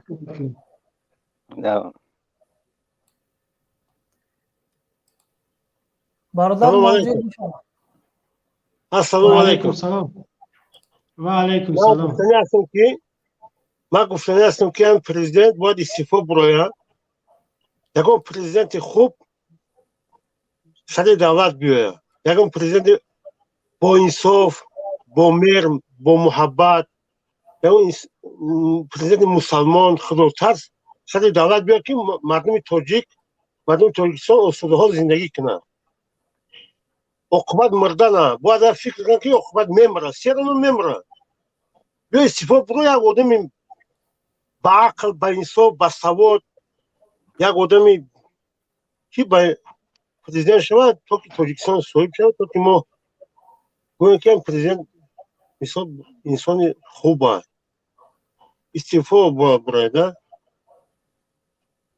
ما میخوایم که پرزیدنت ما یک پرزیدنت شود که پرزیدنت با عدالت شود طرف ننگ ملی داشته باشه ننگ تاجیکی ننگ وقتی که پرزیدنت ما ننگ ملی داشته باشه ننگ تاجیکی داشته باشه ننگ دینی هم پیدا میکنه وقتی ننگ دینی نداشته و ننگ تاجیکی نداره برای میخوام که یک پرزیدنت تاجیک سر دولت بیاد که تاجیکا را صاحب شود تاجیکستان باید که یک پرزیدنت تاجیک سر دولت بیاد که همین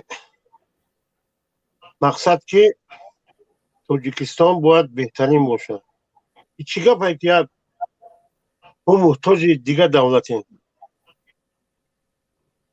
ما باید که من ناراضیم من میخوام که هم پرزیدنت را فکر کنه باید استعفا برای یا پرزیدنت برای که پرزیدنت که طرف ملت باشه تا که ما محتاج یگان روس یگان امریکان یگان محتاج افغان یگان محتاج یگان قرغیز نباشه ما باید ننگ ملی داشته باشه ما تاجیکیم من نمیفهمم برای چی پرزیدنت ما ننگ تاجیکی نداره و تاجیک هست یا نه من میرم نفهمیدم اگر تاجیک باشه چون ننگ ناموس تاجیکی نداره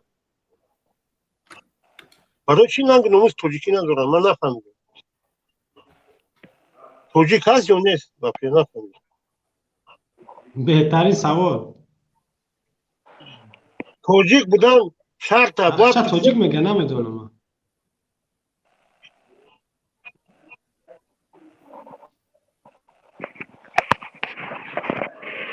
آوازات کنده میاد که در ما میخواد باشه نه صداشون خوب است باشه برادر مهاجر میشنوین من میشنوم پرزیدنت ما اینا آدم با عقل باید باشه اینا هم یهودی باشه اینا هم دیگه ملت هم باشه لیکن پشتی تاجیک بگیره پشتی ملت تاجیکستان بگیره چون تاجیک فقط در ترمه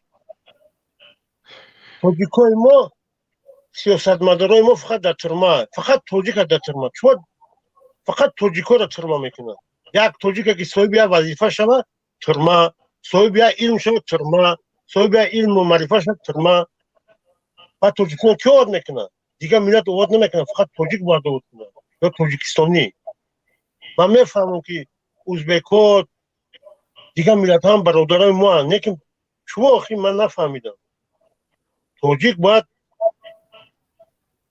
شما تاجیکا قدر ندارن ما در تاجیکستان قدر نداریم در روسیه چه قدر پیدا کنیم اجماع قدر پیدا نمیکنیم برادر یک مثال عادی میارم ما خانه داریم ما خانه دارم میرم در خانه مثلا عمکم یا در خانه عمام زندگی میکنم یا در خانه خالم در حالتی که خانه دارم تو چی قدر عمک مرا مثال گپ نمیزنه یا خوب در اونجا اجازت میده که من زندگی کنم یک روز نه یک روز زنش یا خودش یا فرزندش یک نفرش میگه که خانه داری برو در خانه خودت زندگی کن چه خالمون باشه چه عممون باشه چه تقومون باشه هر کی نباشه یعنی که هر یک نفر باید در خانه خودت قدر داشته باشه امروز اگر ما درباره قدر بگیم قدر قیمت ما در وطن واقعا قدر قیمت نداریم چی برسه در شما تاجیک در وطن قدر نداره شما قدر نداره ما در وطن قدر واقعا نداریم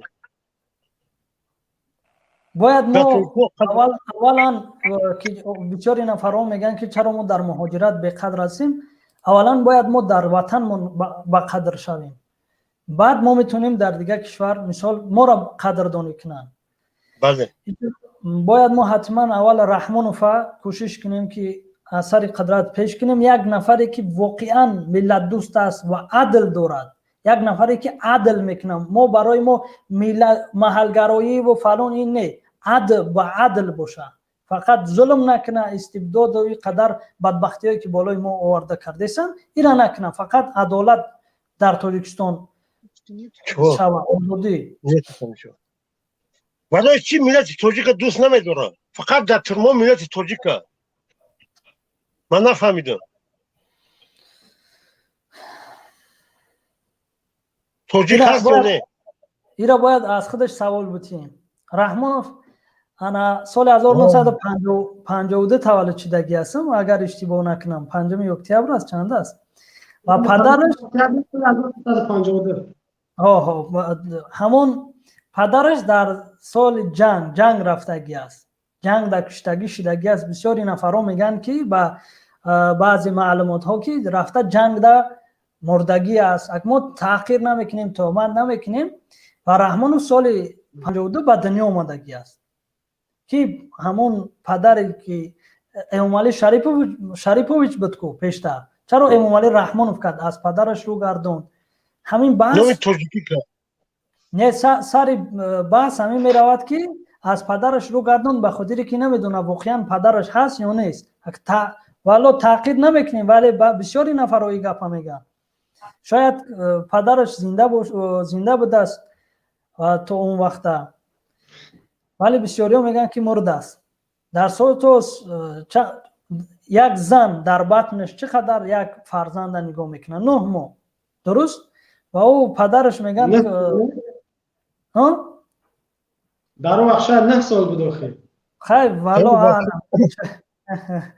به خاطر همین که میگه که چرا قدر ندارن و چرا ضد تاجیک است اولا باید ما در تاجیکستان نه تنها مردم تاجیک بلکه دیگر ملت ضد تاجیک است فقط ضد تاجیک است درست ولی ما برنامه‌مون این است که نباید فقط ملت جدا کنیم باید تاجیکستان وقتی که مقصد ما برنامه ما عدل اجرا کردن در تاجیکستان یعنی برقرار کردن عدالت در تاجیکستان نه وابسته از اویی که او روس است ازبک است قرقیز است دیگر ملت ما همه را باید یک بدونیم و حق همه برابر باشه برادر تا زمانی که این حکومت این رحمانوف در سر قدرت است این کار ما کردن نمیتونیم برادر و دونسته باشیم برنامه ما ملت جدا کردن نیست یا که ما فقط برای ملت تاجیک کوشش کنیم برای هموطن برای تاجیکستانیان ما کوشش میکنیم ان شاء الله من میخوام که عزت امان آزاد کنه عزت امان بهترین شخص بود بهترین و تاجیک بود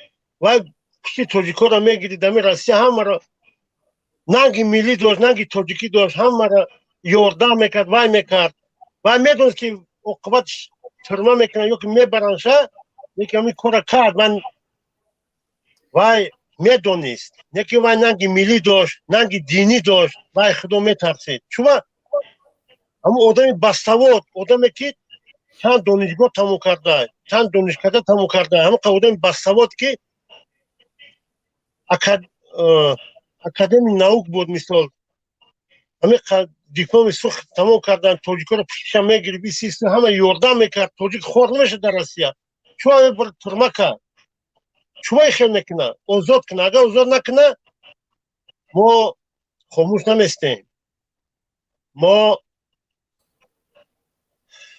من نمیدونم چی گویم این گپ پنهانی است یکیم خیلی نکنه خوبش با خوبی آزاد کنه ویا آزاد کنه بیا روسیه را کار کنه تاجیکا در اینجا حضرت پیدا کنن تاجیکا را نگاه کنه وای آدم با سواد آدم با عقل بود او خود تاجیک کم نیست در روسیه یک کرما شریف بود که وای بردن کشتن چون ایشان میبرن میکشن اخی وای تاجیک دیگه میبرن ایشان میبرن میکشن تو بقیه تاجیکا را میکشن یک تاجیک کشن ایشالا میلیون تاجیکا با سواد میبرن فکر نکنه که با تاجیکا نیست کنه دیگه تاجیکا خاموش میشن نه ما جنت داریم ما ای خدا میترسیم ما شهید شدن میخواهیم ما را نیست کنیم و روزیم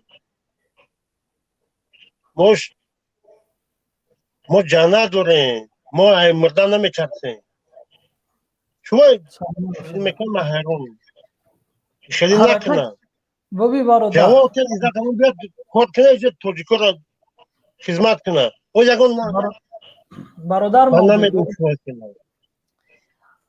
حرکت گرچنده مخالفین یعنی حرکت های سیاسی و مخالفین پیشتر هم این چیزا پیشنهاد را میکردن و میگفتن که اگر ما یک جا نشویم و ضد رحمانوف مبارزه نبریم یک تا ما را برده قربانی میکنن ما اگر نظر کنیم نفرهایی که ببین برادر نفرهایی که مقصود ابراهیموف بود امید جان صالح و خود دیگه اگر که بیاریم یا خیلی نفرها هستند کرامت شریف هم رفت عزت امان هم رفت خب برادر وایسیدین احسان ادینایف خب مثلا مثال بگیریم اگر که اون وقت مردم بیشتر توجه نمیکرد، یعنی ترس در وجودش بیشتر بود، دفاع نمیکرد از نفرایی که کوشش میکردن مردم یک جایه شوه و ضد رحمانوف مبارزه برن و اونا رو هم باید ما در فکرمون بیاریم. فقط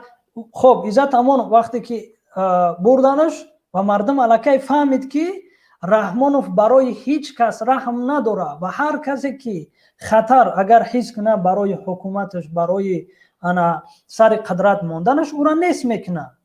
به خاطر این امروز ما دعوت میکنیم که انا چیکار کنن مردم از یک نفر که دستگیر میکنن و برده زندان میکنن، قتل میکنن، باید متحد شویم و از او دفاع کنیم. خب شهاب‌الدین بدلف بود، شهاب‌الدین بدلف بردن جوانی که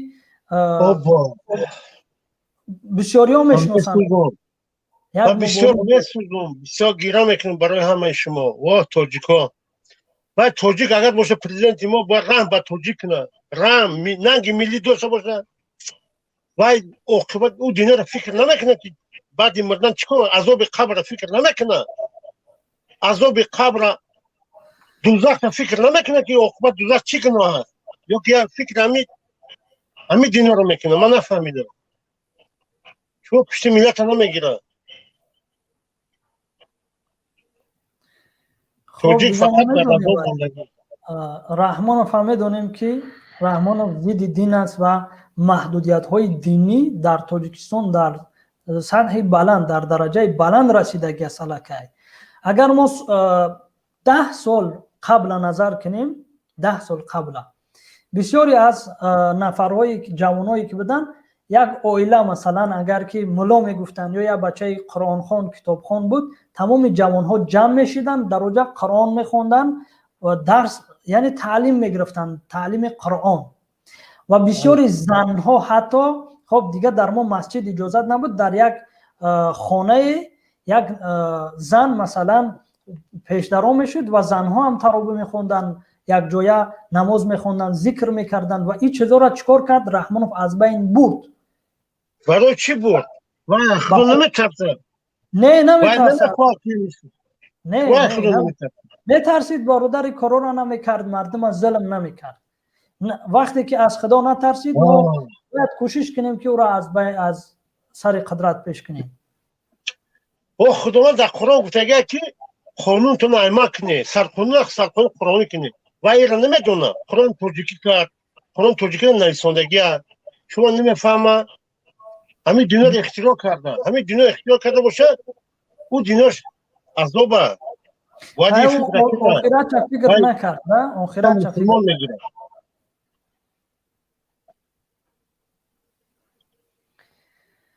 عاقبت مردن سیرانو میمرین، این روز هم باشه پگاه میمرین.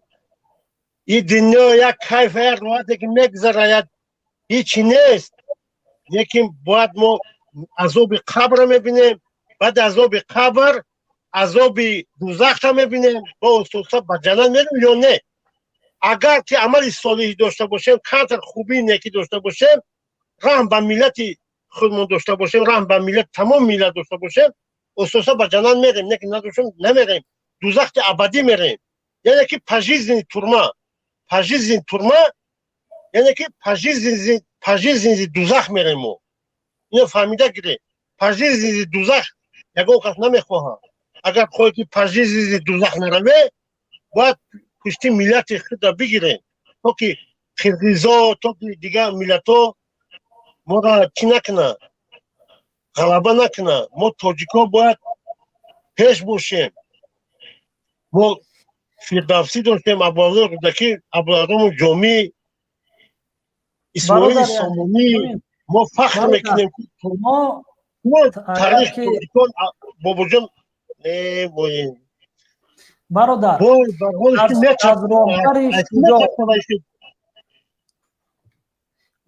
از راهبر شجاع، از راهبر مثلا وطن دوست مسلمان واقعی بیشتر نفرای پیدا میشون، نفرای شجاع، ملت دوست، وطن دوست. از راهبر مثلا خیانتکار از روبری که خیانت به ملت میکنه، به وطن میکنه، به دین میکنه، به خب به سرزمین خودش یا به همون فرهنگ خودش یا به خودش میکنه، همون گرد اطرافش در همون گونه نفرها جمع میشوند.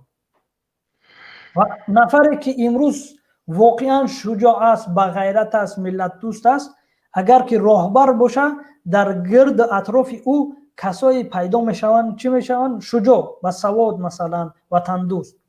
میگه وقتی که یک گله گوسفندار اگر شیر راهبرشون باشه و اون گله که گرگو راهبرشون گوسفند است، غلبه میکنه.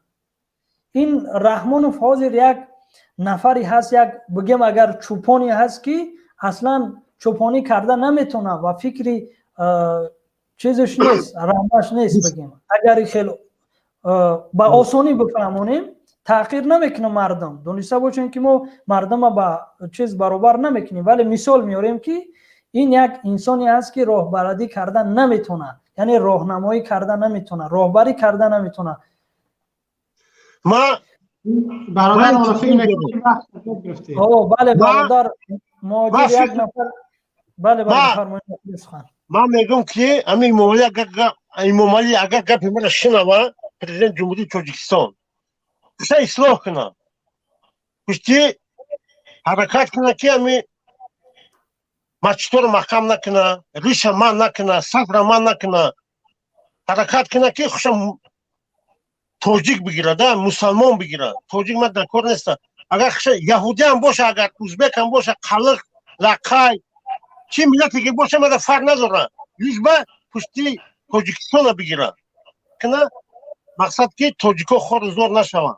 تاجیکستانی ها، عموما ازبکا، تاجیکا، قرقیزا، قلقا، ارسا در تاجیکستان تن ملت زندگی میکنه. من میدونم نکیم میگذار که یهودی هم خوشرو زندگی هم تاجیکستان ده، یهودی ها، ارسا، قرقیزا، تاجیکا، ازبکا، دیگه ملت هم خوشرو زندگی کنه. این کار کرد که این مولی که همه نیدوال نیا، ازبکا حتی نیدوال نیا این مولی، قرقیزا هم، ارسا هم، یهودی هم، همه دینا. سلامت باشین برادر عزیز. وقتی ما خیلی کم مونده است، آخر سخن یا پیشنهادی که داشته باشه به مردم، به حکومت، دیگه ما یک برادر ما منتظر است وقت باوتیم و خلاصه بکنیم برنامه را جمع بس کنیم. آخه من همه گفتنیم که باید که اصلاح وقتی خشه اصلاح نمیکنه همون پرزیدنت جمهوری تاجیکستان بگذار که استعفا برای استعفا امام رحمان وقتی که نمیتونه تاجیک، وقتی خوره، وقتی ازبک خوره در تاجیکستان، قلق خوره، لقای خوره، ارس خوره، یهودی خوره در تاجیکستان، همه ملت خوره، بسیار عذاب و شکنجه داره، همه قیمتی هست، همه خور و ذلیل. ما میخوایم که پرسوی عادل ما اگر که بخوایم که عدالت شوه و چیزا ارزان شوند، باید مبارزه را پیش بگیریم و رحمان فیصل قدرت پیش کنیم. سلامت باشی برادر عزیز. الله نگهبانتون باشه. تشکر زیاد. اینجا دیگر برادرو در صحبت بتیم. باشه. خدا نگهبان. خدا نگهبان. سلام علیکم. الو. بله سلام علیکم. بفرمایید. و علیکم السلام برادر. من بسیار تماشا کردم، بسیار سخنای خوب. ما همین طرفدار شماییم. راستی گپ ما اینا چند سال شد، 4 سال شد بگیم که ما را همین برای یعنی یک دو گپ ما در روی حکومت دارو گفتگیم شد. خوی امام علی در تاجیکستان 4 سال شد ما را بدرغه کردن دیو. پدرم سر کرای خونم. کی ما در اون عادل بردن زدم گفتم خوی نه. برای اینکه ما را خوندن تو وقتی ما سال 94 ما کردیم. پنسا کنی رفتم گفتن تو یک خوینی توجیه کشی گفتم خوین رحمانو فیصل با فرمانی رحمانو نو جنگ کرگی مرا همش میشناسن من کیم چیم برای من نشون نمیتیم. اینا 4 سال چی برادر در این شهرهای غریبی میگردم اگه نیت دارم که کافو گردم تا ایده برای اینکه برادرها فایده دارن اونجا نیت داره نه که اساسی نه اومد دیدم که در همون паграмвойска қирғизо чихе задаву шиканҷа додестиян тарсидеста бояд ҳамо ҳолат ҳамо солдат мепарондаму халқша ҳамаша мепаронд як хита мекуштиян затон обрӯи тоҷик мекард лаънат ба раҳмон даҷола истеъфотия озод кина иззат амона ва як дӯсти халқа нав халқ хабар шуда ки дар қирғизистон ҳамихе ай куҷо фаҳмидин мега ай чиз ютуб бале ман занг зада будам тоҷикистон барои куҷо воқеан дар тоҷикистон интернета хомӯш карда буданд радиои озодӣ як чизе ки ҳаст радиои озодиро баста буданд радиои озодӣ як барнома дорад предложение бигем як барномаш дар Play Market ҳамун бозоре аст ки барномаҳоро бидуни ройгон мешавад гирифта ва пул бо пулам барномаи радиои озодии ройгон дар Play Market ҳаст касе ки Android телефони Android дора метавона скачат кина бидуни қилфшикан яъне VPN метавонед ки дохил шавед ва аз хабарҳо огоҳ шавед ӯ телевизионҳои Тоҷикистон хабар наметиҳад воқеан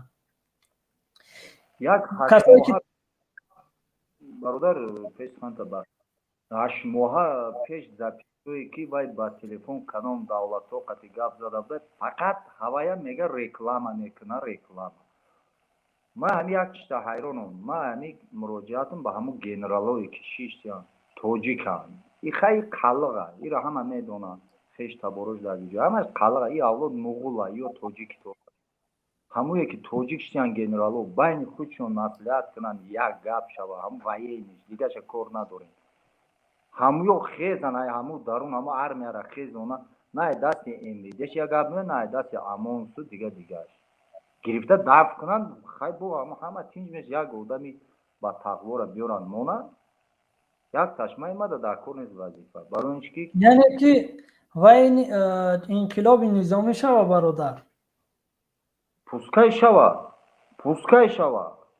ҳозир и ҳолаи тамоми миллат қирғизия як давлати пуштия нохун нест бар зидди як тоҷикое бародар дар ин ҳолат нигоҳ ки бародар дар ҳолате ки вақте бисёри генералҳо ва касое ки дар сари қудрат ҳастанд чи Рамазон Раимов бошад чи масалан Ятимов ва дигар нафарҳое ки ҳастанд инҳо ҳамаш хиёнаткоранд бидонем ҳама ё хиёнаткоранд агар и биёя Раҳмонов аз сари қудрат пеш куна ва як нафари дигаш биёя боз ҳаму зулм бо ҳаму барнома яъне ки ҳамун зулме ки болои миллат ҳаст бо ҳаму барнома вале як нафари дига бар ҷои Раҳмонов ин чиз масалан аз як тараф фикри шумо ки хуб аст аз як тараф бадии худша дорад бародар бояд мо инқилоби мардумӣ кунем инқилобе ки мардум як нафари воқеан миллатдӯста интихоб кунад ва чикор кунанд ба миллат ба ватан хизмат кунанд ҳозир мо ҳами хеаки гуфтани аз нав мегум ҳами гап суханма ки мо ҳами бародаро бисёр рафтан моям ракие ҳамият баъди ид аки даст мегирем мегим мо ҳами фикри шахсӣ ака маслиҳат моне бародаро ҳами тамоми журналистои давлата пешакӣ хабардор мекунем рӯзи хестан аку баъд амрӯз шаванд дар байни халқ ки вақте ки парондам ва ё пускай бинанд ки паронд ай кадом тараф тир кушода шуд мо мехоҳем рава даф шавад мо дар кор нест и семейный кардагӣ оқи намедонам мо инҷа 5 кас инами ҳозир навора айни аввал квартира тамошо мо безор шудагем ай ҷонмонам сер шудем мо мехоҳем ки ҳамин устоз кабирӣ шава беҳтар мекуна вай иншоалло ҳамун яксола вай президент шава 30 солаи Раҳмонов зиёд хизмат ба мардум мекуна мо умед дорем ё Ҳусейн Ашурова чокара беҳтарин одам аст ба дӯст чанд гап мезанад бовар дорем ва ё мардумдӯст мехоҳам байни халқ да бошанд ё Муҳаммад Иқбол чокара ё гами шумо чокара я Рустами Нарсаман шиштай губернатори شما او کمی نداریم وقتی مثال کن یک ممکن شما با بیشتر آبادی کنید بین خالده وقتی بود که بین خالده برادر اصلا وقتمون خیلی کم مونده است. دیگر برادر یک دو برادر دیگر منتظرن وقتشون بتیم و برنامه را خلاصه کنیم. آخر سخن اگر چیزی گفتن باشید. آزادی به عزت امان امام تپک استعفا امام الکر استعفا حتی اولاد حرام. سلامت باشه برادر. خدا نگهبان. اینجا برادر حقیقت خیلی منتظر بودن. سلام علیکم بفرمایین و صحبت اگر میتونین خیلی کوتاه. سلام علیکم. و علیکم السلام و رحمت الله. بفرمایید. برادر آواز من رفت سفیر با؟ بله بله. من از این فرصت مناسب استفاده برده اول به اون نفرانی که در مرز جان خود را از دست دادن و پدر مادر آنها تعزیت بیان میکنم، همدردی بیان میکنم و به یکایکی اون خویش تبارشان باشد فرزندانشان صبر جمیل از خدای تعالی خواهان هستم.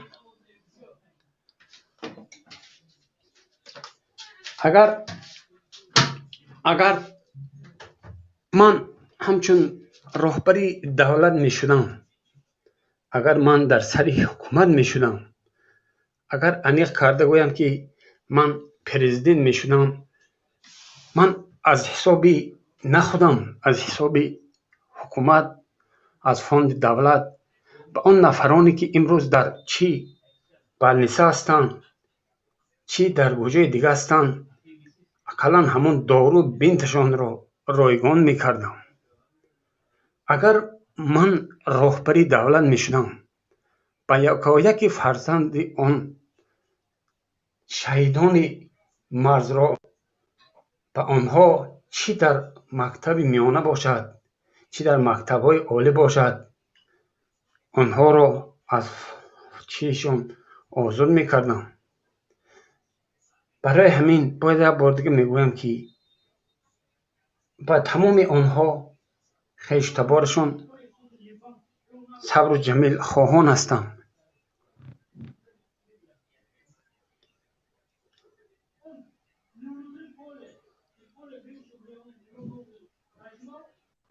تمام کردیم برادر. رحمت تشکر برادر. وقت بسیار نمیگیریم. نگهبانتون باشه. خب بله نگاه کن، از برادر حقیقت از رحمان در هزاران مرتبه خوبتر بالاتر که همدردی بیان کردی، اما او لعنتی همین گپا نتونید اقلا با تلفن ای دور بگه.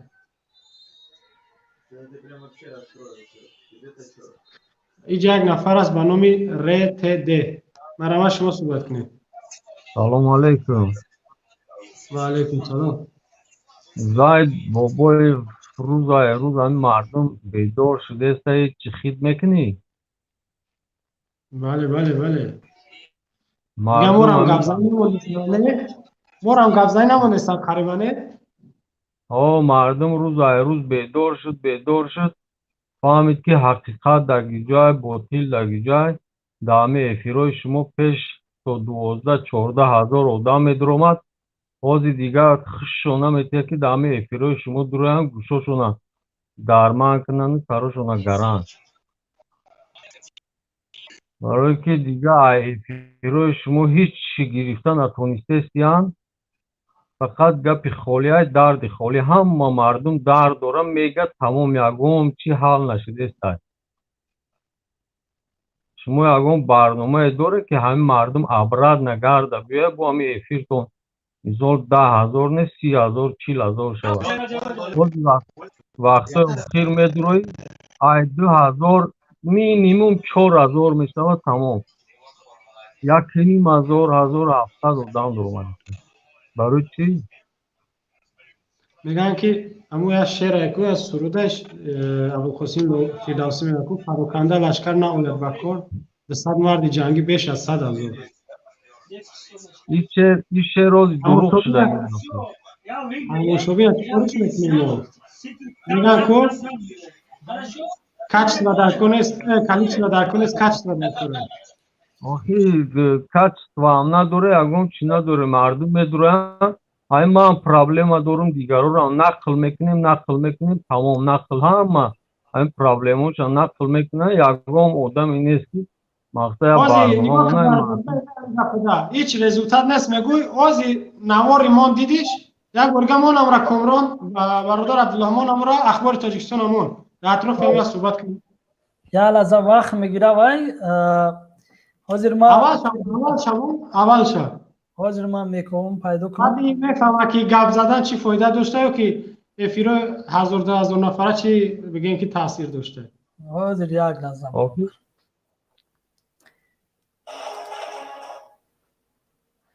خب نه برادر مقصد که چرا اینجا مردم کم است ما اگر نظر کنیم یک نوار مثلا پیشتر اگر که در پخش زنده 10,000 تماشا میکرد ولی نوار تو 100,000 تماشابین میگرفت. امروز اگر که 4,000 تماشابین باشه در بسیاری کشورها مثلا وقت افطار است وقتش مثلا مناسب نیست بعدا میاد تماشاش میکنه نوارها رو میبینیم تا 300-400,000 تماشا داره. ایناش چی میگیم برادر؟ حاضر ما اینا نوارایی که در کانال تو میمونه و تیچنی سوتکا هفته کنی که پراسموتر میگیره افیر گفتم یا لحظه برادر تماشا که نوارا اخبار تاجیکستان. خب کم ترتیشتر کنیم. من از تلویزیون تاجیکستان منظور شما مینمایم در آغاز برنامه توجه نمایید به خلاصه مختصری خبرهای روز. خب چی گپه؟ حضور سازمان‌های افراطگرا در تشکیلات‌های تروریستی در فضای مجازی بلند برداشتن معرفت سیاسی و طرز استفاده تمام اینا استاپ کردم. البته با دوامش هم می‌بینیم نگاه کنیم برادر و دیگر هموطنان دیدین در مرز 20 نفر کشتن یا که قربان شدن شهید شدن یا خصوصا تروریستی چی به همون مرز ایشون نمیتین اینا بگذار شما واقعا جنایتکارشون میتین چی بعد جنگ همون وروخه یا که همون بگین دشمنشون حساب میکنن چیشون حساب میکنن اما دم اخبار چی نشون نمیتن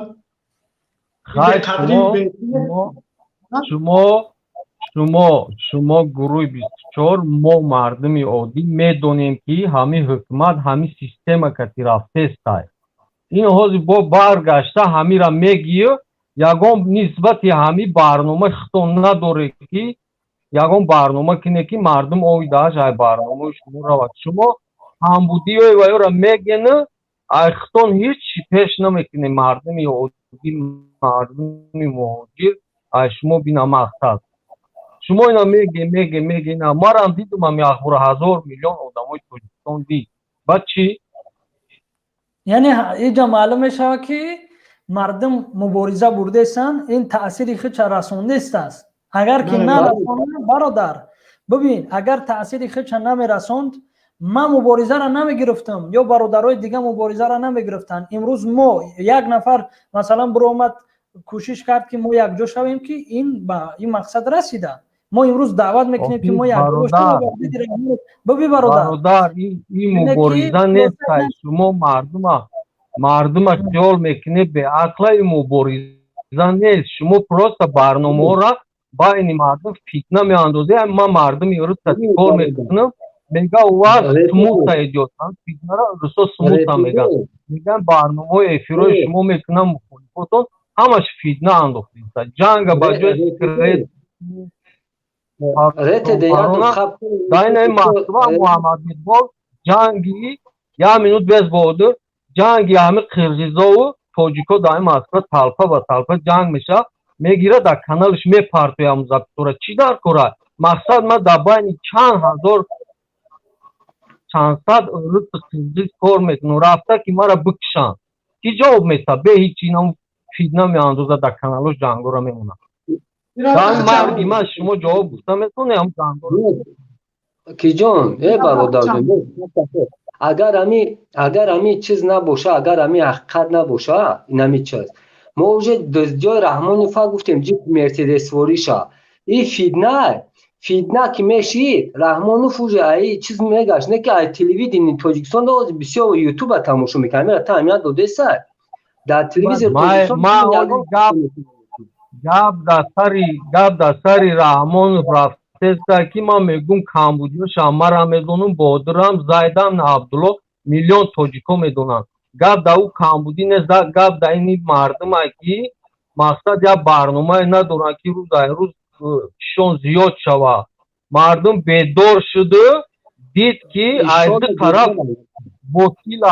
тараф ботилай ҳақта ҷои мардум бародар бибин агар ки мо ботил мешидем ё ки мо агар ҳақиқата намегуфтем 100 000 подписчик миллионҳо бинанда мо пайдо намекардем мо таъриф намекунем бародар дая артист дая репер дая блогер 300-400 ҳазор подпис дора шумо чӣ гуфтесте ҳар ке ки реп тамошо мекуна ҳар ке ки ҳар коре ки мекуна кардан бигира мухолифона мегӯям ки имрӯз бибин бародар просто тамошо мекунанд ки чӣ шудеста чӣ кор кардесте чӣ айдастоние ҳеч нест фақат ҳамин гурӯба гаваря ғайбат Абдулло ман камирам ман ки бисёр дами бародарҷон ямин хабка нигоҳ ка ами даже коргарои ордан мега ки уже халқа ведор каниё ё халқа ведор кан дидесан ки дыздо киян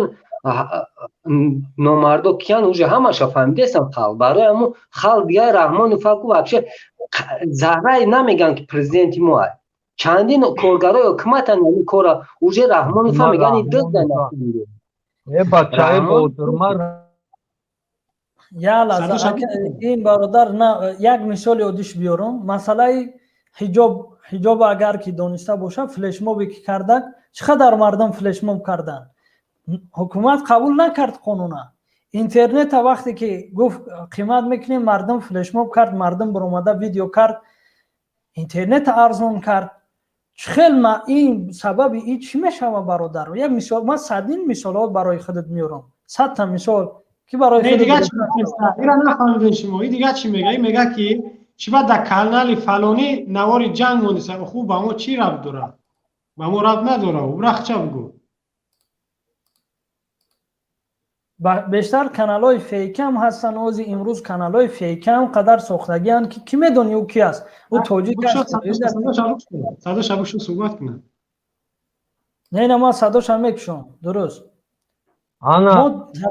тарафдори ҷанг нестем бародар мо тарафдори ҷанг нестем перебивад накунед микрофоно накуши охи чӣ хели марди аст мекуше бачаҳраи ошкор боши хай ки бигем ки бо бештар суҳбат кунем вақтат битем ӯ дигар чеҳрат ошкор нест чӣ хел қадим вақт битем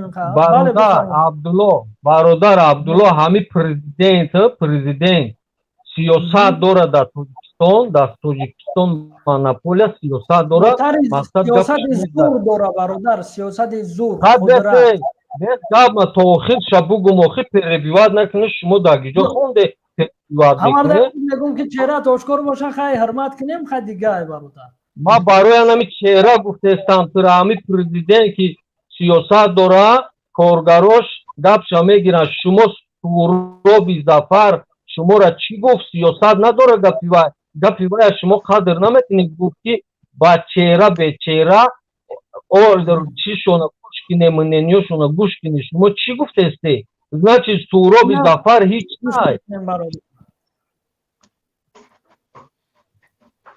овозша накаш овозша хомӯш накун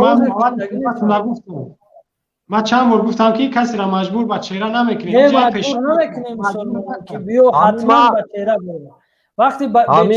ҳамин ма гапҳои ҳамин Суҳроби Зафара гӯш кардам шуморо ҳамихи ҳамчу бародаратон гуфт ки қабул кине як лав гӯш кине перебивадшон накине мумкин ки хатогиҳои моро гӯ мо ислоҳ шавем шумо не топлуси меги перебивад мекунӣ не меги ки хоини перебивад мекунӣ нахо шуморо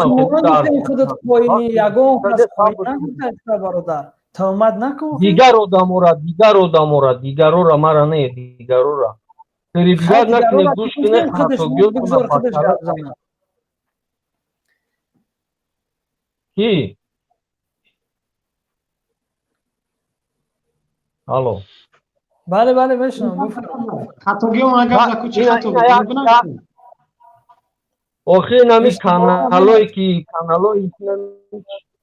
کانالایی که از شما افیر سر دادید رفته پیش همی وقتی ایزا دامون قپیدانده چند هزار تا 10 12 14 هزار آدم ما خیال میکردم که همی شما اینا ما دبر شماییم ما زیاد شدستیم روز ریتینگ تونغال دیده هیلا اینمی شخصا با شخصا میپریم مردم بیدار شده مردک خوب ما برای مردم مبارز برای مبارزان نفرایی که میخوان واقعا رحمان فاصل قدرت پیش کنن میاین مبارزه را قبول میکنن و مثال در راه مبارزه قدم میگذارن و نفرایی که تماشابینن او بینیم که چی میشه و چی شید اونو برای خودشون با کار خودشون مشغولن. فهمیدی برادر؟ وقتی که برادر امروز ما میخواهیم شما چی به شما هم میخواهیم چرا در راه مبارزه نیستین؟ چی بگذار با چهره پنهان هم باشه. راه مبارزه چندین چیزا داره. یک نفر میتونه با چهره پنهان مبارزه بره، یک نفر میتونه با چهره آشکار مبارزه بره. راههای مختلف است، راههای گوناگون است. هیچ کس همه را ما مجبور نمیکنیم که بیا با چهره آشکار ویدیو که گپ زن. مبارزه در مبارزه قدم بگذار. مبارزه اکای بودور هدن چی بافی میکرد. نگاه کن ما همه چیزی ما همی ای که ایجاد ما در فرقش نیست کمی جمع میشه نمیشه ما همی خدم همی کانال شما در ندارم کانال اکای محمد اقبال کانال نهی اکای شوکت محمد در ندارم کو نفهمم حقیقتا سر میکفه برای که هر وقتی ما عذاب زنی توجیک در مهاجرت میبینم عذاب خلق توجیک در مهاجرت میبینم کو باور که دل میکفه نه که ما هر وقتی بدرم هم دل ما خالی کنم رحمان فنامرد میگم رحمان فا چی باشه میگم نمیگم این چیزا ودار همه خلق ودار شوه و ایشالا خلق ودار شده است میدونن که چهره روی رحمانوف کی بود کی است کی میمونه تو این ما انبام بریم امی زبسوی ما میمونه یک وقت نه یک وقت میگن که با این خلق ای تلخی جانش میگفته این خلق ای دوستداری وطن ملت میگفته اینه که هیچ که به قدر یا نمیرسه ما هیچ که ندارم اینجا که ما میدرم برادر برای که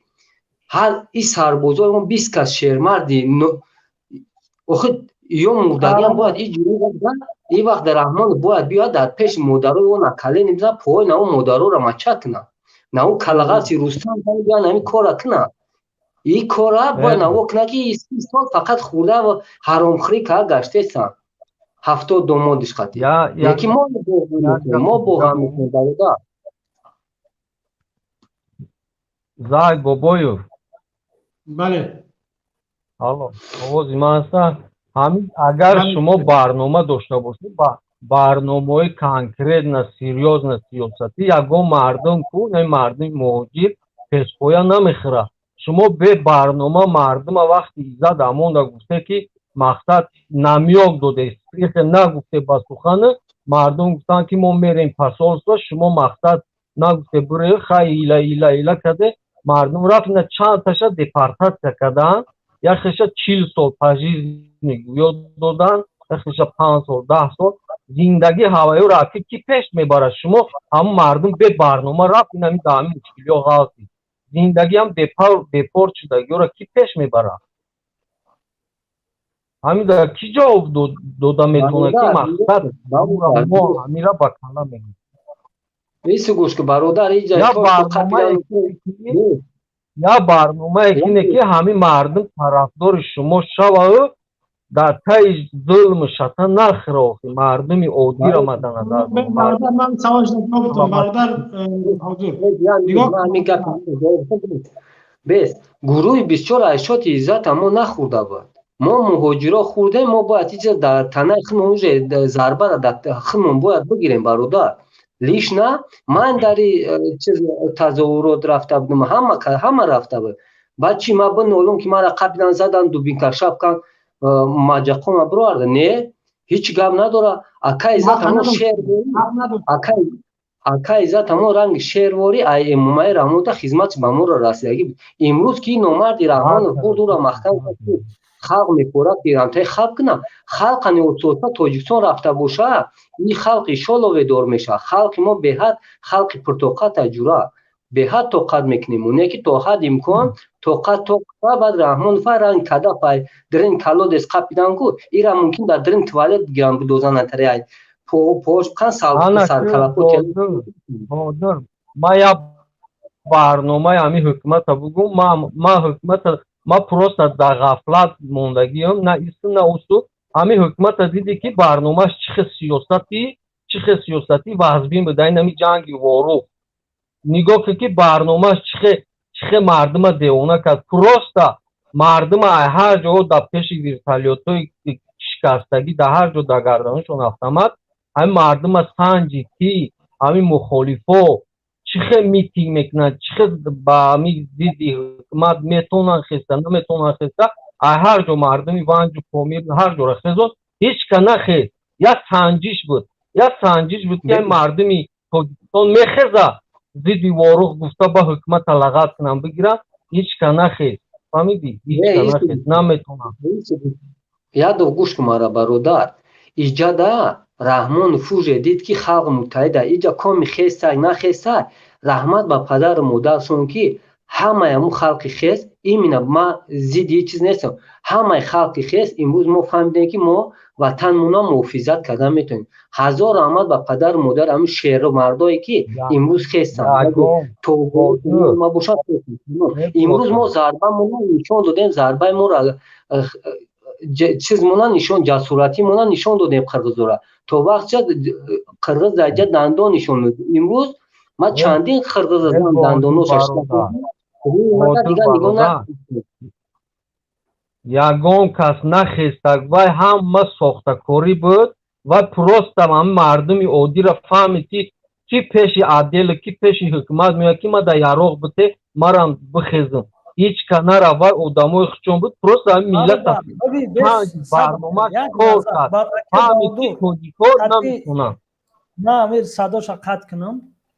ҳозир ма як барои шумо як таҳлил яъне ки як аз таҷруба ҳарф мезанем. ба мардум силоҳ дод, як тафриқа андохт, боз ҷанги шаҳрвандӣ кард. дар ин ҳолат бо мо чӣ мекунем? ина саволи ма дар ҷавоб бутед бародар. мо ҳеҷ чиза намехоҳем. кӯшиши ҳаракати сиёсии гурӯҳи 24 ба хотири ин аст ки мардум силоҳ нагира бародар. ё чӣ агар тарафи ҳукумат меравад силоҳ бигира, он тараф ҳам силоҳ дошта бошад, чӣ гап мешавад? боз ҷанги шаҳрвандӣ, як иштибоҳе ки калонои мо кардан, боз мо мехоҳем ҳамон иштибоҳро кунем? на бародар, имрӯз мо талошу кӯшиши мо ба хотири ин аст ки иштибоҳе ки кардан ӯ барои мо дарс шид, мо аз ӯ дарс гирифтем ва ӯ иштибоҳро такрор накунем. фаҳмо бародар? ина фаҳмо шид? яъне ки силоҳ гирифтан, пешниҳод кардани мисол мардум ба хотире ки бихезен силоҳ бигирем ба раҳмонов ки ҷанг нашавад. саволта ҷавобша гирифтӣ бародар? мехоҳӣ ҷанг кунӣ? не нигоҳ шумо ҳозир гурӯҳи сиёсӣ 24 ҳамчу дар тоҷикистон гурӯҳи экстремист террористе ҳам хастай. бале ана баша мо дурӯғай не дурӯға ҳасту гӯшту дурӯғ боша лекин дар расмият шумо ҳами хеле дар тоҷикистон охӣ дурӯғ ҳам боша шумо дар тоҷикистон шумо дар расмият ҳами хеле ки экстремист террорист значит айқафои шумо кадоми хеза дар тоҷикистон ё шумо худтон раве ҳамата ба як статья маҳкам мекунад. то шумо худтона мавқеътона ба сиёсат дар ҳамун ҳукумат положениятона намонед, айқафои шумо кадоми хеза экстремист террорист. мо ҳеҷ вақт зӯргӯӣ намекунем ва мо зидди ҷанг хунрезӣ ҳастем ва намехоҳем ки қурбонии бештар битем. ира дониста бош бародар ва ӯ ҳарфое ки мегӯӣ бародар, мо ба зӯргӯӣ тарафи раҳмонов не, мо мардум бо инқилоб роҳе ки қурбонии бештар натем ва ҷанг нашавад. фаҳмидӣ бародар? ира дониста бош ки ҳар чиз мега, мо ба ҳаракати сиёсии гурӯҳи 24 барномаи худша дора ва намехоҳем ки тафриқа баандозанд ва ҷанг дубора дар тоҷикистон шурӯъ шавад. یعنی بین جنگ برادرکشی شود. کامو برادر مردم امروز جمع شده و ما صبر میکنیم. ببی برادر صبر میکنیم، کوشش میکنیم و مبارزه خود میبریم. چی مثلا تند یعنی پست بلند میشه و روی مبارزه همی است. خیلی که پیشتر گفتی که 14,000 تماشابین کرد و امروز کم 4 5 6 هزار میشه. مبارزه همی است. با یک روز دیگه دیدی که 20,000 شد، 25,000 شد. همینطور رفتن میگیره، یعنی تیز تون میشه. برای همین برادر ما مقصد و برنامه ما این است که جنگ نشود و ما ضد جنگ هستیم و رحمانوف بدون جنگ از سر قدرت پیش کنیم. برادر ما از همون سخنهای خودت فهمیدم که باید ما زور بگیم، اتومات سلاح بگیریم در دستمون. این فکر نکن برادر. نه خطا کردی. من ایران نگفتم. تو فکری مرا هیچ وقت با زبان خودت نبر. تو به عقلی خودت نشون نده. فکری من نکردم. میره تو با زبان بردستی. ما یک سوال همی زای بابایف دارم. برای چی زای بابایف همی گروه 24 موقع خودش در حکومت تاجیکستان نمیگذاره بر لینیای سیاست مقصد همجا در تاجیکستان دو قوه شود. قوه امامعلی رحمان، قوه گروه 24 مردم عادی از دو یک ببیرد کنند. برادر زاید اگر صحبت کنم قطعی برادر چیز نکنم که این میخواه یا که ما صلح کنیم یا که بر همکاری کنیم. قطعی رحمانو قطعی خیانت کنیم. خیلی هیچ امکان نداره. حرکت سیاسی نمی عبدالله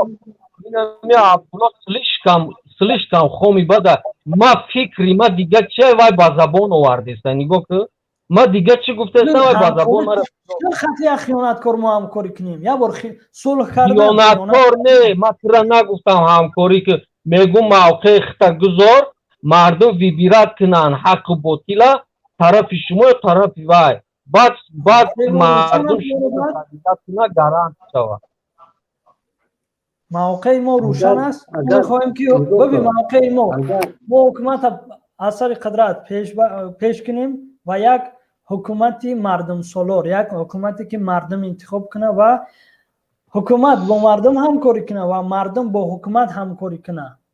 و اگر اشتباه کرد حکومت نفرایی که مسئولیت بر دوش گرفتگیان اشتباه کردن مردم کوشش کنه که این نفر به جزای جنایت به جزا بکشه. فهمیدی برادر؟ مقصد ما این همی است. ما هیچ وقت ما برنامه این است که انقلاب کنیم رحمانوف از سر قدرت پیش کنیم. اینا فهموشید برادر؟ برنامه کنم خیلی که برنامه شما و از سر قدرت ما در دیگر جوششتگی ما در مهاجرت تاجیکستان در حکومت و حکمرانی داره. شما میگه ما برنامه داریم و ای وظیفه کدام آدم وظیفه شما پروست درک با اینترنت با چیز مثال گپ شما میدوده میبرومده میرفته.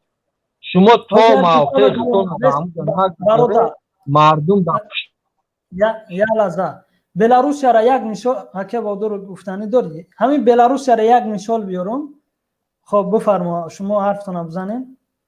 نگاه که جان برادر یک گپ مرا گوش کن. تو میدونی که از خلق لبای کام آدم کاندیداتی هست که مثال چیزی خچه بمونه کو ما با رو پرو یک نامردیم یک دیکتاتوری که لبای کسش کس نه کی بود یک محمود دودیمایفا با نو پیش یک تریگا بس صبور فکیه یک تریگا بکو یا بگ صبور کی بود یک تریگا یک ازگا بودکشنون چندین آدم را بودم می رحمون زاید سعیدو چندین آدمایی که خود پرزیدنت شود زاید امید 88 را برد اینا از دنیا گذشت. خب بدون این ادوکات بود کو بزرگمیر یوروف زاید سعیدوف این شرکت امید 88 همون نفرایی که کمتر یک نفرایی هستن که در تاجیکستان یک سهم میتونن گذاشته یا یک در مردم هم میتونن یک کمکی بکنن یا شاید یک عاقبتش خودشون بگیرن. رحمانوف از قدرت پیش کنن این کارا میتونن. رحمانوف چرا پیشون میکنن؟ چرا نمیگذاره همکاری کنن؟ پس اینجا معلوم میشه که نمیگذاره. برای همه برادر مقصد ما رحمانوف از سر قدرت پیش کردن است. با چی نمود؟ برای انقلاب دعوت کردن مردم. ببین برادر، معنای انقلاب میدونی چی است؟ باز یک سوالت میتونم برادر. انقلاب گفتم میفهم یعنی چی؟ انقلاب ما همین برنامه شما فهمیدون 28 سال یگان کس نام انقلاب چی است؟ ما خودم در جنگ کاروانی انقلاب برادر، انقلاب یعنی از یک حالت به یک حالت دیگر تغییر یافتن است. فهمیدی؟ او انقلابی که مردم میره مثلا تظاهرات میکنه و یک رژیم شکست میده و یک رژیم مثلا یک حکومت مردم سالار میاره، یعنی از یک حالت به یک حالت دیگر گذشتن. و انقلاب نه تنها فقط حکومت عوض کردن است، یعنی فکری هم انقلاب است. ما امروز رحمانوف طرفداری کردیم، ما میگفتیم که مثال رحمانوف حکومتش خوب است، رحمانوف فلانی است، خدمت به وطن میکنه و مردم مخالفین تماشا کرد و دید که حق میگن، یعنی همون فکری همون انقلاب پیدا شد، یعنی یک حالت به یک حالت دیگر گذشت. الکی این خودش میشوه انقلاب برادر. خودت میای یک خانه بله. برای همین برادر انقلاب باید ما باید کمتر یک معلومات بگیریم، یک کمتر معلومات داشته باشیم. نمیدونیم بپرسیم، پرسیدن عیب نیست. و ما هم همه چیزا نمیدونیم و ما هم که بعضی سوالات جواب گفتن نمیتونیم. برای همین برادر انقلاب یعنی از یک حالت به یک حالت دیگر تغییر کردن. فهمیدی برادر؟ یعنی ما حکومت به خاطر چی در تاجیکستان میخوایم انقلاب کنیم؟ از حالت مظلومیت بیایم در یک حالت آزاد، در یک فضای آزاد زندگی کنیم. فهمو برادر؟ شما میخواهی که تاجیکستان همین رنگی قرقیزستان پارلمنتی شود؟ اینا پارلمانی شود. اینا خلق انتخاب میکنه، ما نمیکنیم. انا چه نگاه که انا وقتی که پارلمانتی شود، پارلمنتی شود در روسیه اینترس نیست که دولت‌های بیفشی سویتسکی سویز پارلمنت داشته باشه و خیتای دا یا هیچ وقت نمیمونند که دولت‌ها خیلی پارلمنت شود. باید تمام ملتش زکنا پاسلوشنی یک کس شود. فهمیدی؟ این خیلی مناپولیای اویلوی رنگی خدمت. فهمیدی؟ انا قرقیزا که پارلمنتی کردن جنگ انداخته سرشون نمید همه کاری دستی روسیه تنگ شپک شپک شتاب همونجا خلقش در یک کس پچی نستکنه. این همی حاضی باید پریورات کردن گهشان خوراک شد. انا که با جنگ باید یک پریزیدنت سرسخت بماننه رنگی تاجیکستان هم خیلی بود روا. فهمیدی؟ شما این فکر رو هم بکنی ای همسایه ها مقصد فهمه که روسیه چی مقصد داره. این که پروست انقلاب میگی دیگه دولت ها نمیمونه تاجیکستان انقلاب کنه. چرا نمیمونه وقتی که تمام خلق خیز؟ چرا نمیمونه؟ این یک سوال. 50% مردم خیز چرا نمیمونه؟ رنگ همی قرقیزستان میشه بسپریادک نه مینیستر قدر داره نه پرزیدنت قدر داره، هیچ کس دیگه قدر نداره. همین رنگ یک تگی بسویب میشه. قرقیزا چون شایمون کاری کرده چون یک گام کسی کرده. مقصد خودت همین رحمانوف خوب است نه؟ همین رحمانوف سر قدرت ده بمونه. همین خیلی گفتن آخی برادر دیگه که من همین گپا را نمیگم. تو در سیم برای من تر زمیتان بگید چیکار کنیم خیلی؟ من شما را میگم که من شما را با زبان گفتستم که شما یا برنامه کنه که مردم پیشپایی نخرمده نمیپوره ملت رنگ قرقیزستان بسپریادک شوه، پریادکار خونریزی نشوه، همه زکنه پاسلوش نشوه. تو فکری مرا با زبان میاری برای چی سیم برای گفتستم؟ ما او فکر ندارم. تو با زبان گفتی اکی بادر خود سوخن اکی بادر خود صحبت کنم. برادر گفته که خدا در وطن ما جنگ نشه. ما همین چیزا داره نه که حاضی ایشالا ما باید دارم که اگر همین سربازای وطن کارگرای ارگانی که در بر ما شوه کو ما باید دارم که در درین کارگر ارگانی هست آدم خوب که تیسری کلغب سگون کنه یا منفیت خلق دا کار کنن. ای آدم ها فقط اولادانه قپیدگی هن سپچکا. هم چندین آدم های کارگانی هستن، کارگرای ارگانی هستن که میفهمند که سر گوشه یک کسی باشه که با منفیت خلق باشه. дар бари мо во бошам ку иншолло ҷанг намешавад. неки ман буҳари комил қад мегӯм ки шермардои миллати мо ани ҳастае ки дигар як тир мега накушоем синфи халқ. агар халқ бихеза дар бари халқ бошем ай ҷавос як кор кунем халқа миёнша нашканем. ҳастае одамое ки дар фикри халқ, дар фикри миллат, дар фикри ватан ҳастанд. боду дами душанбе МВД-ай бопай ОВД-ай ҳамиҷа ма даҳҳо бор буромадагим ба ҳазор проблема ма дар ҳамуҷа надидам одаме ки гӯя ки ма мисол нами мақсади тира дошта бошад. фаҳмидӣ? нестаю хеле аз ҳазор як одаме ки худшона бад мекунад. اوخی برادر یک دقیقه ممکنه ما صحبت کنم یک ساعت چنین همین سر جوشی است. برادری عزیز گوش کن مرا. نیوکتی برادر رو ارگا میگو یو هر یک دقیقه همین زندگیشون خیلی نمیدونن چی میشه و تین آخر گفته است که خیلی کن و خیلی کنن گوش کن مرا. اینم جا خود قدرتی نداره که چهره تابو بروری اشکار نشون میتونم اینجا نیوک ترس چخله داد. دی برادر بوم جون شده است. سری دستش موندگی نه خیلی هر دقیقه زندگیش این گفت یا خود نمیدونه چی میشه و اولا خدمت بعد این رحمان فی بدبخت میدونی خودت چخلیه تو بو خیسه هر گپ یورا میگم بخدن همین درنم سوخته سن هم گپرام درنده مقصد یک پیش یک گپ گفتن اول فکر که برادر ما بخدن همین برادر همین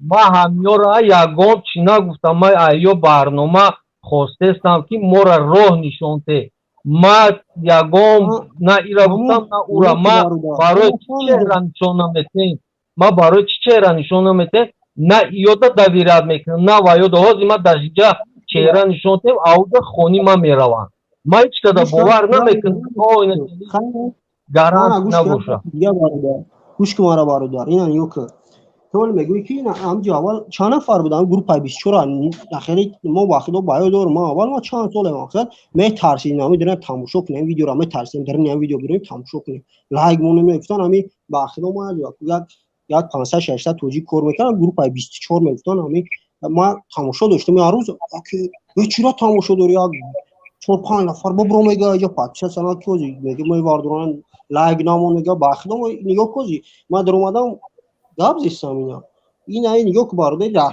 رفته همه چیز یکی نمیشه نگاه کنی اول چند نفر بودن گروه 24 میگفتن باخدو یاون کسی نگاه نمیکنه نگاه که مردم چه شده این مقصدی یکی رفته میشه یکی نگاه نمیشه برادر عزیز برادر شما ما گاو میزنم مقصدای گپی ما را خیلی خوشرو فهمه که ما برای چی میگم کم شده مردم بیدار شده راهنمایی که گارانتیا بتیا گارانتی میگه که گارانتیا بتیا مردم بود جلب میشه بازی نگاه میکنن آیاس مینوس آیاس پلوس ببین برادر عزیز نگاه که یک چیز یک مثال میارم مردم گرم شدگی ای مردم گرم شدگی ای زود میخواه انقلاب کنن همین مردم بدور شد گرم شده یک آلی کلن آماده نیست فهمیدی برادر یک چیزی که یک خوراک وقتی که آماده نیست چه خیلی میخوریش اینا یک سوالت میتون برادر میپزیش وای مردم میپزه بند میخوری درست مردم گرم شدگی است پختگی نیست آلی تو او روز انقلاب وقت ساعتش میوید وقت زمان میخواه برادر زحمت میخواه آزادی اگر ببی برادر آزادی یا انقلاب اگر آسان میشید کردنش تو این وقت 10 تا مثلا مثل رحمانوف در تاجیکستان وضع میکردن یا 100 تاشا پس اینجا معلوم میشه که آزادی را به دست آوردن آسان نیست باید زحمت بکشی باید قربانی بدی باید از بحری مثلا پولت از بحری بعضی عزیزات بگذاری فهمیدی برادر یعنی آزادی این است راه این همی برادر برنامه ما این همی است برادر که ما جانمون در خطر گذاشتیم بسیاری برادرایی که در مبارزه هستن جانشون در خطر گذاشتن و روی مبارزه را گرفتن فهمیدی یعنی خودشون هم یک مسئول احساس کردن و خودشون بعد یا نقطه اگر ما قاعد کنم برادر بعدی گوش که برادر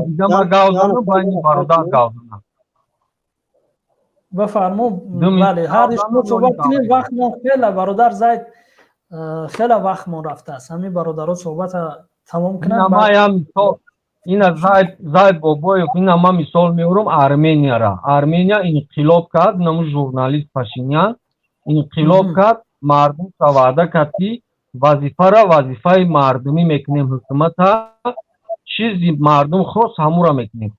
گرفتن انقلاب کردن، ژورنالیست مقصد خودش مینیستر شد. انا زنش در برش بود، زنش چی شد؟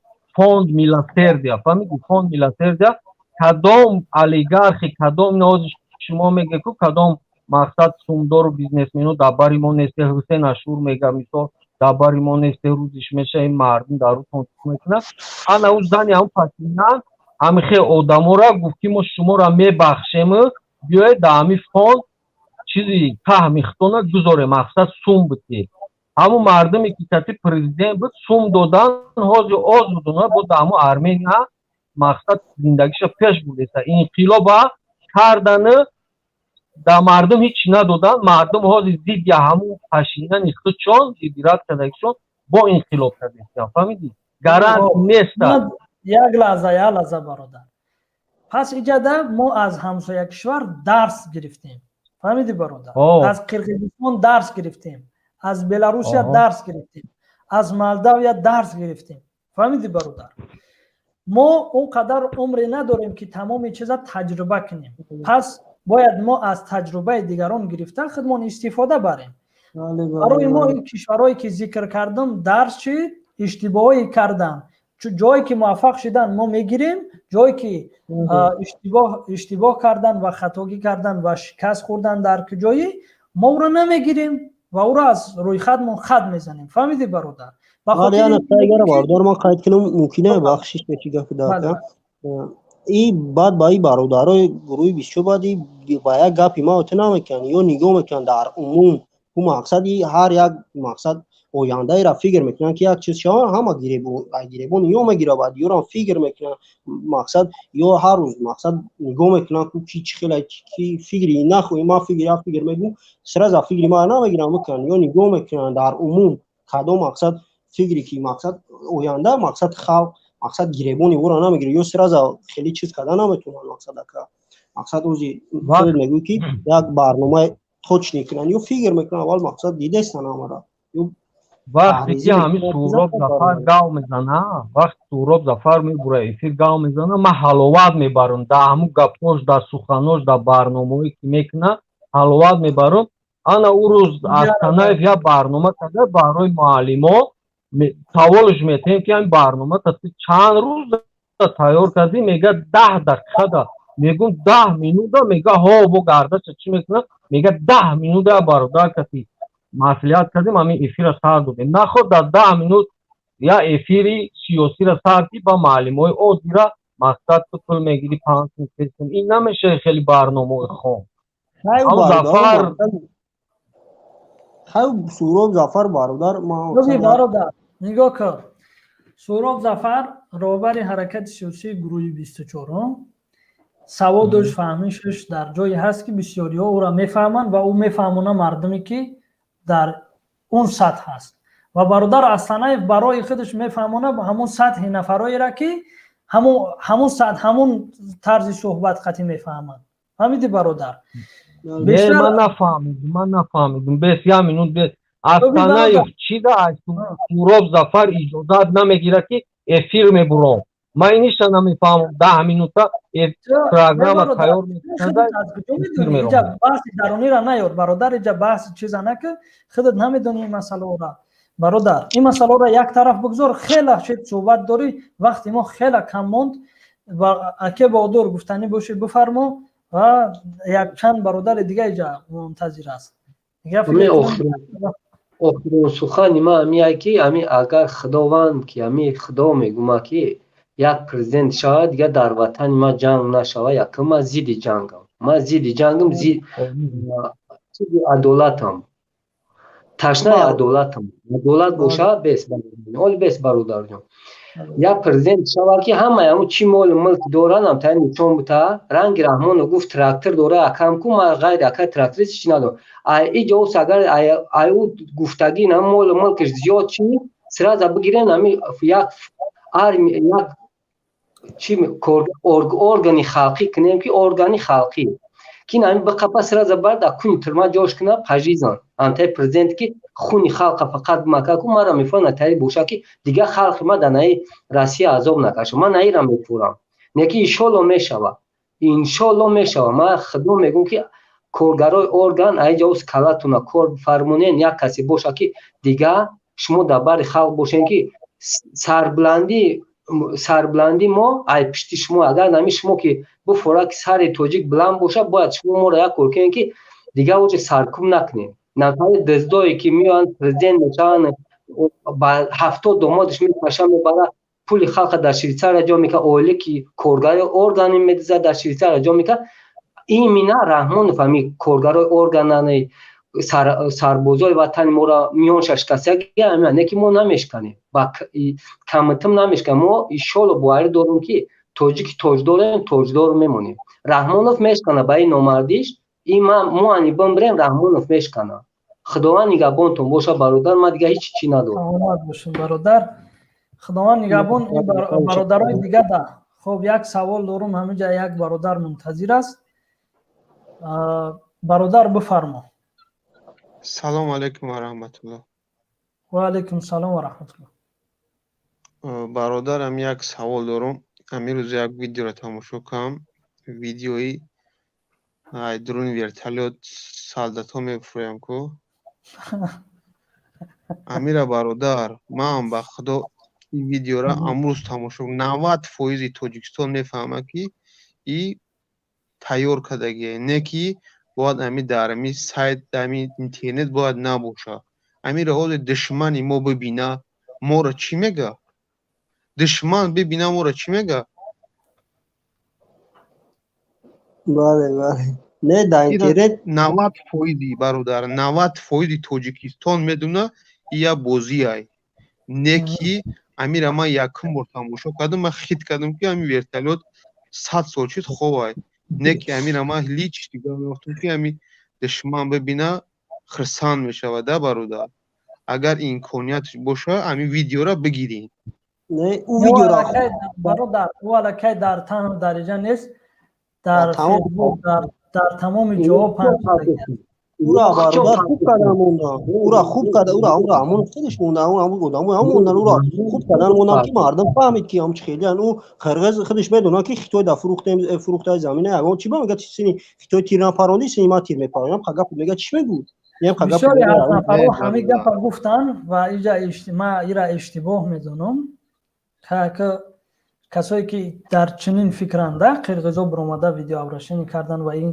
چیز ذکر کردن این چیز اشتباه است از نظر من خب هر کس هر چیز فکر کنه یکی اشتباه است دیگه برادر یک سوال سروشنا اگر گفتنی نداشته باشی وقتی ما خیلی نه برادر من یک گفتنی ندارم همین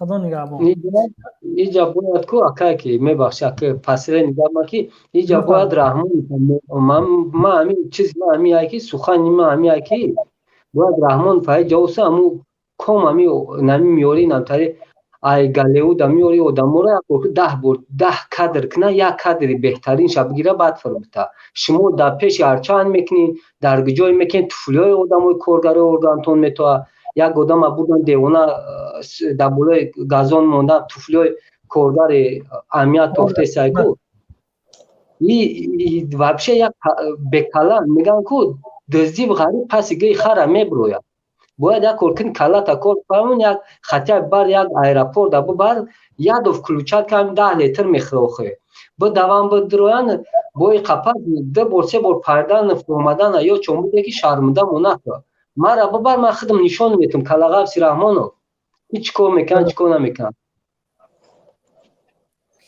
خب زنده باشی برادر که بهادر خداوند نگهبان ما شما را نه خوب است انشالله از سود شما را ما خارج میکنم و اینجا برادر یک دقیقه سوچنا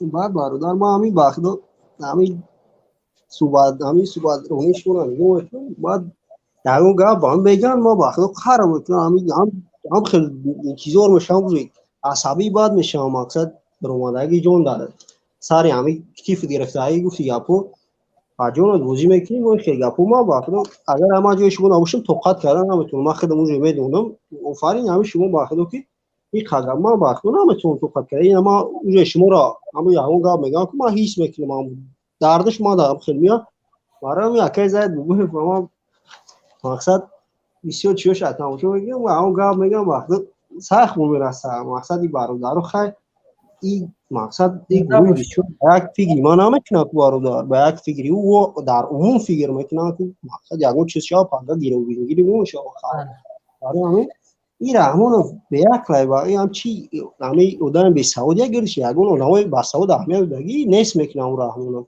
این گردش نه اونجا همه گزمانی گروه نمیدونن چی بگن زوجی نمیدونن چی کوکر نمیکنه رحمان نمیدونن چی کوکر اونجا گفتی اپوز ببره اون گاب مردم رو خبر بشه که کرانی سر فروختگی اونجا همه ژورنالیستو نه روزمانی او میترسن ببرن چیز کنن رحمان برای همین گفتنی ما میگه که این مسخره بازی کرده کو اعتراض ما اون جنگوار خندیده است برو ما افتما در سر دستش میگم پاره میپره میگه بعد هم میذارم خندیده است چه جنگوار ما حیران هستم عینکو اچکش در چشماش گذاشتگی ها کار کردن بسیار واخد خندوار همین مال همین نگاه میکنم بسیار همین برنامه رو ما همین دیگه شب و روز همین را گوش میکنیم همین این ساعت چنده اینه اون ساعت یک شیده و دیگه خواب نمیبره فکر بسیار همین خون عجوب شده واخد قسم سلامت باشه برادر زنده باشه اکاجی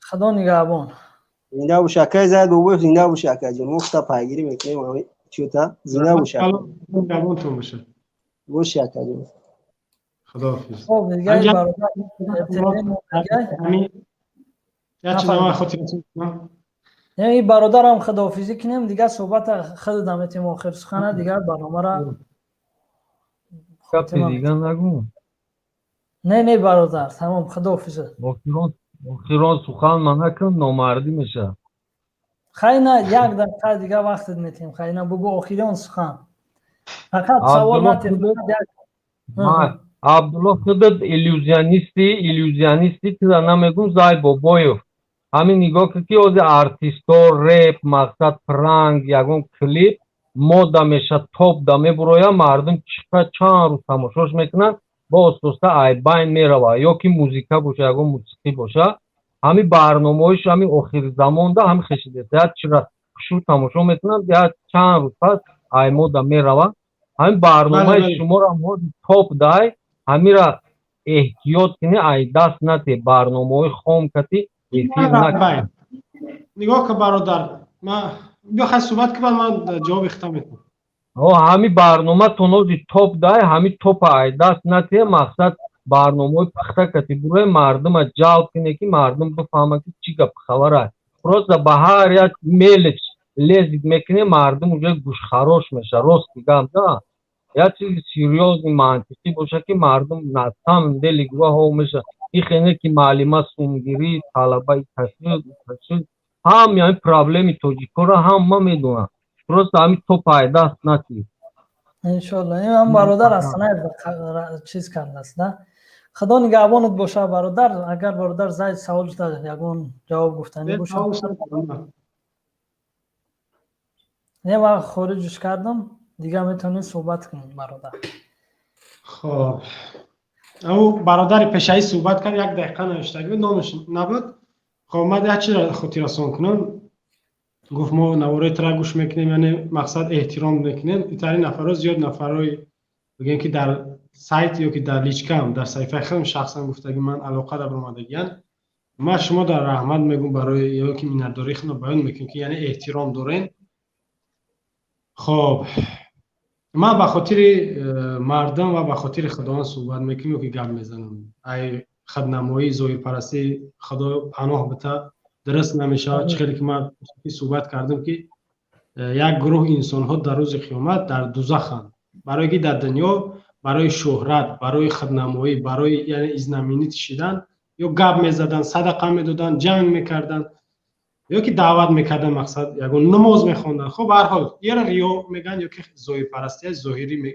عملی مکروهی یا که دیگه شرکی اصغر میشه خب دیم مسئله این مسئله او بود برادر بود هر نفری که خواه مایم یا دیگر مبارزه یا ملای حضرت پرزیدنت کسی هست خطا میکنه هر یک نفر حق داره که خطای او را بگه در روش میگه در اینترنت میگه در صفحه میگه در کجای میگه حق داره امروز یک مردم مود علاقه یا نمود تقسیم شده گیان اومانی یک گروش میگه هیچی نگین این خدمت که یک گروی گشت با ایو یاد گرفتن حاجی میرزا را هیچی نگین این ملا را هیچی نگین این خیلی گپ وجود نداره این خیلی گپ وجود نداره لوبای تشما هر یک تشما حق داره حاجی میرزا را بگین حاجی میرزا کیه خاکی پای حضرت عمر میشه یا کی نمیشه حضرت عمر میدونید دیگه خلیفه مسلمان ها یکی از بزرگترین شخصان در تاریخ اسلام حضرت عمر حضرت عمر چی میگفت مرا خطای ما بگه ببینید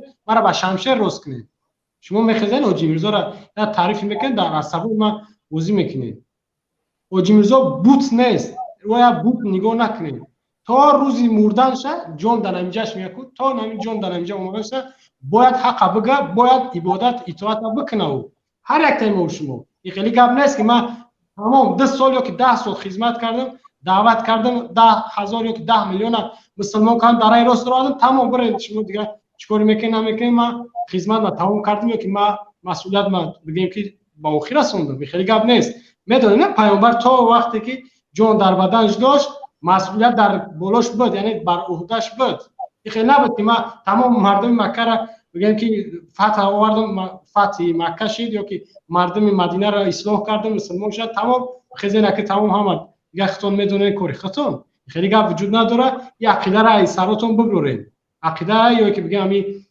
خرافات میگن یا نمیدونم میره خیلی بگم ای سراتون ببرین که این ملا شما حق ندارین گپ زنه شما کی خطون این خیلی گپ وجود نداره ملا کسی هست خطایش همه گفت خوبی او را گفته است بعدش یعنی او باید خودش شخصا همین حاجی میرزا اگر تکبری نداشته باشه باید ببره مردم بخشش پرسد ببره بخشش پرسد که ما امروز نتونستم حق گفته یا که مرا کمبودی ندیدین بیان بگین باید بگه اما کی برش را اجازه نمیده خب یک مسئله دی مسئله این برادر گفت خب درباره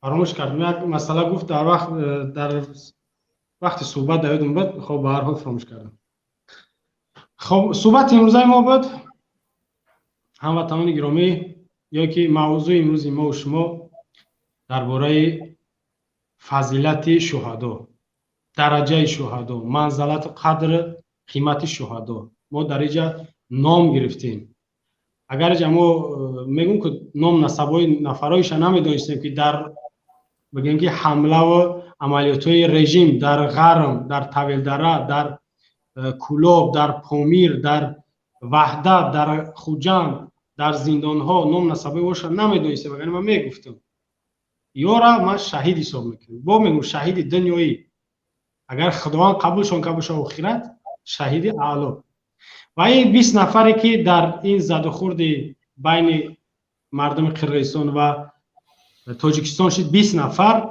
در اینجا سرباز بود افسر بود و شهروندای عادی پیشنهاد کردیم که نام نسب اینا دانه دانه در همون مرز در همون لبی گرانیتسا نوشته شوند با حرف سرخ شهید نام نسبشون هم نوشته شود که دیگر مردم دیگر بگیم هموطنای ما هر وقتی او طرف میگذرن یا که هم فرزنده و اویلهشون یا که اولادشون هر وقتی دوجا قدم میزنن و ببینن که همینا را حکومت یا که دولت احترام کرد یا با میگم که با قدرشون نرسیدن همدردی بیانشون نکردن نه پرزیدنت نه وزیر مدافعه نه وزیر داخله نه رئیس کمیته امنیت نه رئیس ولایت سوخت همدردیشون بیان نکردن در جنازهشون اشتراک نکردن بعدی که ای دنیا رفتن اجازه با موندک زن فرزنداشون پدر مادراشون باید کمکی همه وقتا یک وقتا نه همه وقتا برای یا بکنن دولت یا که حکومت وظیفه جانش که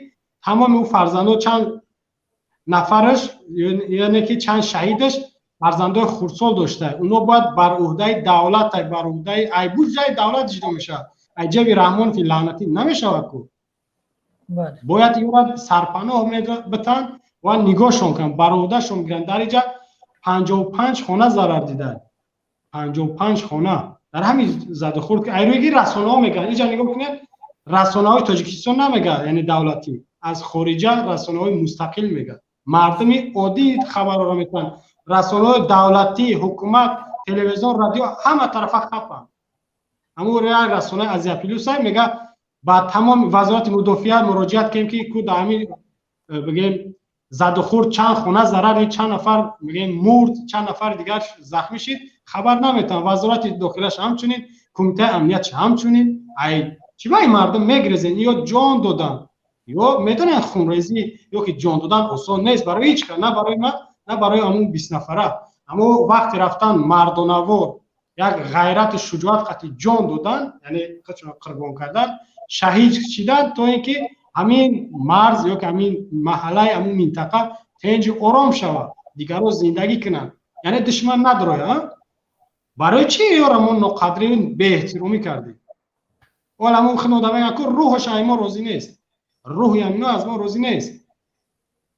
در این قرقیزستان وزارت تندرستیش حسابات میتد دانه به دانه که 36 نفر وفات کرد، 134 نفر دیگه زخمی شد. در ما چی؟ 20 نفر وفات کرد، اما دولت نمیگشت، حکومت نمیگشت، مردم عادی میگه 20 نفر به حسابی ما. شاید زیاد بود. 88 نفر زخمی شد، 55 خانه بگیم که یک آفتی بگیم چی دید، ضرر خسارات دید، خراب شد. یا اینکه در جنگ بزرگی وطنی 41-45 یا 5 روز بعد میاد 9 می از تاجیکستان به حسابی همین رسانه ها 58,000 بگیم شهروندا با ما را روان کرده گرد. 58,000. در همین 58,000 54 نفرش قهرمان اتحاد شوروی اعلام کرده گرد. شما را میدونید 54 نفرش 58,000. یعنی چی گپ؟ منظور گپم که هر در تاریخ این چیز هست.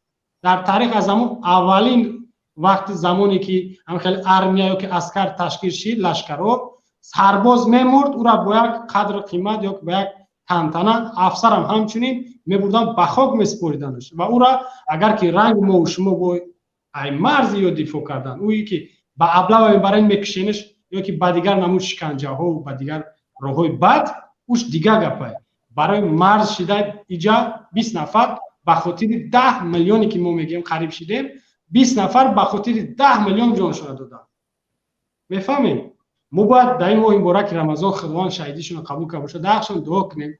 کسی که کمک کرده میتونه با الهشون کمک، دعا و غیر از این با میگم که ما حکومت باید مجبور کنیم. در اینجا باید خش تباراشون دعوا کنن، حق دارین همین پیام برسونین. خش تبارای همین ففتیدگان در گوناگون منطقه ها تنها همش در واروخ نیستن، نفرای وفات کرده، ای ترسوزاده، ای فرخار، ای دوشنبه از بدخشان، از دیگر جاها بدن. باید یا دعوا کنن ای حکومت مجبور کنن بخزن یا را نامنویس کنن، هر ماه معاششون میتن، خوراکشون میتن، یعنی بعودشون میگیرن، خش تبارشون. و شما هم در این کار باید سهم اختیار بگذارین، یعنی با گفتن شما را باید بگین، یا را فراموش نکنین، یا در روز قیامت شاید از گردن ما و شما بگیرن که ما جان دادیم تا شما زنده باشین، یا که شما وطن را نگاه کنین ننگ ناموس حفاظت کنین. شما چیکار کردین؟ ناموس مرز نداره، ایمان مرز نداره، انصاف غیرت مرز نداره، اما وطن مرز داره.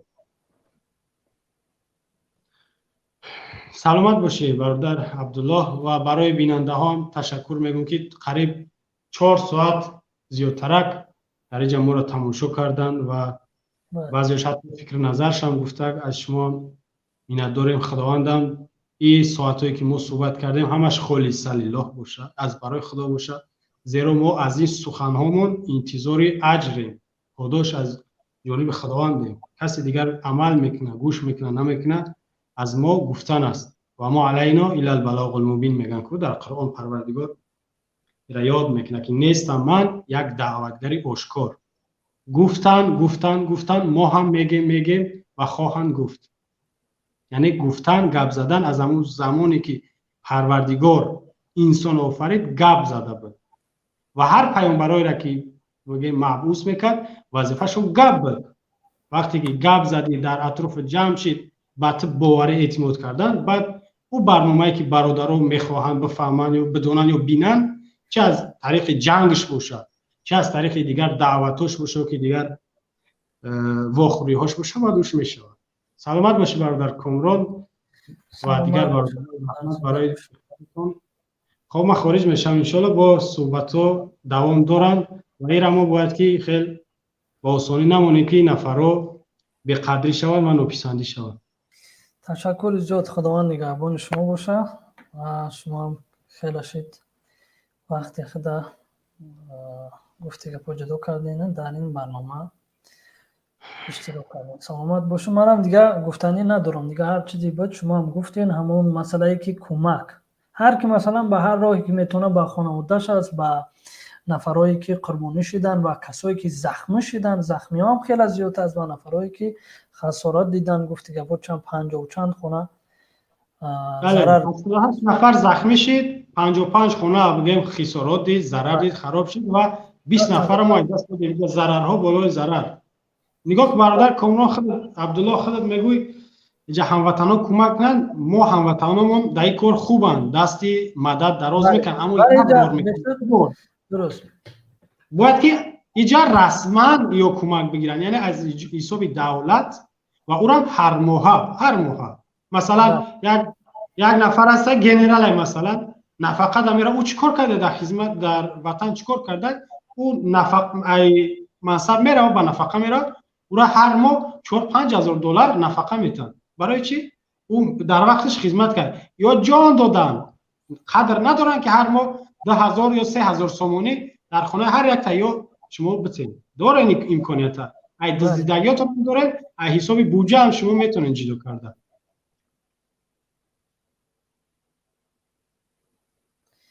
خدا نگهبان باشه برادر زید و کسایی که تماشا میکردن دیدن و با شما هم تشکری میکنیم و خواهش میکنیم در این ماه مبارک دعای در حق شهدا و کسای نزدیکای اونو داره فراموش نکنین و چه که برادر پیشنهاد کرد هر کسی هر طوری که میتونه شاید اگر که خواهش داشته باشه کمک کنه و اینم اولا باید حکومت کمک برسونه. اگر که حکومت که دیدیم که نکرد باید مجبور کنیم که این کار کنه.